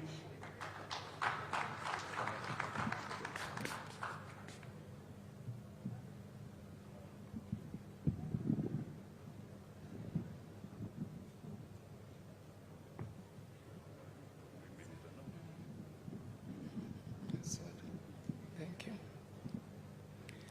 I thank the Lord for all of you for having to come and celebrate Mom's life this day.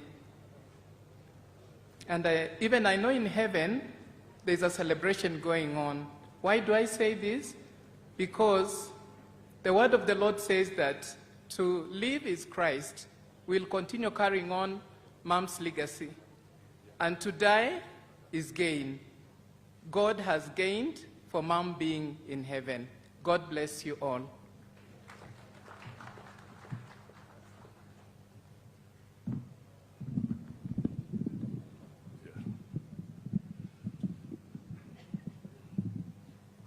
Thank you. I think the last speaker will be our uncle Justus Mudavadi.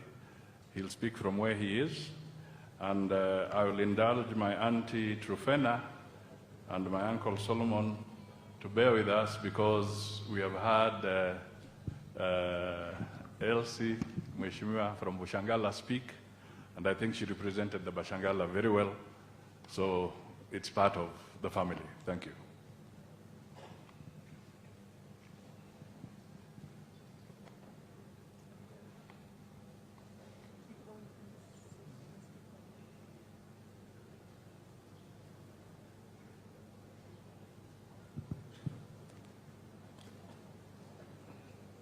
You can go ahead and say something.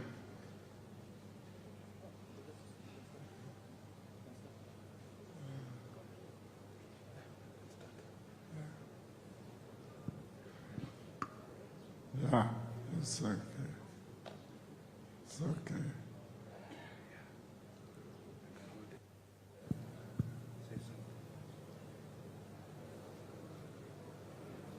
Good afternoon.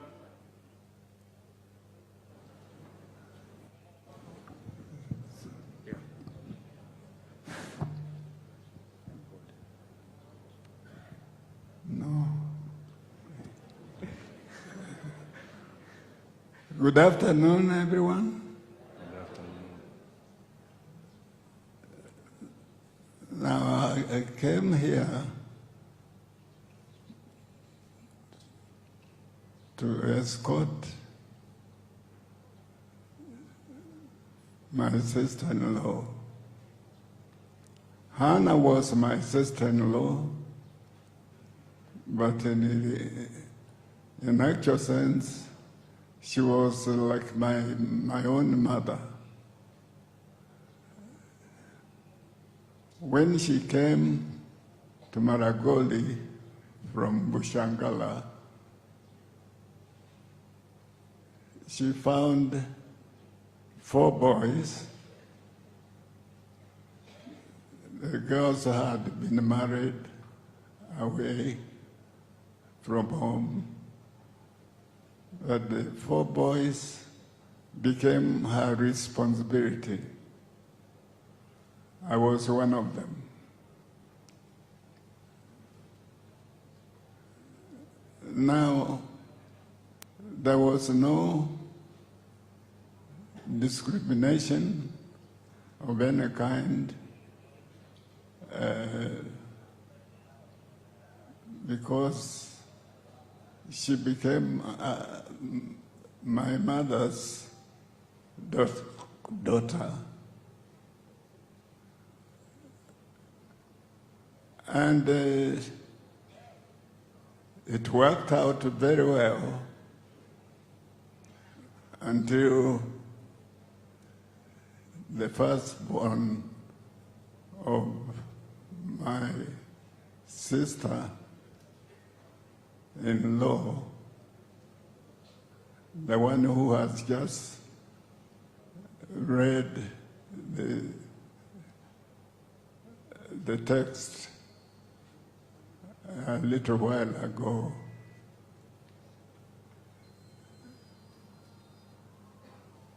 we lived very comfortably. The goings on were a little difficult, but the 4 boys could assist with the tasks such as bringing in firewood and even bringing in water. But we lived very comfortably. Okay, we are almost done. It is very disheartening to lose Hannah because she meant a great deal to us. Thank you. Thank you so much. Thank you. All right, let me also recognize that we have our Regional Commissioner, Esther Maina, in the tent, the Regional Police Commander, Paris Kimani. This is why Vihiga and this region is very peaceful. The Regional Commissioner and the Police Commander are ladies. I also wish to recognize Dr. Noah Wekesa. Now, I have an interesting, Your Excellency, I have a very interesting task here. And I know we are running short of time. I'll seek your indulgence to be very selective. And I know the people who will come can do it in a minute and not more. But I'll recognize some. I have recognized Dr. Noah Wekesa. Thank you, Daktari, for being with us. I'd like to recognize Cyrus Jirongo. Thank you. He spoke very well and passionately in church in Nairobi. I appreciate. I would like to recognize Amos Wako, who is like a son in this home. He's here. I would like to recognize Mr. Issa Timami, the governor of Lamu in the last term. Thank you, Ndugu Issa Timami, for being here. I would also like to recognize one of our senior counsel, Dr. Fred Ojiambo. I saw him somewhere. Thanks. Okay, this poll is in front of me. Thank you, Fred. I would like to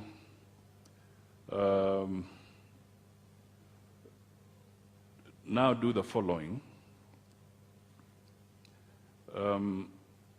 Amos, you spoke in Nairobi. Your minute is here now. If you can come and say something very briefly, and then I'll ask Engineer Maina to also come forward. Engineer Maina has also a special relationship with the family. After that, I will request that Peter Kenneth comes forward and says Jambo. And then I will request also another elder, 2 elders actually. One is Honorable Muskari Kombo, and the other is Honorable Philip Masinde. A minute each for them would, and then we'll move on to the next.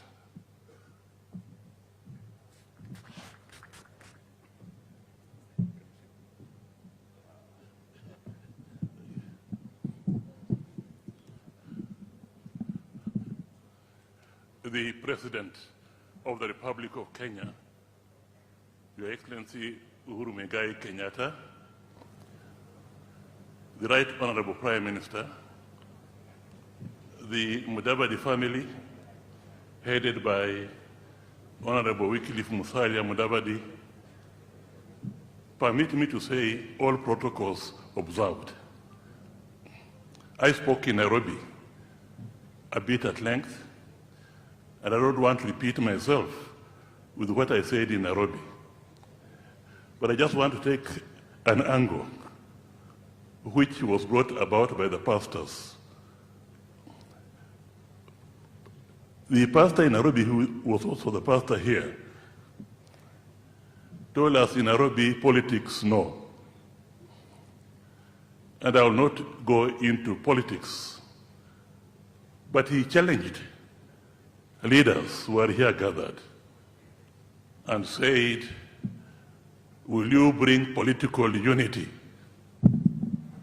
And others also challenged us. And I want to believe that the answer has already begun, that we shall bring about a political unity in this country. Shall bring about a political unity even in this region. Mama Anna, as was stated before, was a Christian, a devout Christian. She was a mother, a loving mother. Her love was unconditional. Her love was unfailing. Her love was eternal, to the extent to which each of the children, each of the grandchildren, and each of the great-grandchildren felt that they were directly loved by her. What I want to stress today is what came out, that she was a good hostess. Many delegations used to come here during her husband's time. And although she was not really a trained cateress, she became one and was able to cater for all the needs. But the idea that I did not mention in Nairobi is what was stated by the co-wife, Rosbella, that they both, during elections, really campaigned very hard for Samson Mudavadi. So she shared the political ideals of her husband. If he had not shared those political ideals, I doubt very much that she would put energy and effort in hosting these big delegations. And therefore, the aspect I forgot in Nairobi, that she had a very good political sense. It is said that behind every woman, every successful man is a woman. We can truly say that the success of Musalia's father was really contributed greatly because of her. Having said that the father of Musalia and her were all united in bringing about unity in this region, unity in Kenya. Having said that, I go now to say, because of that, the greatest tribute we can give to her is to further those ideals of unity. And by your coming here, you have already begun addressing those ideals. Professor Anyang' Nyong'o, my dear friend from Alliance High School days, talked about political stability over a long period of time, and that these are complex issues and so on. I just want to enrich that and say the political stability cannot come about without good leadership. We must have good leadership. People have said, of course, that choices have consequences. Without good leadership, we cannot have political stability. And that's why, when you talk about the situation in which Kenya is in today, economic, kila kitu, the best person with that type of experience is a man tapping me on the back now, called Wycliffe Musalia Mudavadi. Thank you. Thank you.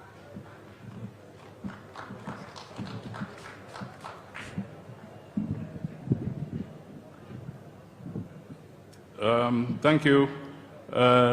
Senator Ephraim Maina, 1 minute. I'm sure if we stick to 1 minute, it will be good.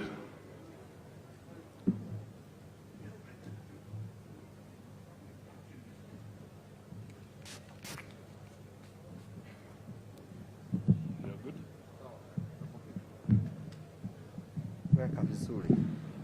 Weka hiyo dawa vizuri.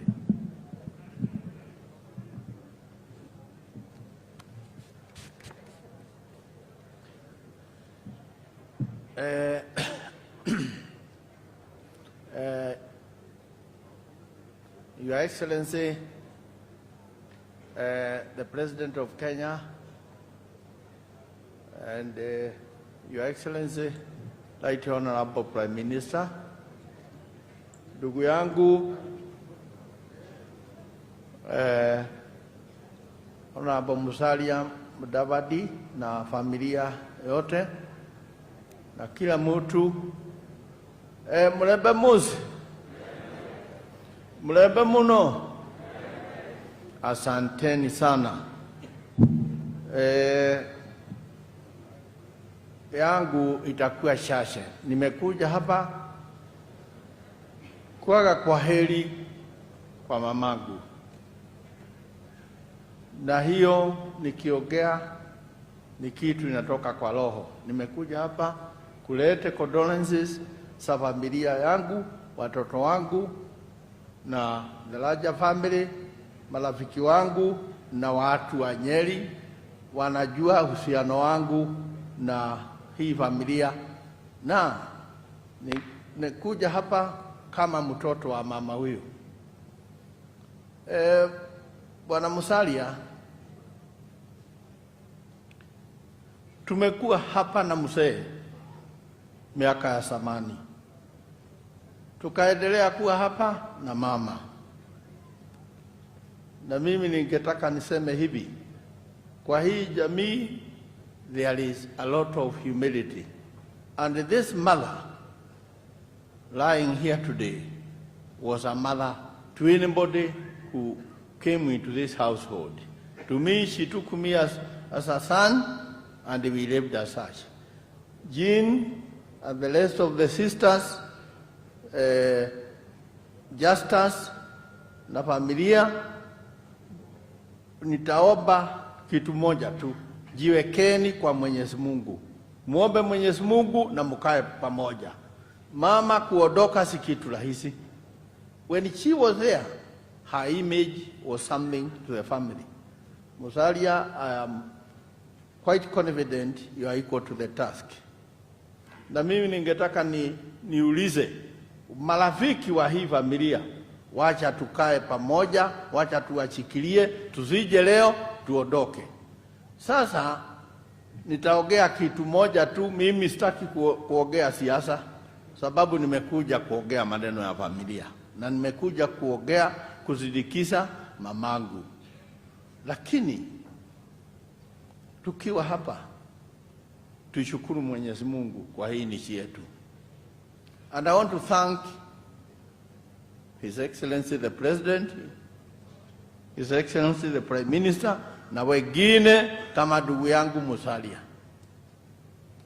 Maneno ya kuwa pamoja inaweza kuonekana rahisi. Tuko hapa leo, tuko na amani. Wengine tunajua na tumeona ile imepitia kwa hii Kenya. Na acha mimi niseme, watu wanatafuta maneno mingi. Wakati tulikuwa nasindikiza mzee Moi alisimama hapa na akasema that he has come to say farewell to his friend who gave everything he had to his people. Na mimi tumekuwa na mzee hapa, na hiyo ni haki. Sasa yangu ni kuuliza nyinyi watu wa area hii, watu wa mkoa huu na watu wa Kenya. Watu napenda Musalia, kwetu amekuja Nyeri, watu nampenda. Lakini tafadhali, kama mko mumeamua, amueni kwa roho, mulete Musalia aje na ile milioni yenu 4 ya Waluya, na itakuwa rahisi. Lakini hiyo ndio njia. hiyo ndio njia, lakini tujue iko Kenya na sisi wengine tunasimamia Kenya na watu wa Kenya. Na tukisema hivi, kwa leo mimi nitasema nikisimama hapa, watu wa Kenya tuko maneno tunataka kuangalia. Tunataka kuangalia ile big agenda ya president. Tunataka kuangalia maneno ya basic things kwa Wakenya. Huyu mama tumesikia alikuwa mgonjwa. Tujiulize, watu wengine, familia mingi wengi wakishika ugonjwa kama hii inakuwa gumu zaidi. Tungependelea nchi hii iendelee, tuwe na mpango ya watu kuwa wanapata kutibiwa kwa njia rahisi.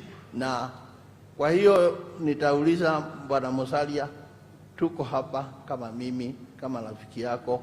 Mama ameenda, wacha tukae pamoja na tutachikana pamoja. Mungu ambariki ndugu Saguni.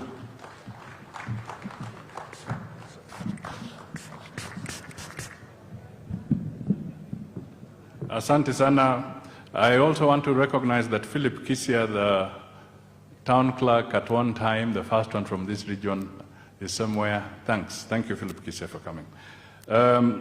Tunaenda haraka kabisa. I hope the elders are close. Kulikuwa elders, Honorable Philip Masinde and Honorable Muskari Kombo. If they can move closer, they will have their minute. But in the meantime, there is the spokesman of the workers in this country. As the elders come forward, can Francis Atwoli, Secretary of Kotu, come in and say something? Can have a minute.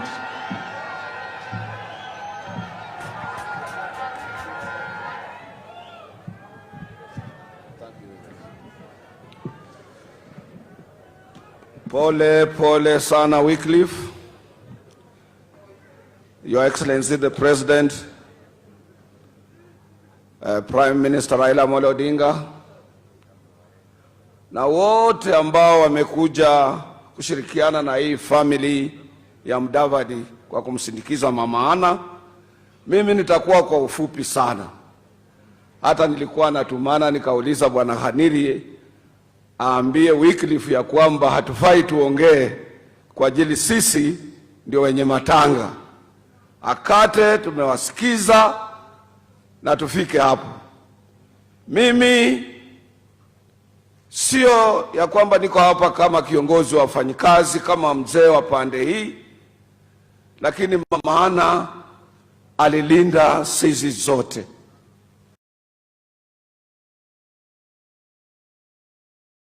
Hata mzee Mudamba mwenyewe alikuwa anashangaa. Watu wengi walikuwa wanaishi hapa. I had an opportunity nikiwa Kakamega nikifanya katika idara ya posta siku hizo kuangalia simu ya boma hii, kwa in charge of maintenance.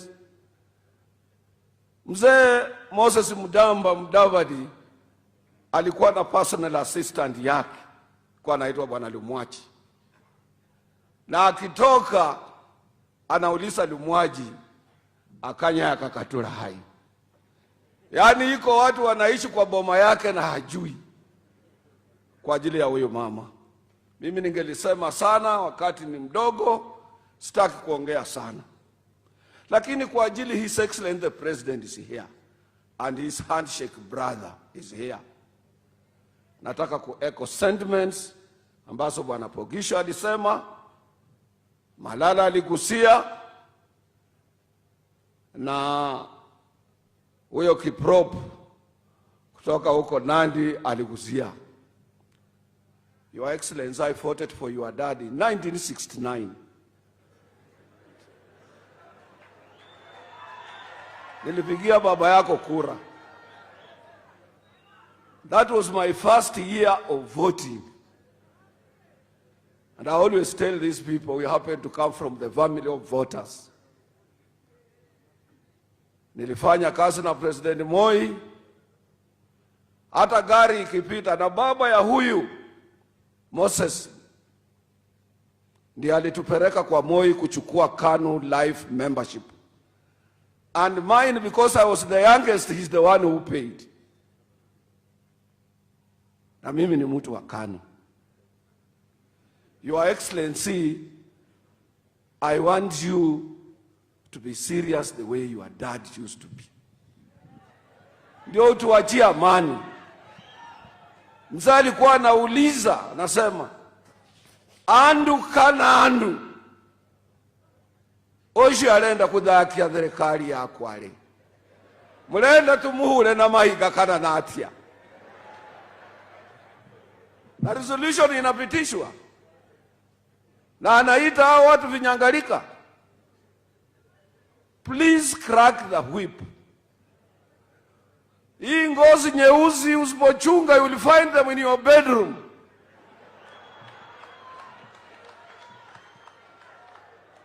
And the losers, it will be you. For the whole good work you have done,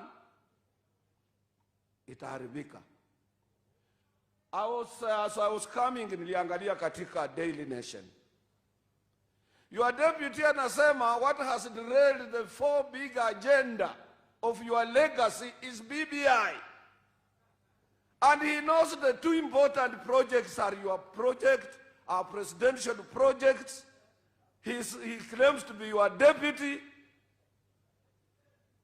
Hiyo party haina klosi ya kufukuza watu. Hiyo ni party gani? Party hiyo ya Jubilee ni party gani hiyo? Ni party gani hiyo? Hiyo ni party gani hiyo?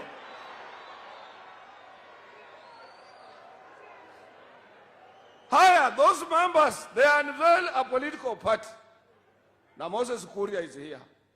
Moses Kuria, when President Ruto will become the president, you will be the first prisoner. Wewe.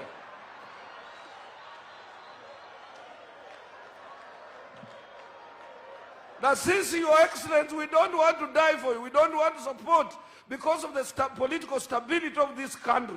We are supporting you. Na hutoki nje kutusaidia kulisha watu viboko. Even people who are dying with you like Peter Kenneth, they have been declared unwanted immigrant in their home state. And you are there.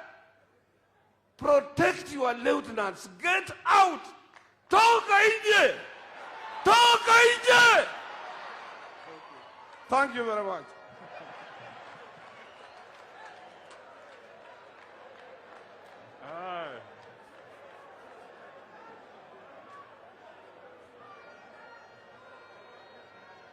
Haya. Asante sana. Secretary General wa KOTU. Nilikuwa naogopa anaweza toa speech kama ile ya Labor Day ambayo inachukua masaa 4. Yeye anashindana tu na Fidel Castro. Asante sana. Wacha niingize Mheshimiwa Kombo. Mskari atapata dakika 1.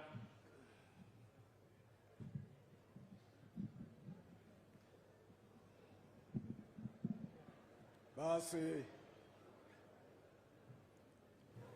familia ya Musalia Mudavadi, Your Excellency the President, Prime Minister, na waombolezi wote, hamjambo. Mlembe, mlembe swa, mlembe te, mlembe mia, muli moyo. Asante sana. I will be extremely brief because I came here to condole Mama Hannah. The Mudavadis, I knew them even long before I went into politics. I almost became as close to the family the way Wako was talking. We always came here in the 80s when Mzee Substone was still around. And Mama Hannah took us like her children. And that's why, together with my wife, we said whatever happens, we must come and be with the group that is sending Mama Hannah to her Mecca. And so, pole sana kwa familia. Musalia, Jean, and all the siblings please understand that what God gives, God sometimes takes. And so that was really my main job. But then I reach here and I'm told as an elder, lazima useme kitu. Na mimi nitasema.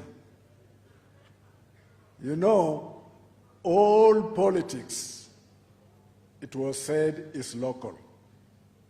So siasa mingi imesemwa hapa, ya juu na kila pahali. Lakini kwa sababu mimi ni mzee wa area hii, mzee wa Mlembe, I will talk a little local politics ya Mlembe. Kwa muda mrefu, watu wa Mlembe wameenda wakigawanyika kila pahali. And so as Mlembe nation, we became ile nyungu ya pombe ambaye kila mtu anakuja anaweka mlija, anakunywa, alafu anaenda zake. And they even reached a stage where we were laughed at. And we were told to go to Mlembe nation, you don't need a Mlembe leader. You just go direct to the Mlembe people. Today, esengo msahulu. Nenya mbabolere. Tumesema wakati mwingi tukuje pamoja. Lakini omubukusu na aluma alikuije pamoja balikenya omubukusu. Omuragoli na aluma alikuije pamoja balikenya omuragoli. Omunyole na aluma alikuije pamoja kenya omunyole. Lakini sinenya ni mano ng'omwana mubukusu, omwana wa Mlembe, huwa bora mbonemire husiri, nikaona mbele. Na nikaona kijana kutoka kwa jamii ya Mlembe, ambaye viongozi zote wanataka kufuata ni Musalia Mudavadi.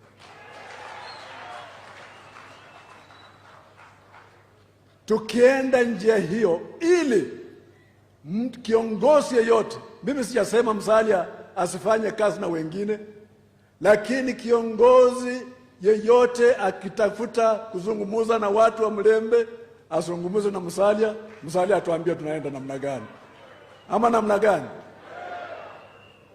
You saw,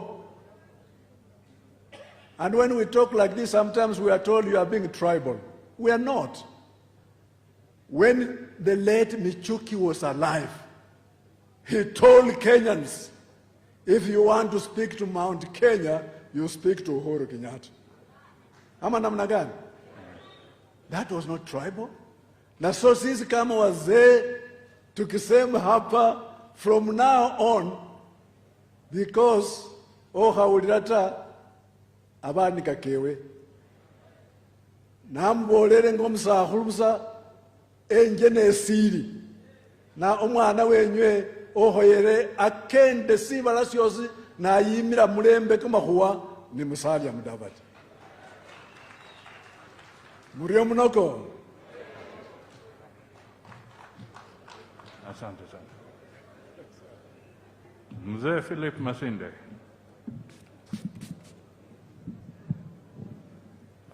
After that, I'll be looking for Peter Kenneth and the Iron Lady, they say. Your Excellency, our President, and the President of the Republic of Kenya, Your Excellency, the former Prime Minister, waheshimiwa wote na waombolezaji. Mimi kwa jina naitwa Philip Masinde na ni chairman wa Western Kenya Region Elders Council ambayo inaunganisha Waluya, wa Sabot, wa Terik, wa Teso na wengineo wadogo, taibu ndogo ndogo ambako siko hapa kwa Western Province. Na nimetumwa kuleta rambirambi zangu mwenyewe na familia yangu na wakazi wa Western Province, wazee, kuleta rambirambi zetu kwa mzee Mheshimiwa Mudavadi na familia yake, na rambirambi kwa familia zima ya mzee marehemu Moses Mudavadi. Hata saa hii nimekuja na delegation iko hapo mbele, ikiwamo Nabongo King Mumia the second. Sijui kama wengi hawanasikia tu, hawajamuona. Itakuwa juu ya Master of Ceremony kama anataka kuita yeye awasalamie. Lakini nataka kusema ya kwamba vile yule preacher ambaye alisema hapa juu ya Hana ilikuwa ya kweli sana, na nataka kuconfirm with experience. Mheshimiwa Mudavadi Senior alipofariki, mimi nilikuwa mbunge, na wabunge wenzangu wa Western Province walinichagua kwa company the family ya Mheshimiwa Mudavadi na mwili yake kwa ndege kuleta hapa Western Province.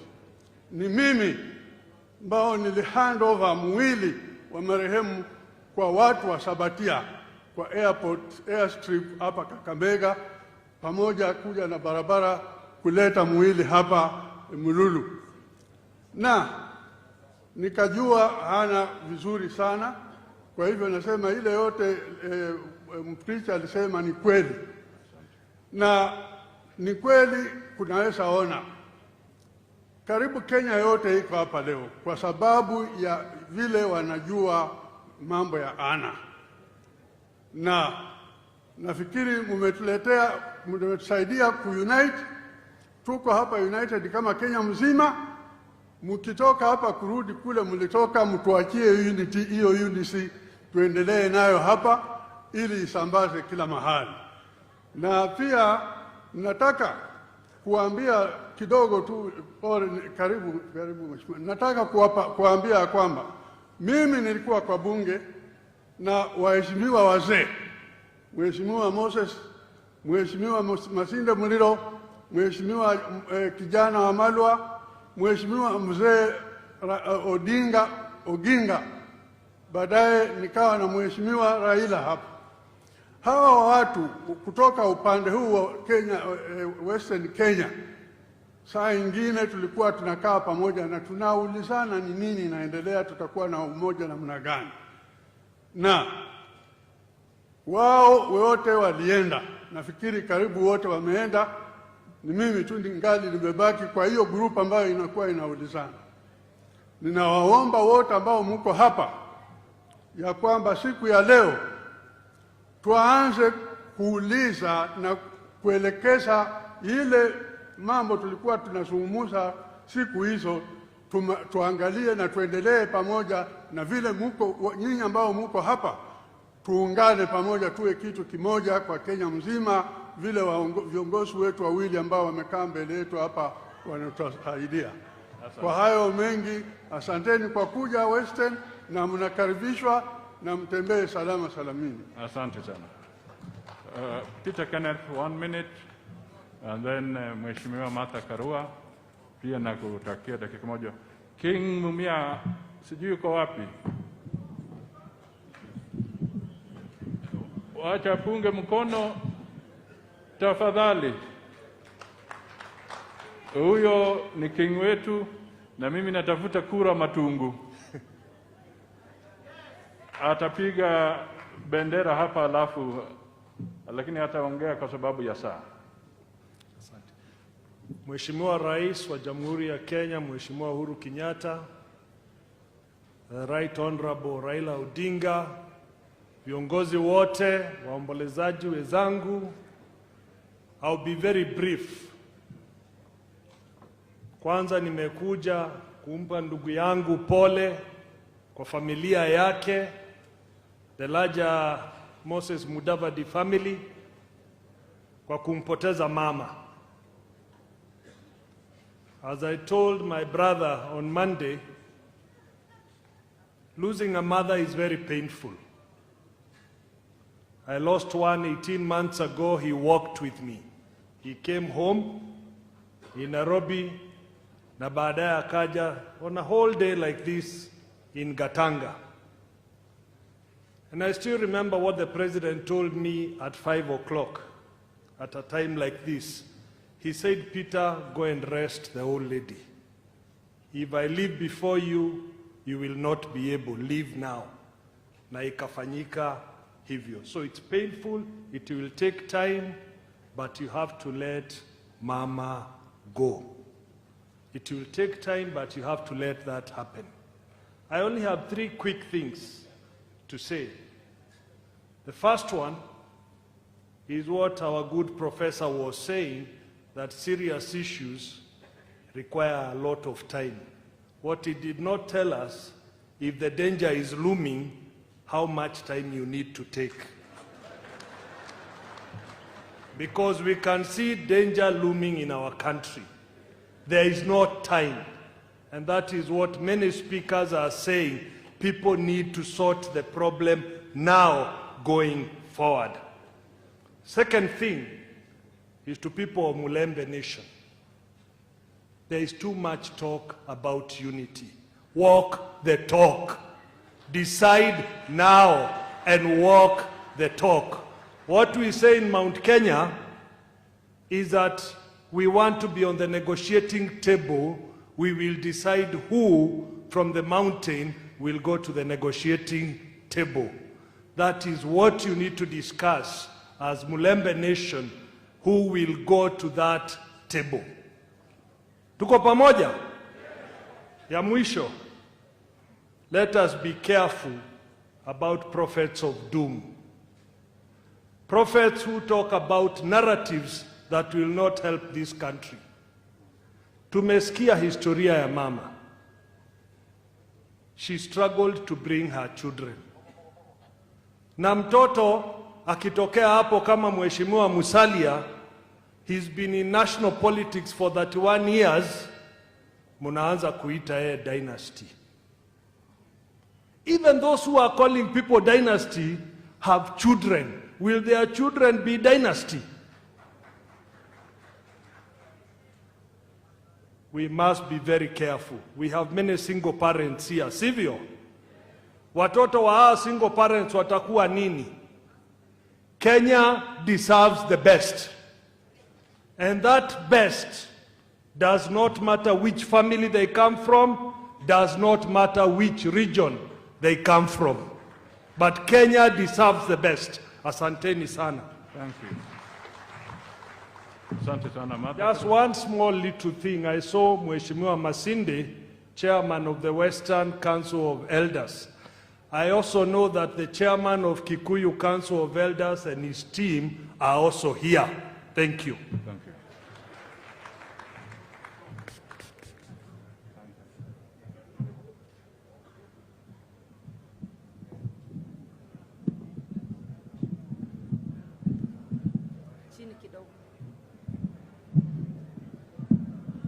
Your Excellency the President, Right Honorable Prime Minister, na asanti, viongozi wote na familia ya Mama Hana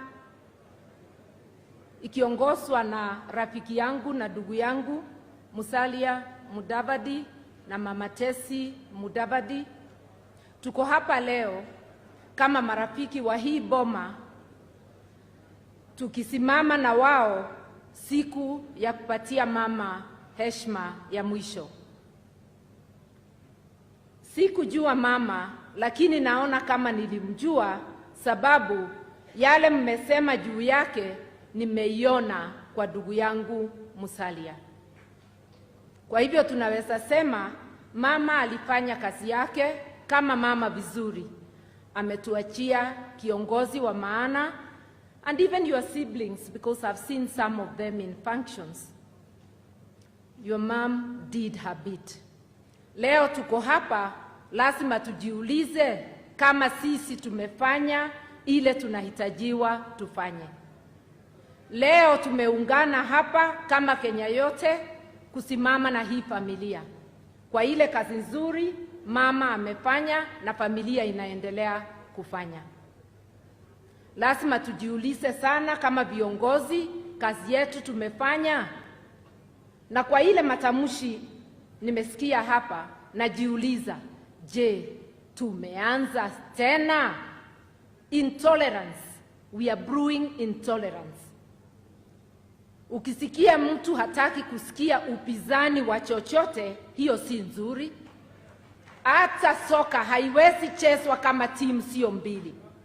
Kwa hivyo kwa kila proposal, let us have patience of entertaining dissent. Ukipropose BBI, expect there will be people who dissent like Martha Karua. Na sio sababu, sio madharau. Sikiza ni nini inafanya mtu aseme.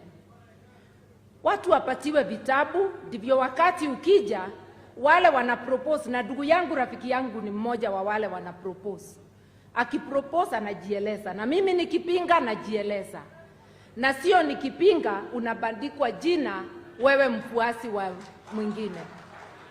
Mimi ni mfuasi wa roho yangu na fikira zangu.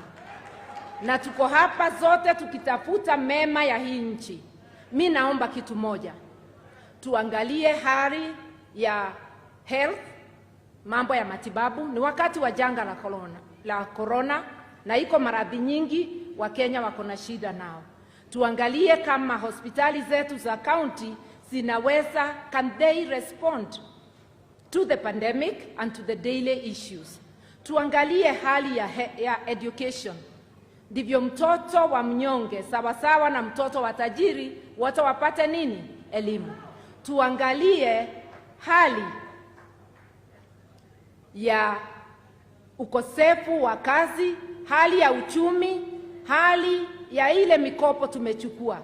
Tuangalie hali kama wale wako kwa vyeo wanafuatilia kanuni za kikatiba za kujua ya kwamba wasiguse mali ya umma. Tuangalie kiwango gani tumetekeleza katiba. Finally, I want to say this. Tunaweza leta malumbano kwa kila kitu. At the end of the day, we will have to sit down and solve the problems of this nation, including ensuring that we have free and fair elections. We have a job to do. We have come today united by the death of our mother.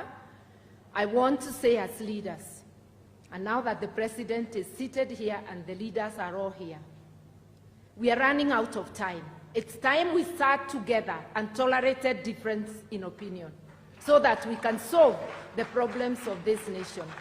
May the Lord rest our mother in peace, hold the family together, and give them strength to carry on. Asanteni sana.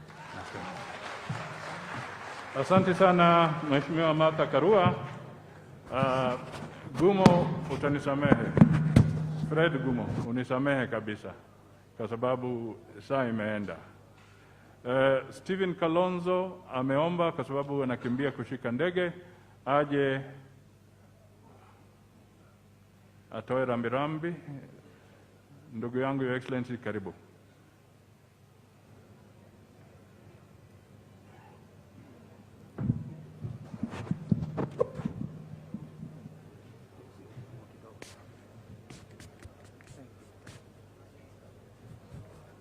Thank you. Bwana Yesu asifiwe. Najua kwamba wakati umeenda mno, lakini Mlembe Nation, hamjambo tena? Mlembe handi. Basi Mheshimiwa Rais, ndugu yetu Mheshimiwa Uhuru Muigai Kenyatta, the family of our late mother, you know, Musalia, you are the last, almost the last born. And I can tell you where I come from. If you are your mother's only son, you are normally specially endowed. I beg your pardon. I think it is this, these things. Nilizungumza Nairobi Na kwa sababu ya wakati kwenda mno, I will just summarize. Some water, please. There's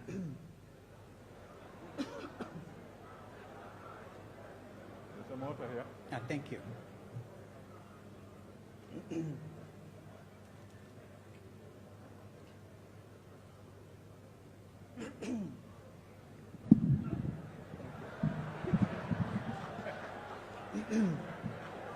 These are human weaknesses.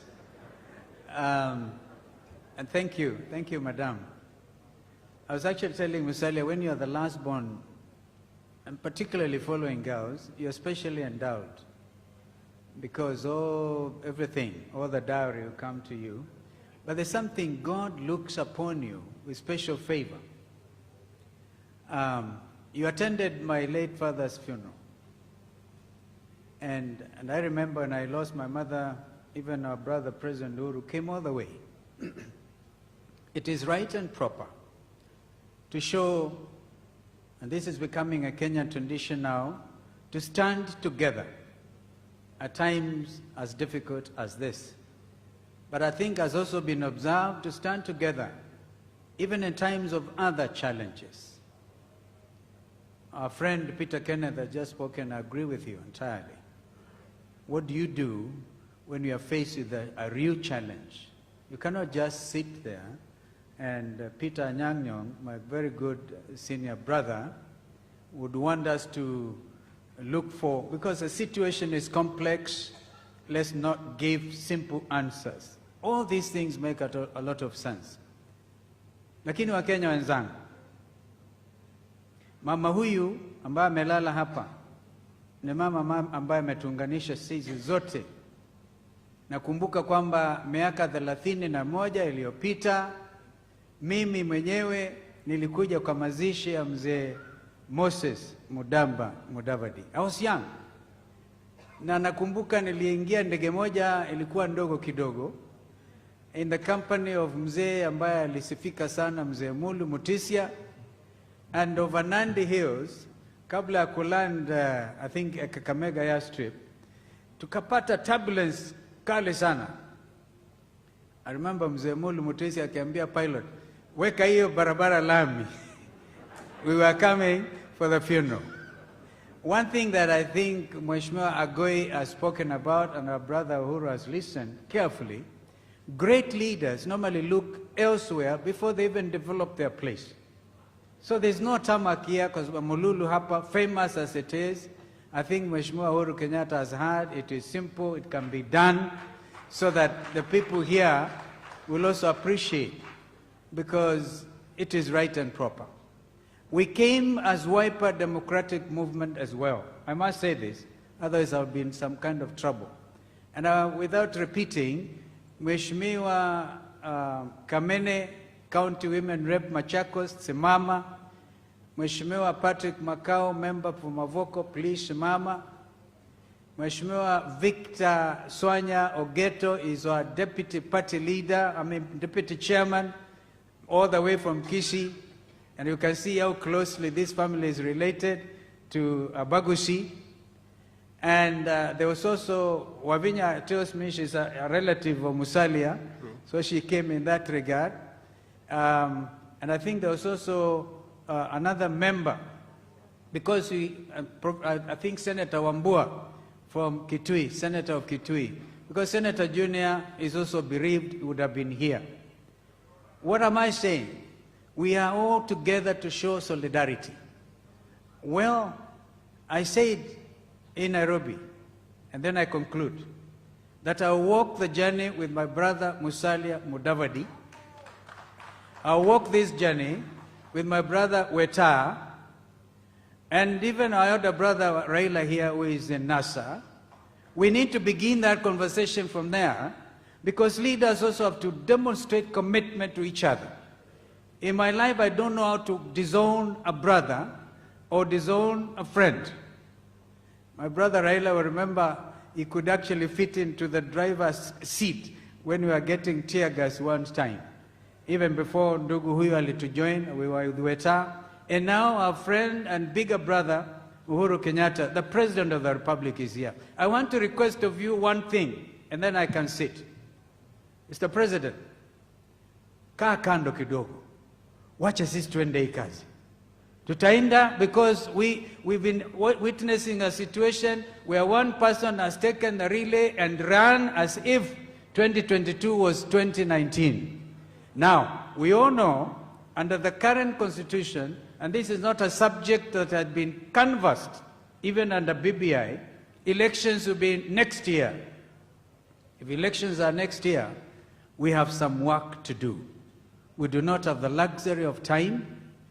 Mheshimiwa Rais, allow us to talk, and talk very seriously about what this country should do next. And my brother, you have stood with me, I have stood with you. We will stand and walk together. Our big brother, President Uhuru Kenyatta, has given us tremendous respect. He was at my father's funeral.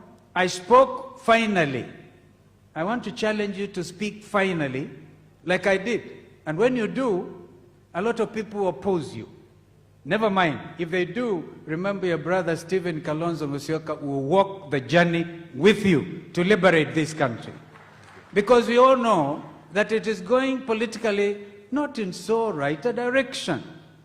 I admire my sister Martha Karua's sense of independence. And she's a senior counsel like me. We actually say there are things we must say and speak clearly. But even as we do so, we have to be guided by what is in the national good. I am for national unity, inclusivity. And where I come from, you had Mzee Mulu Mutisia coming, kumuhenzi baba yako. By the way, I was the KANU organizing secretary.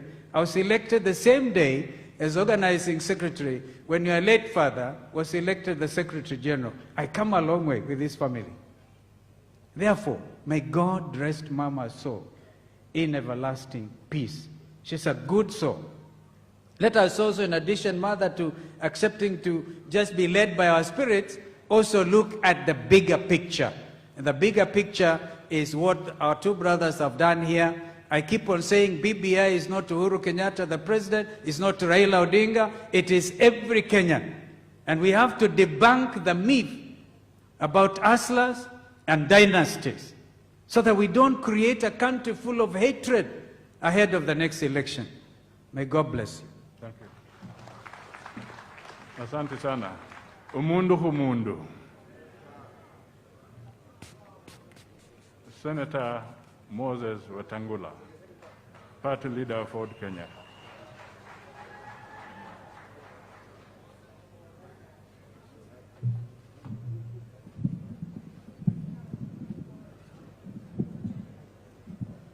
Asante sana. Mheshimiwa Rais wa nchi, Mheshimiwa Raila Odinga, my brother and good friend Musalia Mudavadi and your entire Mudavadi family, Speaker of Senate, all governors present, senators, members of parliament, waheshimiwa wananchi. Tumekuja hapa leo kutoa heshima zetu za mwisho za kipekee kwa mama yetu mzazi, mama ambaye kila mtu amesungumuza ufasaha wake, ujasiri wake, ukarimu wake. Na mimi pia natoa ushuhuda wangu kwa sababu tumekuja kwa mama mara mingi na ndugu yangu Musalia. Kila wakati anatuombea, anatulisha. Na leo tukiwa hapa, mambo mengi imesemwa.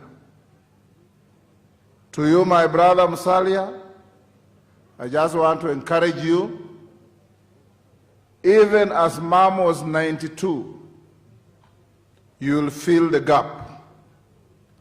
Because as the matriarch of the family, she definitely was the pillar and the strength that gave you the confidence that you walk with.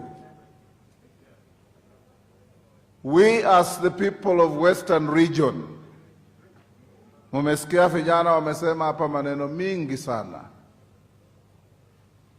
Mheshimiwa Rais, I'll only point out one or two things that haven't been said. We seem to be so preoccupied with top leadership and nobody's talking about what is on the ground. Na kushukuru juzi mweka sahihi sheria ya majani chai yenye itasaidia wakulima, na hapa Vihiga tea growing is quite widespread. Lakini ukivuka pale mbele Kakamega na Bungoma na ukiteremuka hapa Nyanza, viwanda vya miwa viko mahututi. Cane farming is in dire straits. And I want to encourage Your Excellency that the task force you set up and the report they brought up and the recommendations we have in the remaining 2 years of your very illustrious work for this country, you leave one legacy by putting the cane and sugar industry in order. Because over 10 million people live on the earnings of sugar farming and other auxiliary activities. That will help our people. Ndugu zangu, sisi kama viongozi, let's not get into the trap of reactive politics. We stand to talk because somebody has talked. Let's define our agenda and market our agenda. Musalia and I were working together, and we shall work together. I want to encourage all our elders, our leaders from here, don't be embarrassed to talk about your region. You know, there's a narrative in this country, when our brothers from the lakeside are united, it's okay. When our brothers from the mountain are united, it's okay. When our brothers from the rift are united, it's okay. When the Mulembe nation wants to come together, it becomes tribalism. This narrative must be debunked from now going forward, because all politics are local.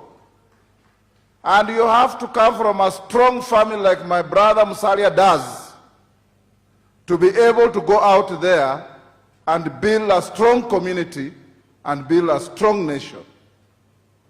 So those who have been saying every time the Mulembe people talk of unity are being tribal, I can dare say, shame on you. Because we shall be united, and united we shall be.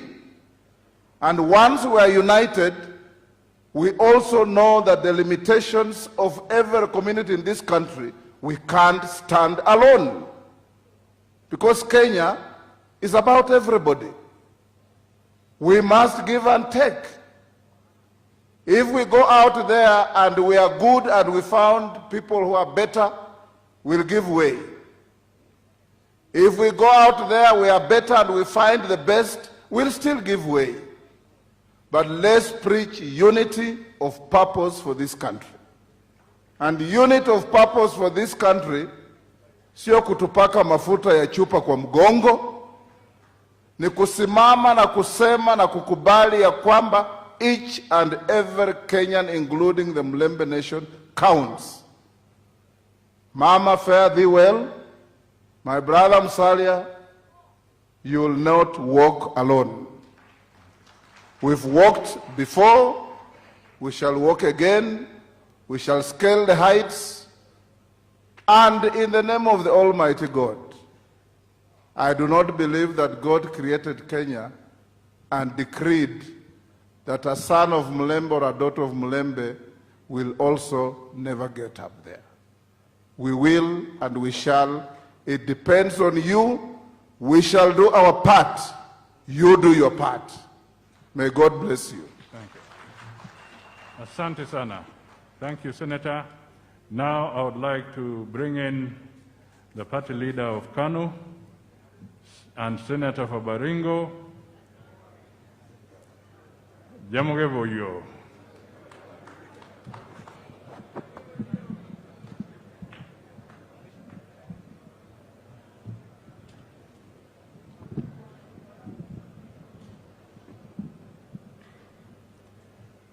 Your Excellency Uhuru Muigai Kenyatta, Right Honorable Raila Odinga, the family of Moses Mudavadi, led by Wycliffe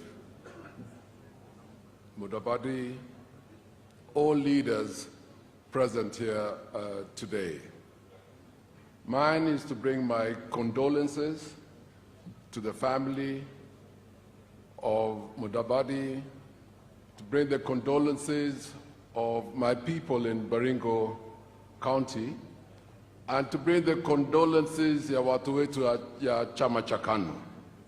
Poleni sana. Mama tulimpenda.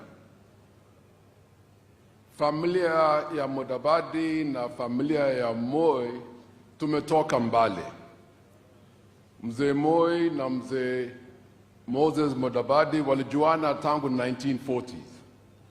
Na urafiki yao ilianza huko nyumbani Baringo wakati Moses Mudavadi alikuwa district education officer. Hata mama mdogo ya familia hii anatoka huko kwetu Baringo. Na nilimejua hii familia, urafiki ya mzee na Moses, na hiyo urafiki iliendelea na ikashika mimi na rafiki yangu Musalia Mudavadi. Na pia Mungu ya ajabu, rafiki iliendelea pia na ikashika watoto wetu Moses na ndugu zake na Morinde msichana ni rafiki ya watoto wangu. So huyo umoja na urafiki na upendano inaendelea kwa hii family. So wakati ndugu yangu alipoteza mama wetu, tulisikia uchungu sisi zote. Wakati tulikuwa nakuja hapa, huyu mama ambaye anapumzika hapa hakukuwa na ubaguzi. She treated us the same way she treated her own children. Lakini nilijua mama alimpenda Musalia sana sana. Pole ndugu yangu, pole pole. Nikimaliza yangu, ningependa niseme hivi: umoja, and many people have talked about this, umoja ya jamii ya Waluya ni ushindi wenyu. Nilisema in 2014 wakati tulikuja hapa kwa mkumbusho ya mzee Moses, without unity ya jamii ya Waluya utapata ushindi. So tafadhali fanyeni kazi juu chini, uhakikishe kama jamii ya Waluya wameshikana, wamekuja, wamekaa kitu kimoja, and take your rightful place in the political banquet table. Ninawasi, ninaomba Mwenyezi Mungu awabariki, kwa sababu ulitueleza ungependa kupumzisha mama mapema, so sitasema mengi. Mwenyezi Mungu awabariki hii family, na Mungu akae mbele na nyinyi. Asanteni sana. Asante sana Senator Gideon Moi. Ningependa familia yetu ambayo inatoka Baringo, wakilishi ambao wako hapa wasimame kidogo. Pahali wako wapunge mkono. They are here? Okay, wametembea kidogo. Haya, sasa nataka nimwalike the Right Honorable Prime Minister Raila Amolo Odinga.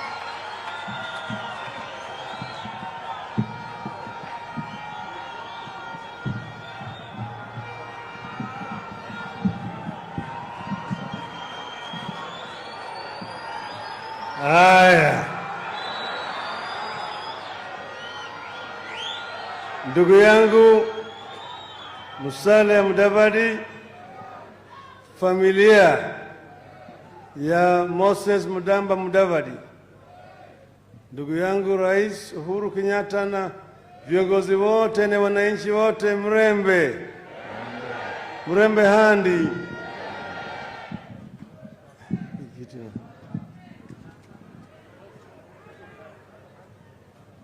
Tumekuja kuomboleza mama Hana. Nilimwambia ndugu yangu hapa kwa mimi najua uchungu ya kupoteza mama. Mimi mama yangu alifariki nikiwa huko ndani, na nikapata habari baada ya miezi mitatu.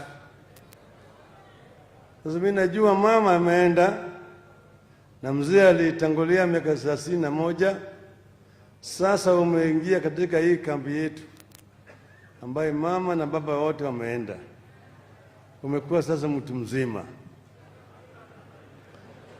Sasa mzee marehemu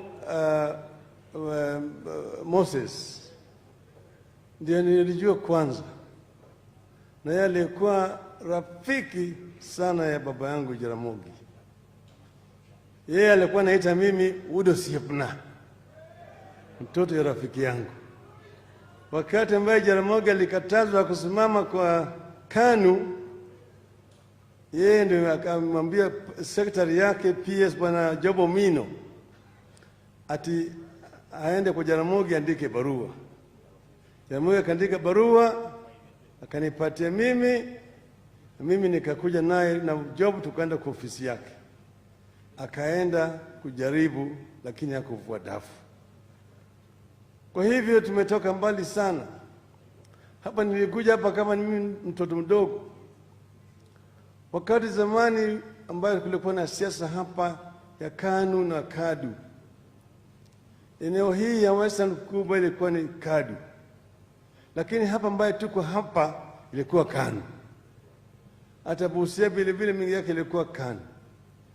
Ndio sababu J.D. Otiende akawa waziri wa kwanza katika cabinet ya kwanza ya Kenya.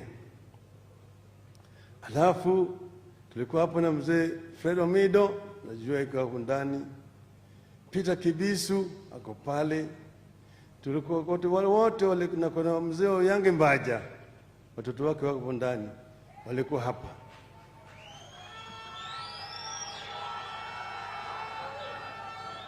Na kumekuwa kila mara kwa mara umoja ya watu wa kutoka eneo hii, ikiwa kama wanapigana kwa mambo ya haki na kweli. Kwa hivyo mimi na huyu ndugu yangu Musalia tumetembea kwa muda mrefu sana. Wakati mwingine yeye alikuwa waziri wa fedha katika serikali, aliletwa wakati ile ambaye Goldenberg ilikuwa huko ndani. Sasa yeye akuja kusoma ile budget. Sasa ile amekuja kusoma budget, sisi tulikuwa tunapinga. Sasa yeye anajaribu kusoma, tunasema no reforms no budget, no reforms no budget. Akajaribu sana mwana wa Hana.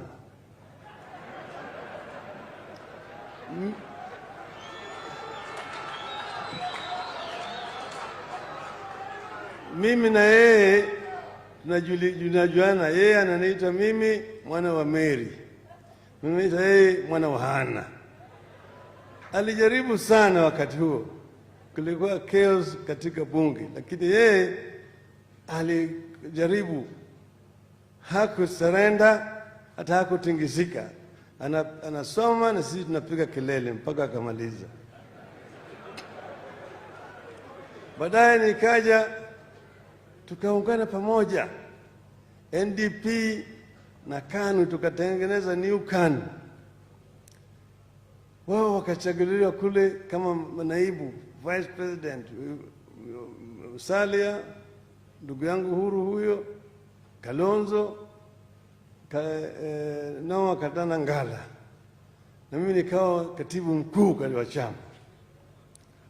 Baadaye wakati mmoja akasema ati yeye anaona kama Uhuru ndiye anatosha, kaambia mzee, nataka tuende kule Kasarani tuwe na delegate conference wateue.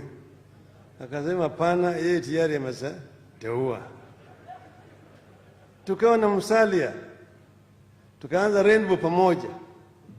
Natembea na Musalia, tunaenda mahali mingi tukitembea juu ya mambo ya Rainbow, mpaka tukaja hapa kuzika Bwana Dagala.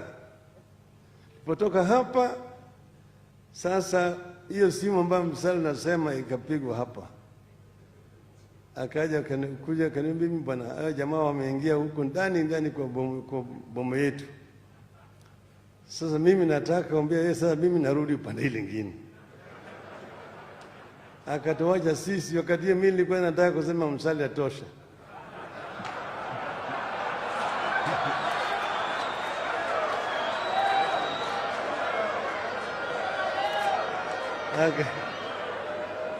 Akakimbia ng'ambo ile.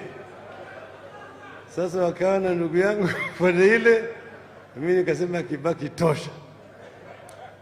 Tukatembea pamoja, kaendelea namna hiyo, na nyinyi yale yalifanyika. Baada ya haya tukaja ile katiba 205, tukaja pamoja na hii. Kutoka hapo sasa ikafika 207, akaja pamoja, tukaungana pamoja, tukatembea pamoja. Kufika 2013 akaenda ngambo yake pande ile na mimi pande nyingine. Tukawa na code, ndugu yangu Weta na Kalonzo. 2017 tena tukakuja pamoja na yeye na hao wengine ndugu yangu wote. Kwa hivyo tumetembea pamoja kwa muda mrefu. Hata ndugu yetu huyo Uhuru tulikuwa naye 205, tukawa pamoja. Tulipofika 207 akatuambia sisi, ili mawimbi ya Kibaki iko ngumu sana kule kwangu, wache mimi niende ng'ambo ile, tutakutana huko mbele. Tukaenda wacha yeye akaenda kule. Kwa hivyo sasa pale tuko tunaelekea hii 2017, mnaona yale yalifanyika. Baadaye tukaenda hata mpaka mahakama kafanya. Tukamwambia jamaa, sisi sasa tuongee, wakakataa. Watu wetu wakaanza kufanya maandamano, kususia chakula, kususia makampuni. Mambo yakaenda mrama. Kaenda kama tukasema kama ni mbaya ni tuende Uhuru Park. Tulienda Uhuru Park. Tulienda Uhuru Park.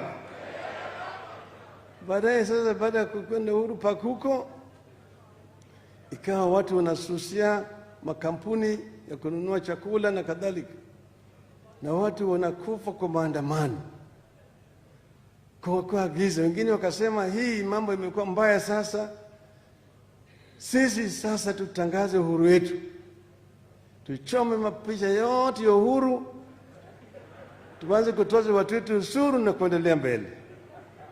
Kuna hiyo itazambaratisha nchi. Ndio ndugu yangu akasema tuzungumze. Mimi nikamwambia tuongee wale wote ambao walikula kepu peke yao.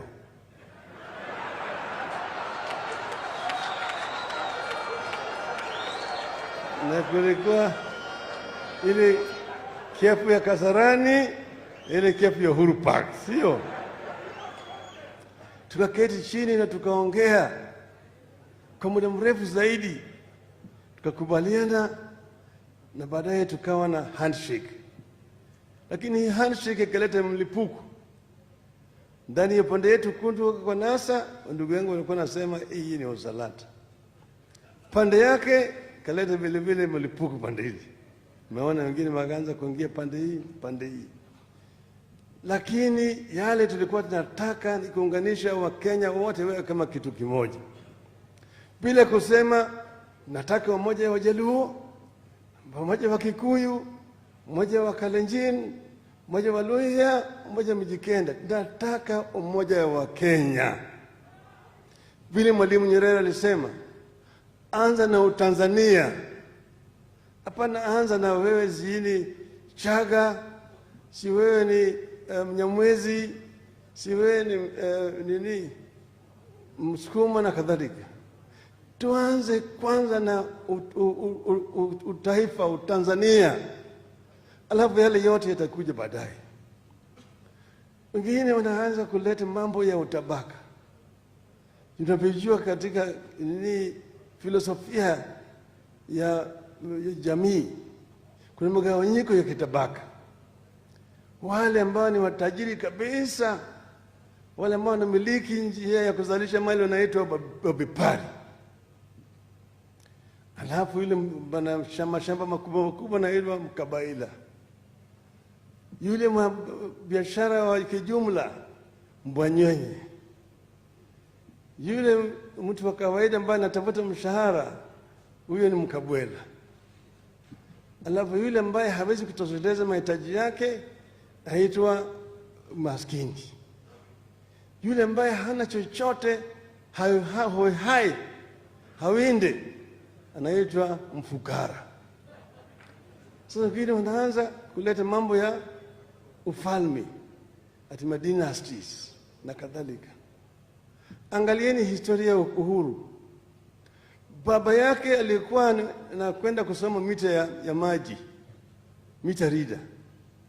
Akaenda Ulaya, akaja akarudi hapa, akashikwa, akafungwa. Utaka kujua tabu ambayo aliendelea, kwenda kule mahali naitwa Lokitang. Huko utakuta pale walikuwa wanapiga mawe miaka 7 wakipiga mawe huko Lokitang. Baada ya Lodwar kule Maralal, yeye akawa ndio rais wa kwanza wa taifa hii. Si alikuwa ni hasla.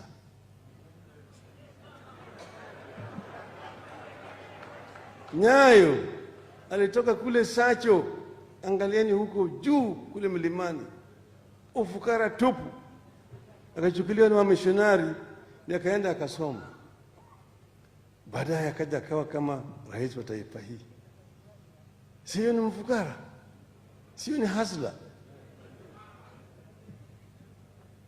Jaramogi Oginga Odinga hangeweza kusoma ikiwa kama hangekuwa mzungu mmoja anaitwa Kari Francis hapo Maseno. Maana yake baba yake alikuwa hawezi kulipa karo ya shule. Kibaki alifutwa kwa shule kwa ukosefu ya karo ya shule. Baadaye akafanya mambo ya manamba, akaweza kusoma mpaka Makerere, amekuja kuwa rais wa Kenya. Hao si masawa hasla. Sasa mahasla. Yours truly huyu. Wakati ingine nilipokuwa kule ndani nilikuwa najulikana kama namba 15423. 15,425. Hiyo ndio ilikuwa jina langu ndani huko ndani. Na sasa kama hii tayari ulikuwa umefungwa kitambo sana. Mara nyingine unafungiliwa saa 12 kwenda kumwaga choo yako kwa choo. Alafu narudishwa huko ndani. Natoa uji. Saa 6 ugali na sukuma. Jioni ugali na maragwe. Saa 10 wewe umeshalala. Mwaka moja, miaka 2, miaka 7, miaka 8. Alafu nikatoka kule nikawa waziri mkuu wa taifa hii. So it is possible to come from nothing and be something. Kwa nini naambiwa ati mimi hasa mimi nitoka kwa ufukara? Hiyo ni nini? Takataka.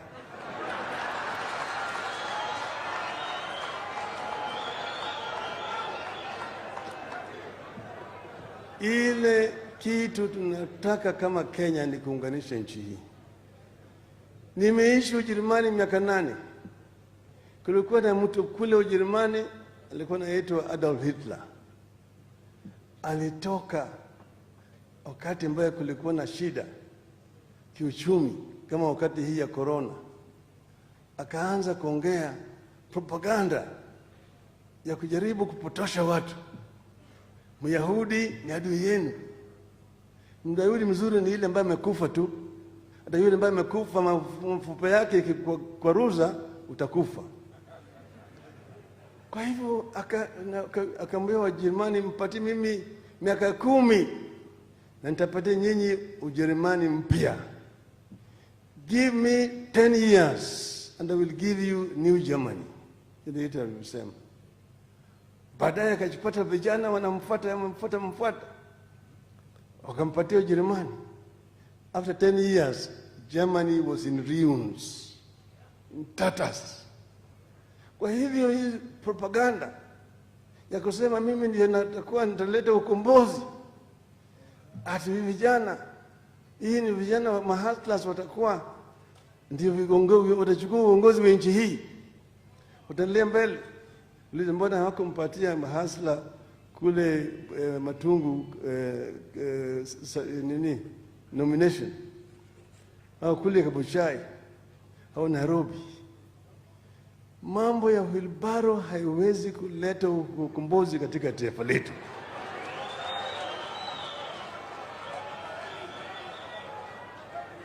Nchi hii itasimama pamoja ikiwa kama watu watakuja kama Wakenya pamoja. Let us come to Kenya together as Kenyans. Let somebody not come there till it's representing the Luo nation, it's representing the Kisii nation, it's representing the Luhya nation, it's representing the Kamba nation, the Kikuyu nation. Let us come as Kenyans and talk as Kenyans. That is what will deliver the dreams of the founding fathers of our nation. We'll be able to build a united Kenya where plenty is found within our borders. Hiyo ndio tunataka, na hiyo ndio mimi na ndugu yangu Uhuru Kenyatta tunasimamia.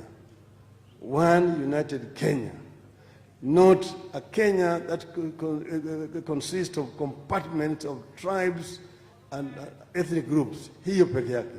May the Lord rest Mama Anna's soul in eternal peace.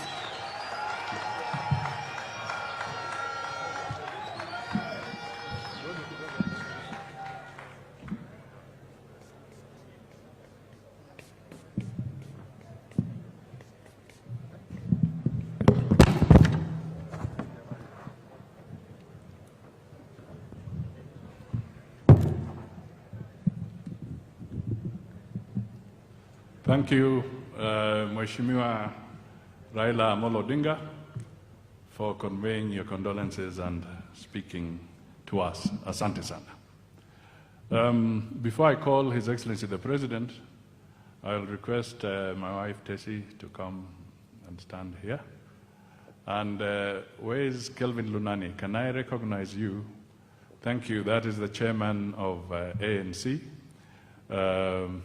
He has given special communication that in view of how we have talked to Achie Hapo, but he's with us. Thank you, Chairman. Ours will be very brief. Tessie will convey a vote of thanks. I will then make very brief remarks, and then we shall have the opportunity to listen to His Excellency, the President. Thank you.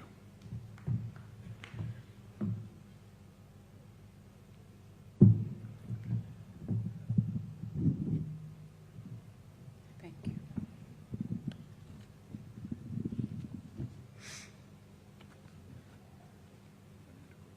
No, I'm okay. Thank you. I thank you all for taking your precious time. I thank you all for taking your precious time off to join us in our home as we celebrate our mother's life. Before I read the vote of thanks, I would like to share a snippet of my relationship with my mother-in-law who lies here today. A 30-year relationship is very hard to cram into a minute. But the 30 years I was with my mama, there was no altercation, there was no bad eye exchange between us.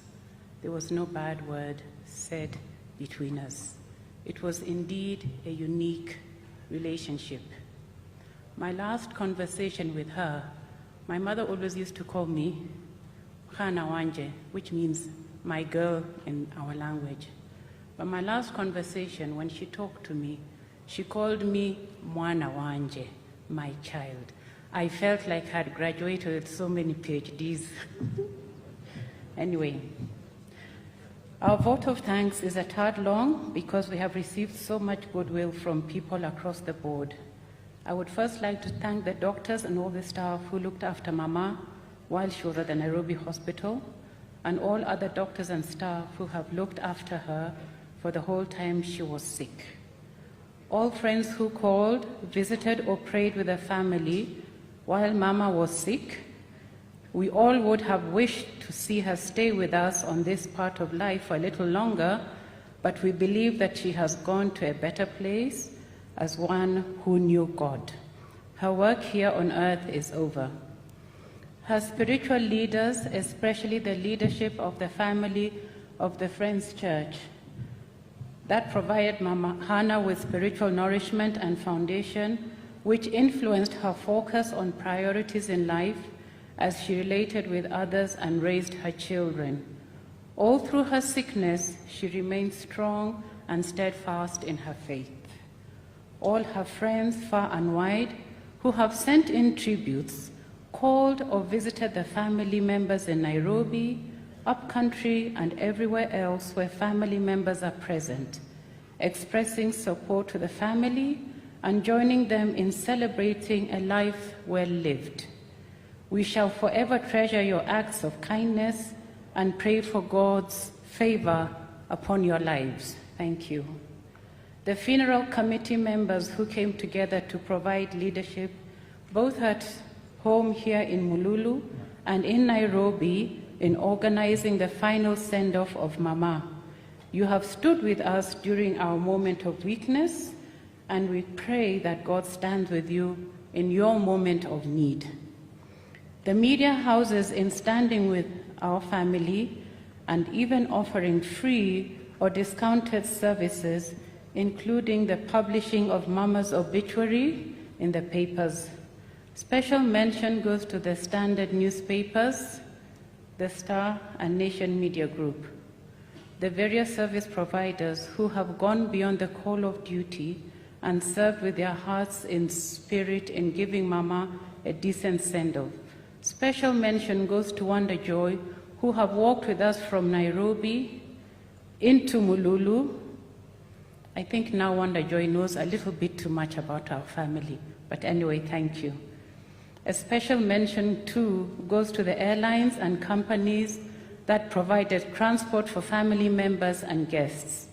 Appreciation goes to the security who managed in maintaining order in both our Nairobi and our rural home. A special mention to my kitchen mamas who got into my kitchen and took care of so many things that I could not have personally handled. And here I would like to mention a few ladies who marched into my kitchen, even here in rural Kenya, and took charge.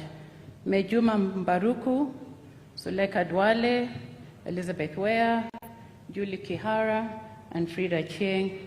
Thank you very much for stepping in and filling that gap. The political leadership of this country that has stood with the family from across the political divide in the real spirit of building bridges. Mama has indeed helped to bring home the message that politics should not divide us, but should help build a stronger, cohesive society in which leaders are truly servants. The county government of Vihiga, under the leadership of Governors Wilbur Otichilo, thank you for the great support in ensuring that appropriate infrastructure is put in place to receive visitors under COVID-19 pandemic guidelines and protocols. The government of Kenya, under the leadership of Mr. President, thank you very, very much for standing with Honorable Musalia Mudavadi and his entire family during this very trying moment and helping to provide moral and logistical support during the final send-off of Mama. Thank you. Last but not least, we thank God who gave us Mama Hannah and into whose hands she has gone back to. We thank him for giving us special grace to go through such moments so that with the comfort we receive, we are able to comfort others. I end the vote of thanks by reciting one of her favorite verses. The Lord is my shepherd, I lack nothing. He makes me lie down in green pastures. He leads me beside quiet waters. He refreshes my soul. He guides me along the right paths for his name's sake. This is Psalms 23, 1-3. Thank you, Mama, for being such a wonderful mother-in-law. I shall truly, truly miss your hand that quietly held mine for 30 years. Rest in peace.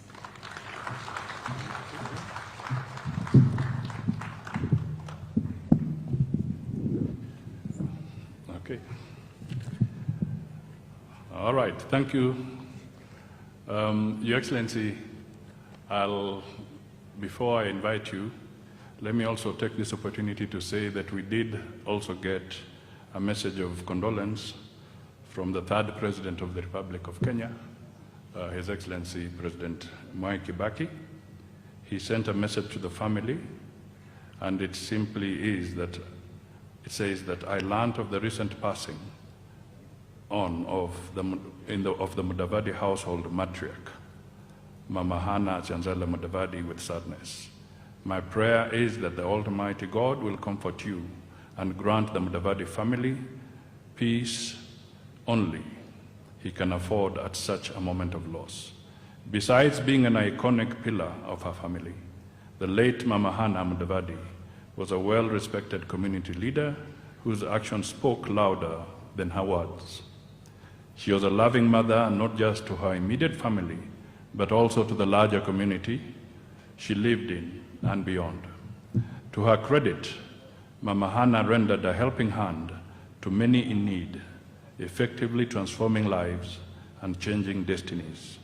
Her readiness to help others is an attribute to be emulated. As the Mudavadi household comes to terms with the loss of their mother and benefactor, I encourage each member of the family to take stock of the deeds of the late Mama Hannah and what she stood for. And as we celebrate her life, I urge the Mudavadis to propagate the legacy, a worthy progenitor whose thoughtful deeds will certainly outlive her. May Mama Hannah Mudavadi's soul rest in eternal peace. Signed, Mwai Kibaki. Your Excellency, there is a niece of mine who came in when my son was introducing. She's called Sabina. She's the daughter of Sarah. I think she had delayed, but she came in when the introduction had been done. Thank you. I will be very brief. Mine is to, first of all, singularly thank God for having given us a great mother. I also want to thank my family members, for we all stood together during this time, held out each other's hands, supported each other, and prayed together. But God's will is above us all. I also wish to take this opportunity to single out His Excellency the President Uhuru Kenyatta. He took this very personally indeed. In fact, we were overwhelmed, and his being here is testimony to the fact that he felt just as deep as we had felt. When the president was in his campaign in 2002, and this is the interesting thing about politics, the same propaganda machine that said Kioni did not vote for me when I stood was also in action and at work when I stood behind Uhuru Kenyatta, and they said I had become a project. But with time, maybe now you ask yourself, perhaps I was way ahead of other people. I knew somewhere along the line that destiny would give Uhuru a chance to lead this country. So, ladies and gentlemen, sometimes we are ahead of our time. And indeed, Uhuru has become president of the Republic of Kenya. I do not know whether the project tag still holds.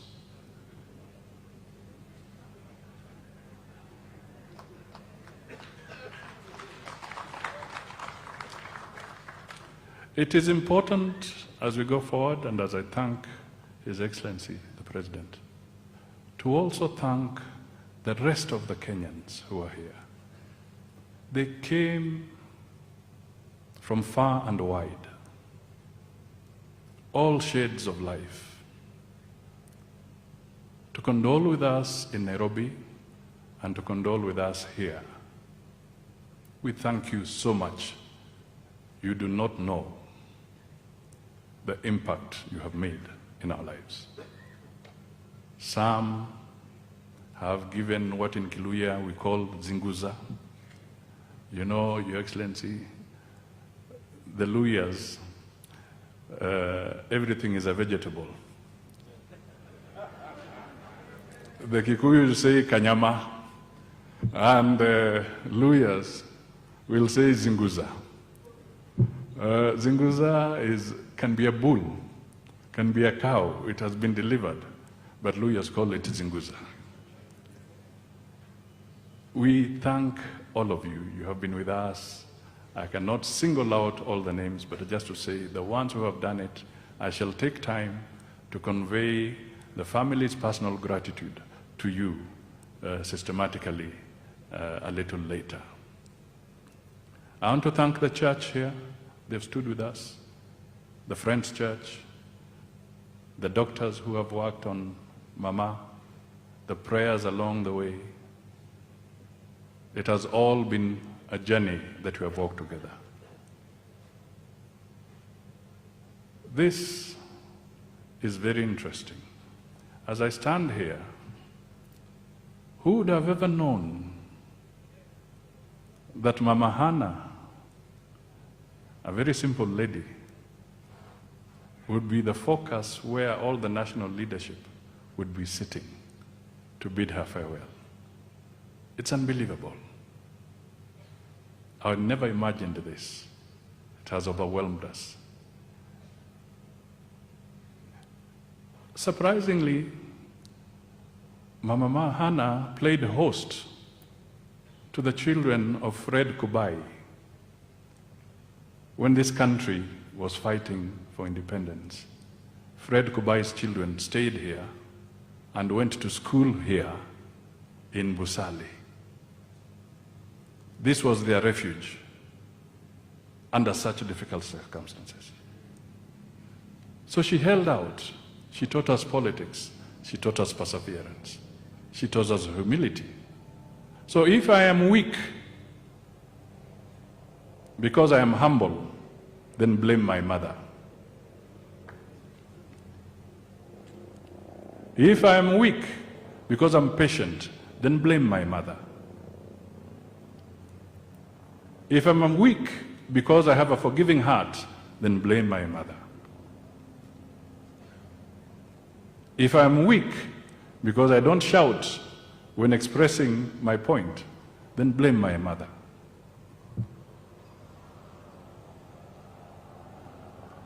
And if I have wronged you and have failed to apologize, then don't blame my mother. So in this life, these are people who matter and who change our lives. She has, in my view, with all this constellation of leadership, Mama has come out as one of the mamas of the nation. Your Excellency, this tribute could not have come out without your help. You have done us proud. Umetujenga. Tunashukuru sana, sana, sana. The hidden hands, everybody, my colleagues, the ones who are here, tunasema asante. God bless you all. And let Mama's legacy and this moment be a moment of getting us to unite and reflect on issues so that we don't antagonize unnecessarily, but let us work together. This country is great. It can be built further. I don't think the foundation of our forefathers was on quicksand. It was a foundation built on solid rock. It is us to know how to take the next steps. Finally, Your Excellency, it would be good for me to let you know that your colleague, the President of Uganda, President Museveni, also sent a message of goodwill. I don't think it was out of vain, but partly as he reads, and he used to apparently stay in Chevakali sometimes. When things were hard in Uganda, President Museveni would sometimes hibernate in Chevakali. So he knows this terrain quite well. And when he got to know about this, he conveyed that message. So it is done. Now, ladies and gentlemen, the President has shown extreme patience to sit here right through. I would strongly invite that we all clap for him. It's Matanga, but for him, for being with us up to this time.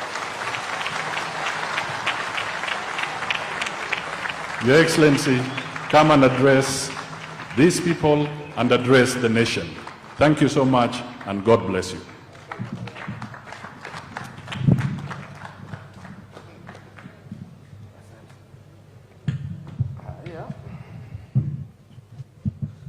Asante na tuketi, nashukuru sana.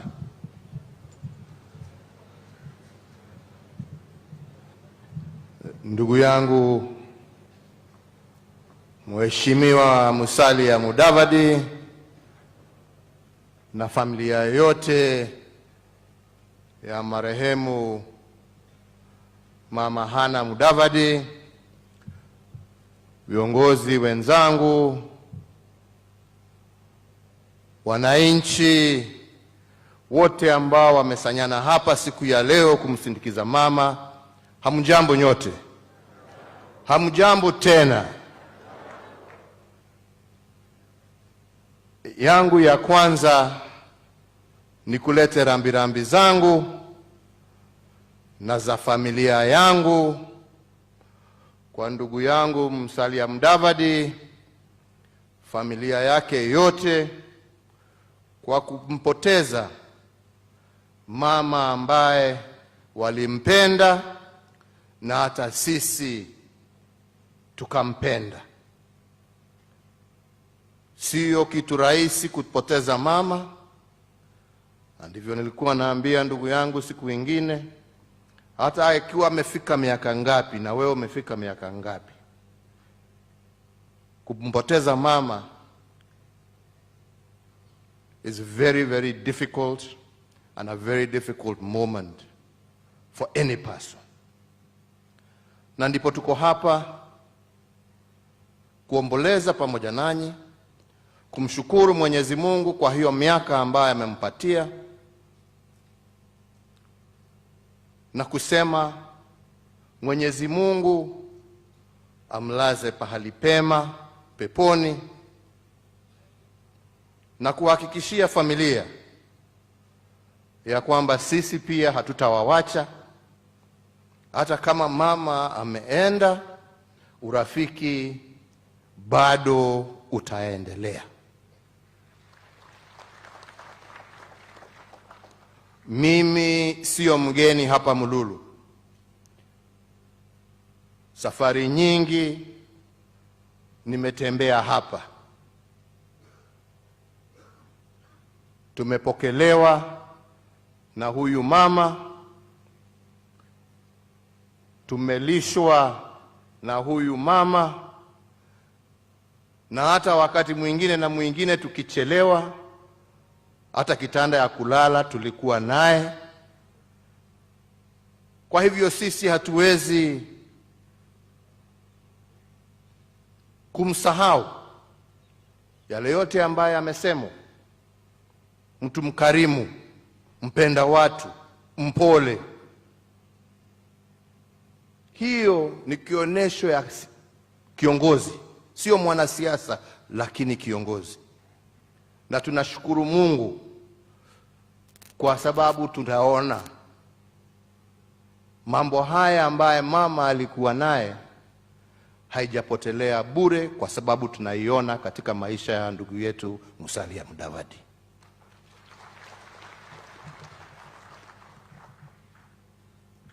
Mimi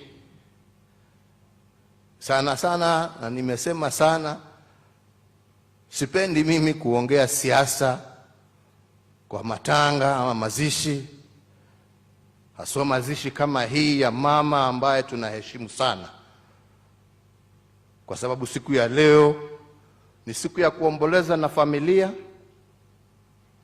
na kuwapatia moyo. Lakini jameni, nimekaa hapa masaa karibu 6 na hakuna kitu nimesikia isipokuwa siasa. Na ni sawa, ni haki yenu. Lakini mimi nitataja tu mambo matatu, mengine tutaongea tukiwa huko mbele. Ya kwanza ni umuhimu wa umoja wetu sisi kama Wakenya, kwa sababu bila umoja hatuwezi timiza lolote la kudumu katika taifa letu la Kenya. Na ndipo wakati tulimaliza uchaguzi wa 2017, barabara zilikuwa mbili. Moja, uendelee na useme nimechaguliwa na nitatawala na nimalize safari yangu nielekee nyumbani. Na hiyo pia nilikuwa na uwezo wa kufanya hivyo. Ya pili ni kuangalia vile taifa letu lilikuwa limegawanyika na kusema jameni, wacha tuje pamoja, kwa sababu Kenya hii hakuna mgeni. Na kama itamaanisha kusalimiana na kuongea pamoja na wale ambao tulipingana, kama italete amani, kama italete umoja ambao ndio msingi wa maendeleo, wacha iwe. Na ndipo nikatafutana na ndugu yangu Raila na nikasema jameni, mashindano sio vita, njoo tushirikiane tujenge taifa letu pamoja. Na wakati tulikuwa tunafanya hivyo, hatukuwa na nia ya kusema tunafanya hivyo ndio tufukuze wengine. Nia yetu ilikuwa ni kwa njia gani tutalete watu pamoja, wakae pamoja. Na hapo ndipo hata msingi wa BBI ulijitokeza, kwa sababu tulikuwa tunasema tuangalie shida za Wakenya ni nini, na pamoja ni kwa njia gani tutatatua. Tuhakikishe tumeongeza kwanza kiwango cha pesa ambayo itaingia kwa wananchi kule mashinani. Na ndio mambo yale ambaye tumesikia ikitajwa hapa, mwananchi aweze kukaribiwa na pesa ambaye itamsaidia kwa maendeleo yake kule mashinani. Jameni, ubaya wa kusema hiyo ni nini? Kunaye. Na tukasema tunataka tuwe na serikali ambaye hakuna jamii ambaye itasikia ati uchaguzi umeisha, kuna mshindwa na mshindani kwa mambo ya kabila. Tukasema kutakuwa mshindwa, ule atashinda na ule atashindwa, sio kwa misingi ya kikabila, lakini kwa misingi ya sera na maendeleo na mipangilio ya vyama ambavyo vinalete Wakenya wote pamoja. That was our objective. Wengine wamechukua hiyo kusema sijui kuna wengine sisi hatuna haja. Mimi sina chuki na mtu yeyote. Lakini hakuna mtu yeyote pia atanisimamisha kwa barabara yangu na safari yangu ya kulete wa Kenya pamoja. Kwa sababu that is what is the most important thing. Na ningependa nitaje ya pili nikija kumalizia. Na ya pili ni hii. Juzi tukifunga mwaka nilisikia wengine wakisema huko, sijui ilikuwa Msambweni, sijui wapi, anyway shauri yao huko, wanaongea wanasema watu wamechoka na uongozi wa familia hii, nini sijui nini. Sawa, choka, lakini kumbuka kura sio kwa ile tumbo ambaye imekuzaa. Kura inatokana na mwananchi. Mwananchi ndio mwenye kura.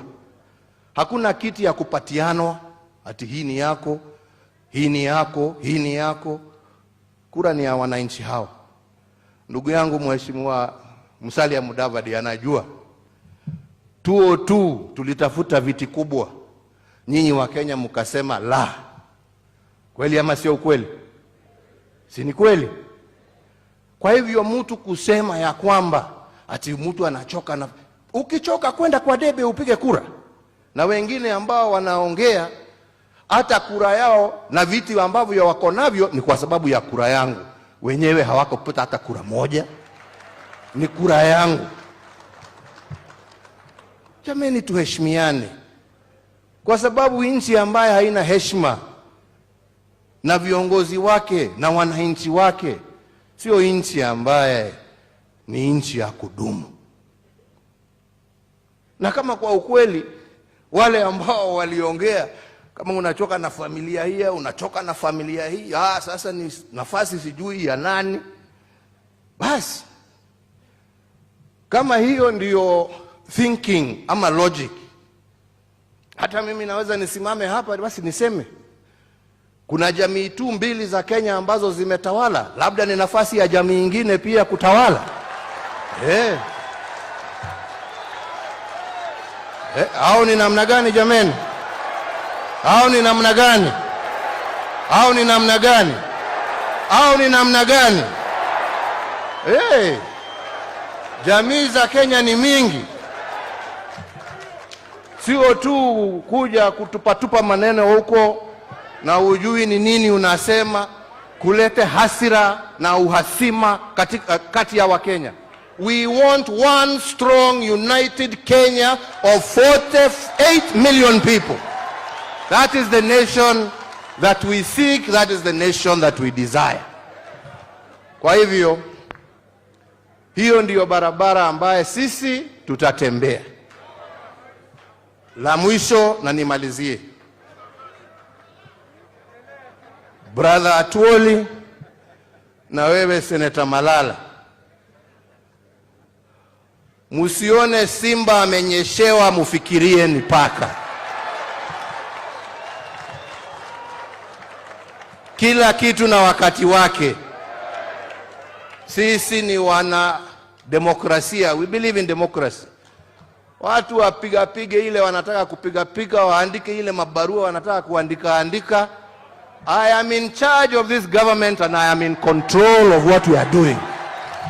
Tunaelewana wenzangu? Sitaki mtu akunilecture mimi. I know where I am and I am very clear about where I am going. Tunaelewana wenzangu? Kwa hayo machache na mengi nasema Mungu awabariki na awalinde. Asante.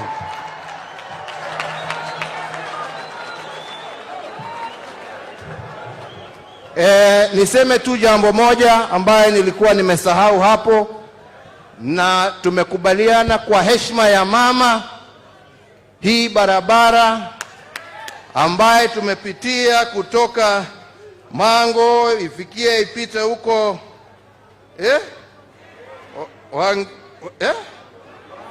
Wangulo mpaka Vokoli mpaka Lushi 18 kilometers. Kazi hiyo itaanza baada ya miezi mitatu kuisha, tutakuwa tumeanza hiyo kazi. Asanteni na Mungu awabariki. Thank you very much.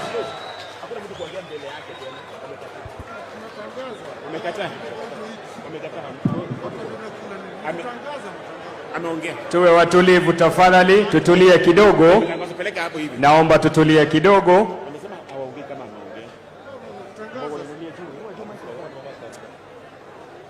Asante, nitaomba tuwe watulivu tafadhali. Tunamalizia sherehe ya mama. Tuamshukuru Mungu kwa sababu tuliona jua lilipochomoza na hata wakati linapotua. Mahali ambapo tunaenda kumlaza mama pana sehemu ndogo ama pana uhaba wa nafasi. Niombe viongozi wote ambao wako hapa, tutakubalia mwili wa mama kuondoka, wachungaji wakituongoza, kisha familia na Mheshimiwa Rais. Viongozi wale wengine tukifika kwenye mlango na tuombwe nafasi imejaa, tukubali tu kwa heshima kwamba hatutaweza kuingia sote. Wananchi wale wengine wote tutabaki hapa tumeketi. Baada ya maombi ya mwisho nitamwalika Maeko MC Shamba, atatuelekeza mahala tutapata maamkuli ya mchana. Lakini kwa sasa tutulie wote ili tumalize ibada.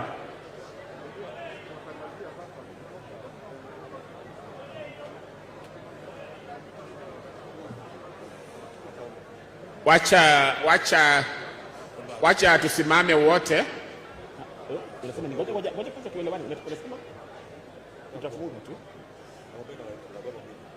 Wacha tuelewane wote. Wale ambao wanakubeba mwili waje hapa mbele. Mko wapi? Tuombe pamoja, kisha muombewe na ibada inafungwa kabisa.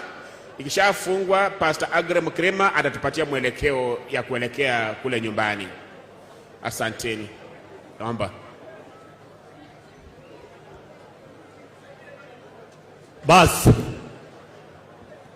tushukuru Mungu kwa yale yote ambayo yamefanyika siku ya leo. Tuombe. Mungu Baba, Mungu Mwana, Mungu Roho Mtakatifu, tukushukuru ya siku ya leo ambayo umeongoza viongozi kuja hapa kufariji familia ya Mama Ana ambaye alituzalia Mheshimiwa Mudavadi, ambaye ni kiongozi ambaye anatoka kwa Vihiga County, ambaye yuko chini ya Otikilo na Bwana Haniri. Mungu twashukuru Mheshimiwa wetu Rais Kenyatta kufika hapa kuomboleza na sisi kwa kifo cha Mama Mudavadi. Tena twashukuru Mungu kwa kuleta wageni kama Mheshimiwa wetu Prime Minister Odinga na viongozi wote na wananchi ambao wamefika hapa kuomboleza. Mungu uwabariki kwa njia zao wanapotoka hapa. Mungu waende salama salamini. Haya machache naomba katika jina la Yesu Kristo mkombozi wetu. Amen. Tusimame tu hivyo wakati procession inapo take place. Please, can we keep up standing?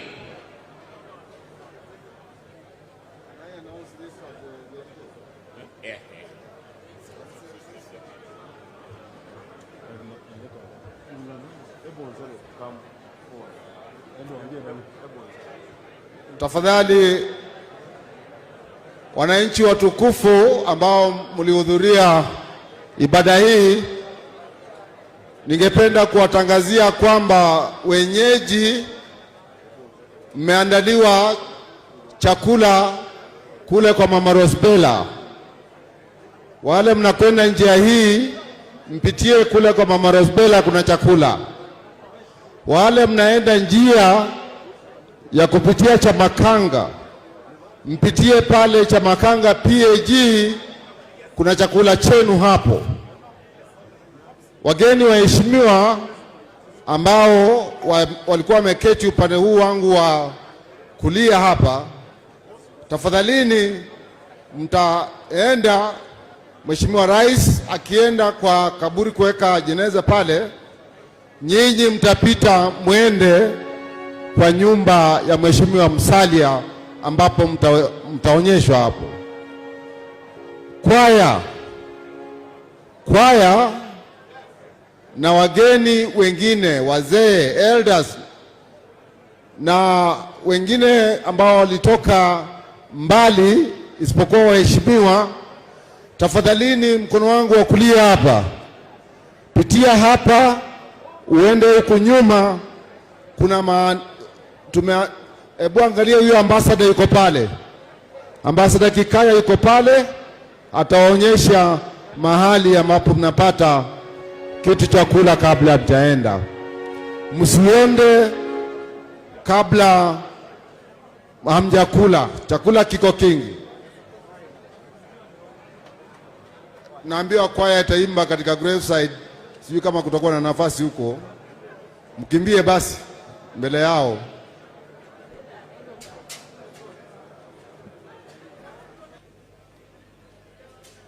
Wananchi na wasihi, pahali mama anaenda kulazwa ni pahali padogo sana. Ukitaka kuona vile analazwa huko kwa kaburi, keti hapa ndani uangalie mtandao kama unataka kuona hiyo. Lakini kama unaona saa zimeisha, na kualika kwa Mama Rosbella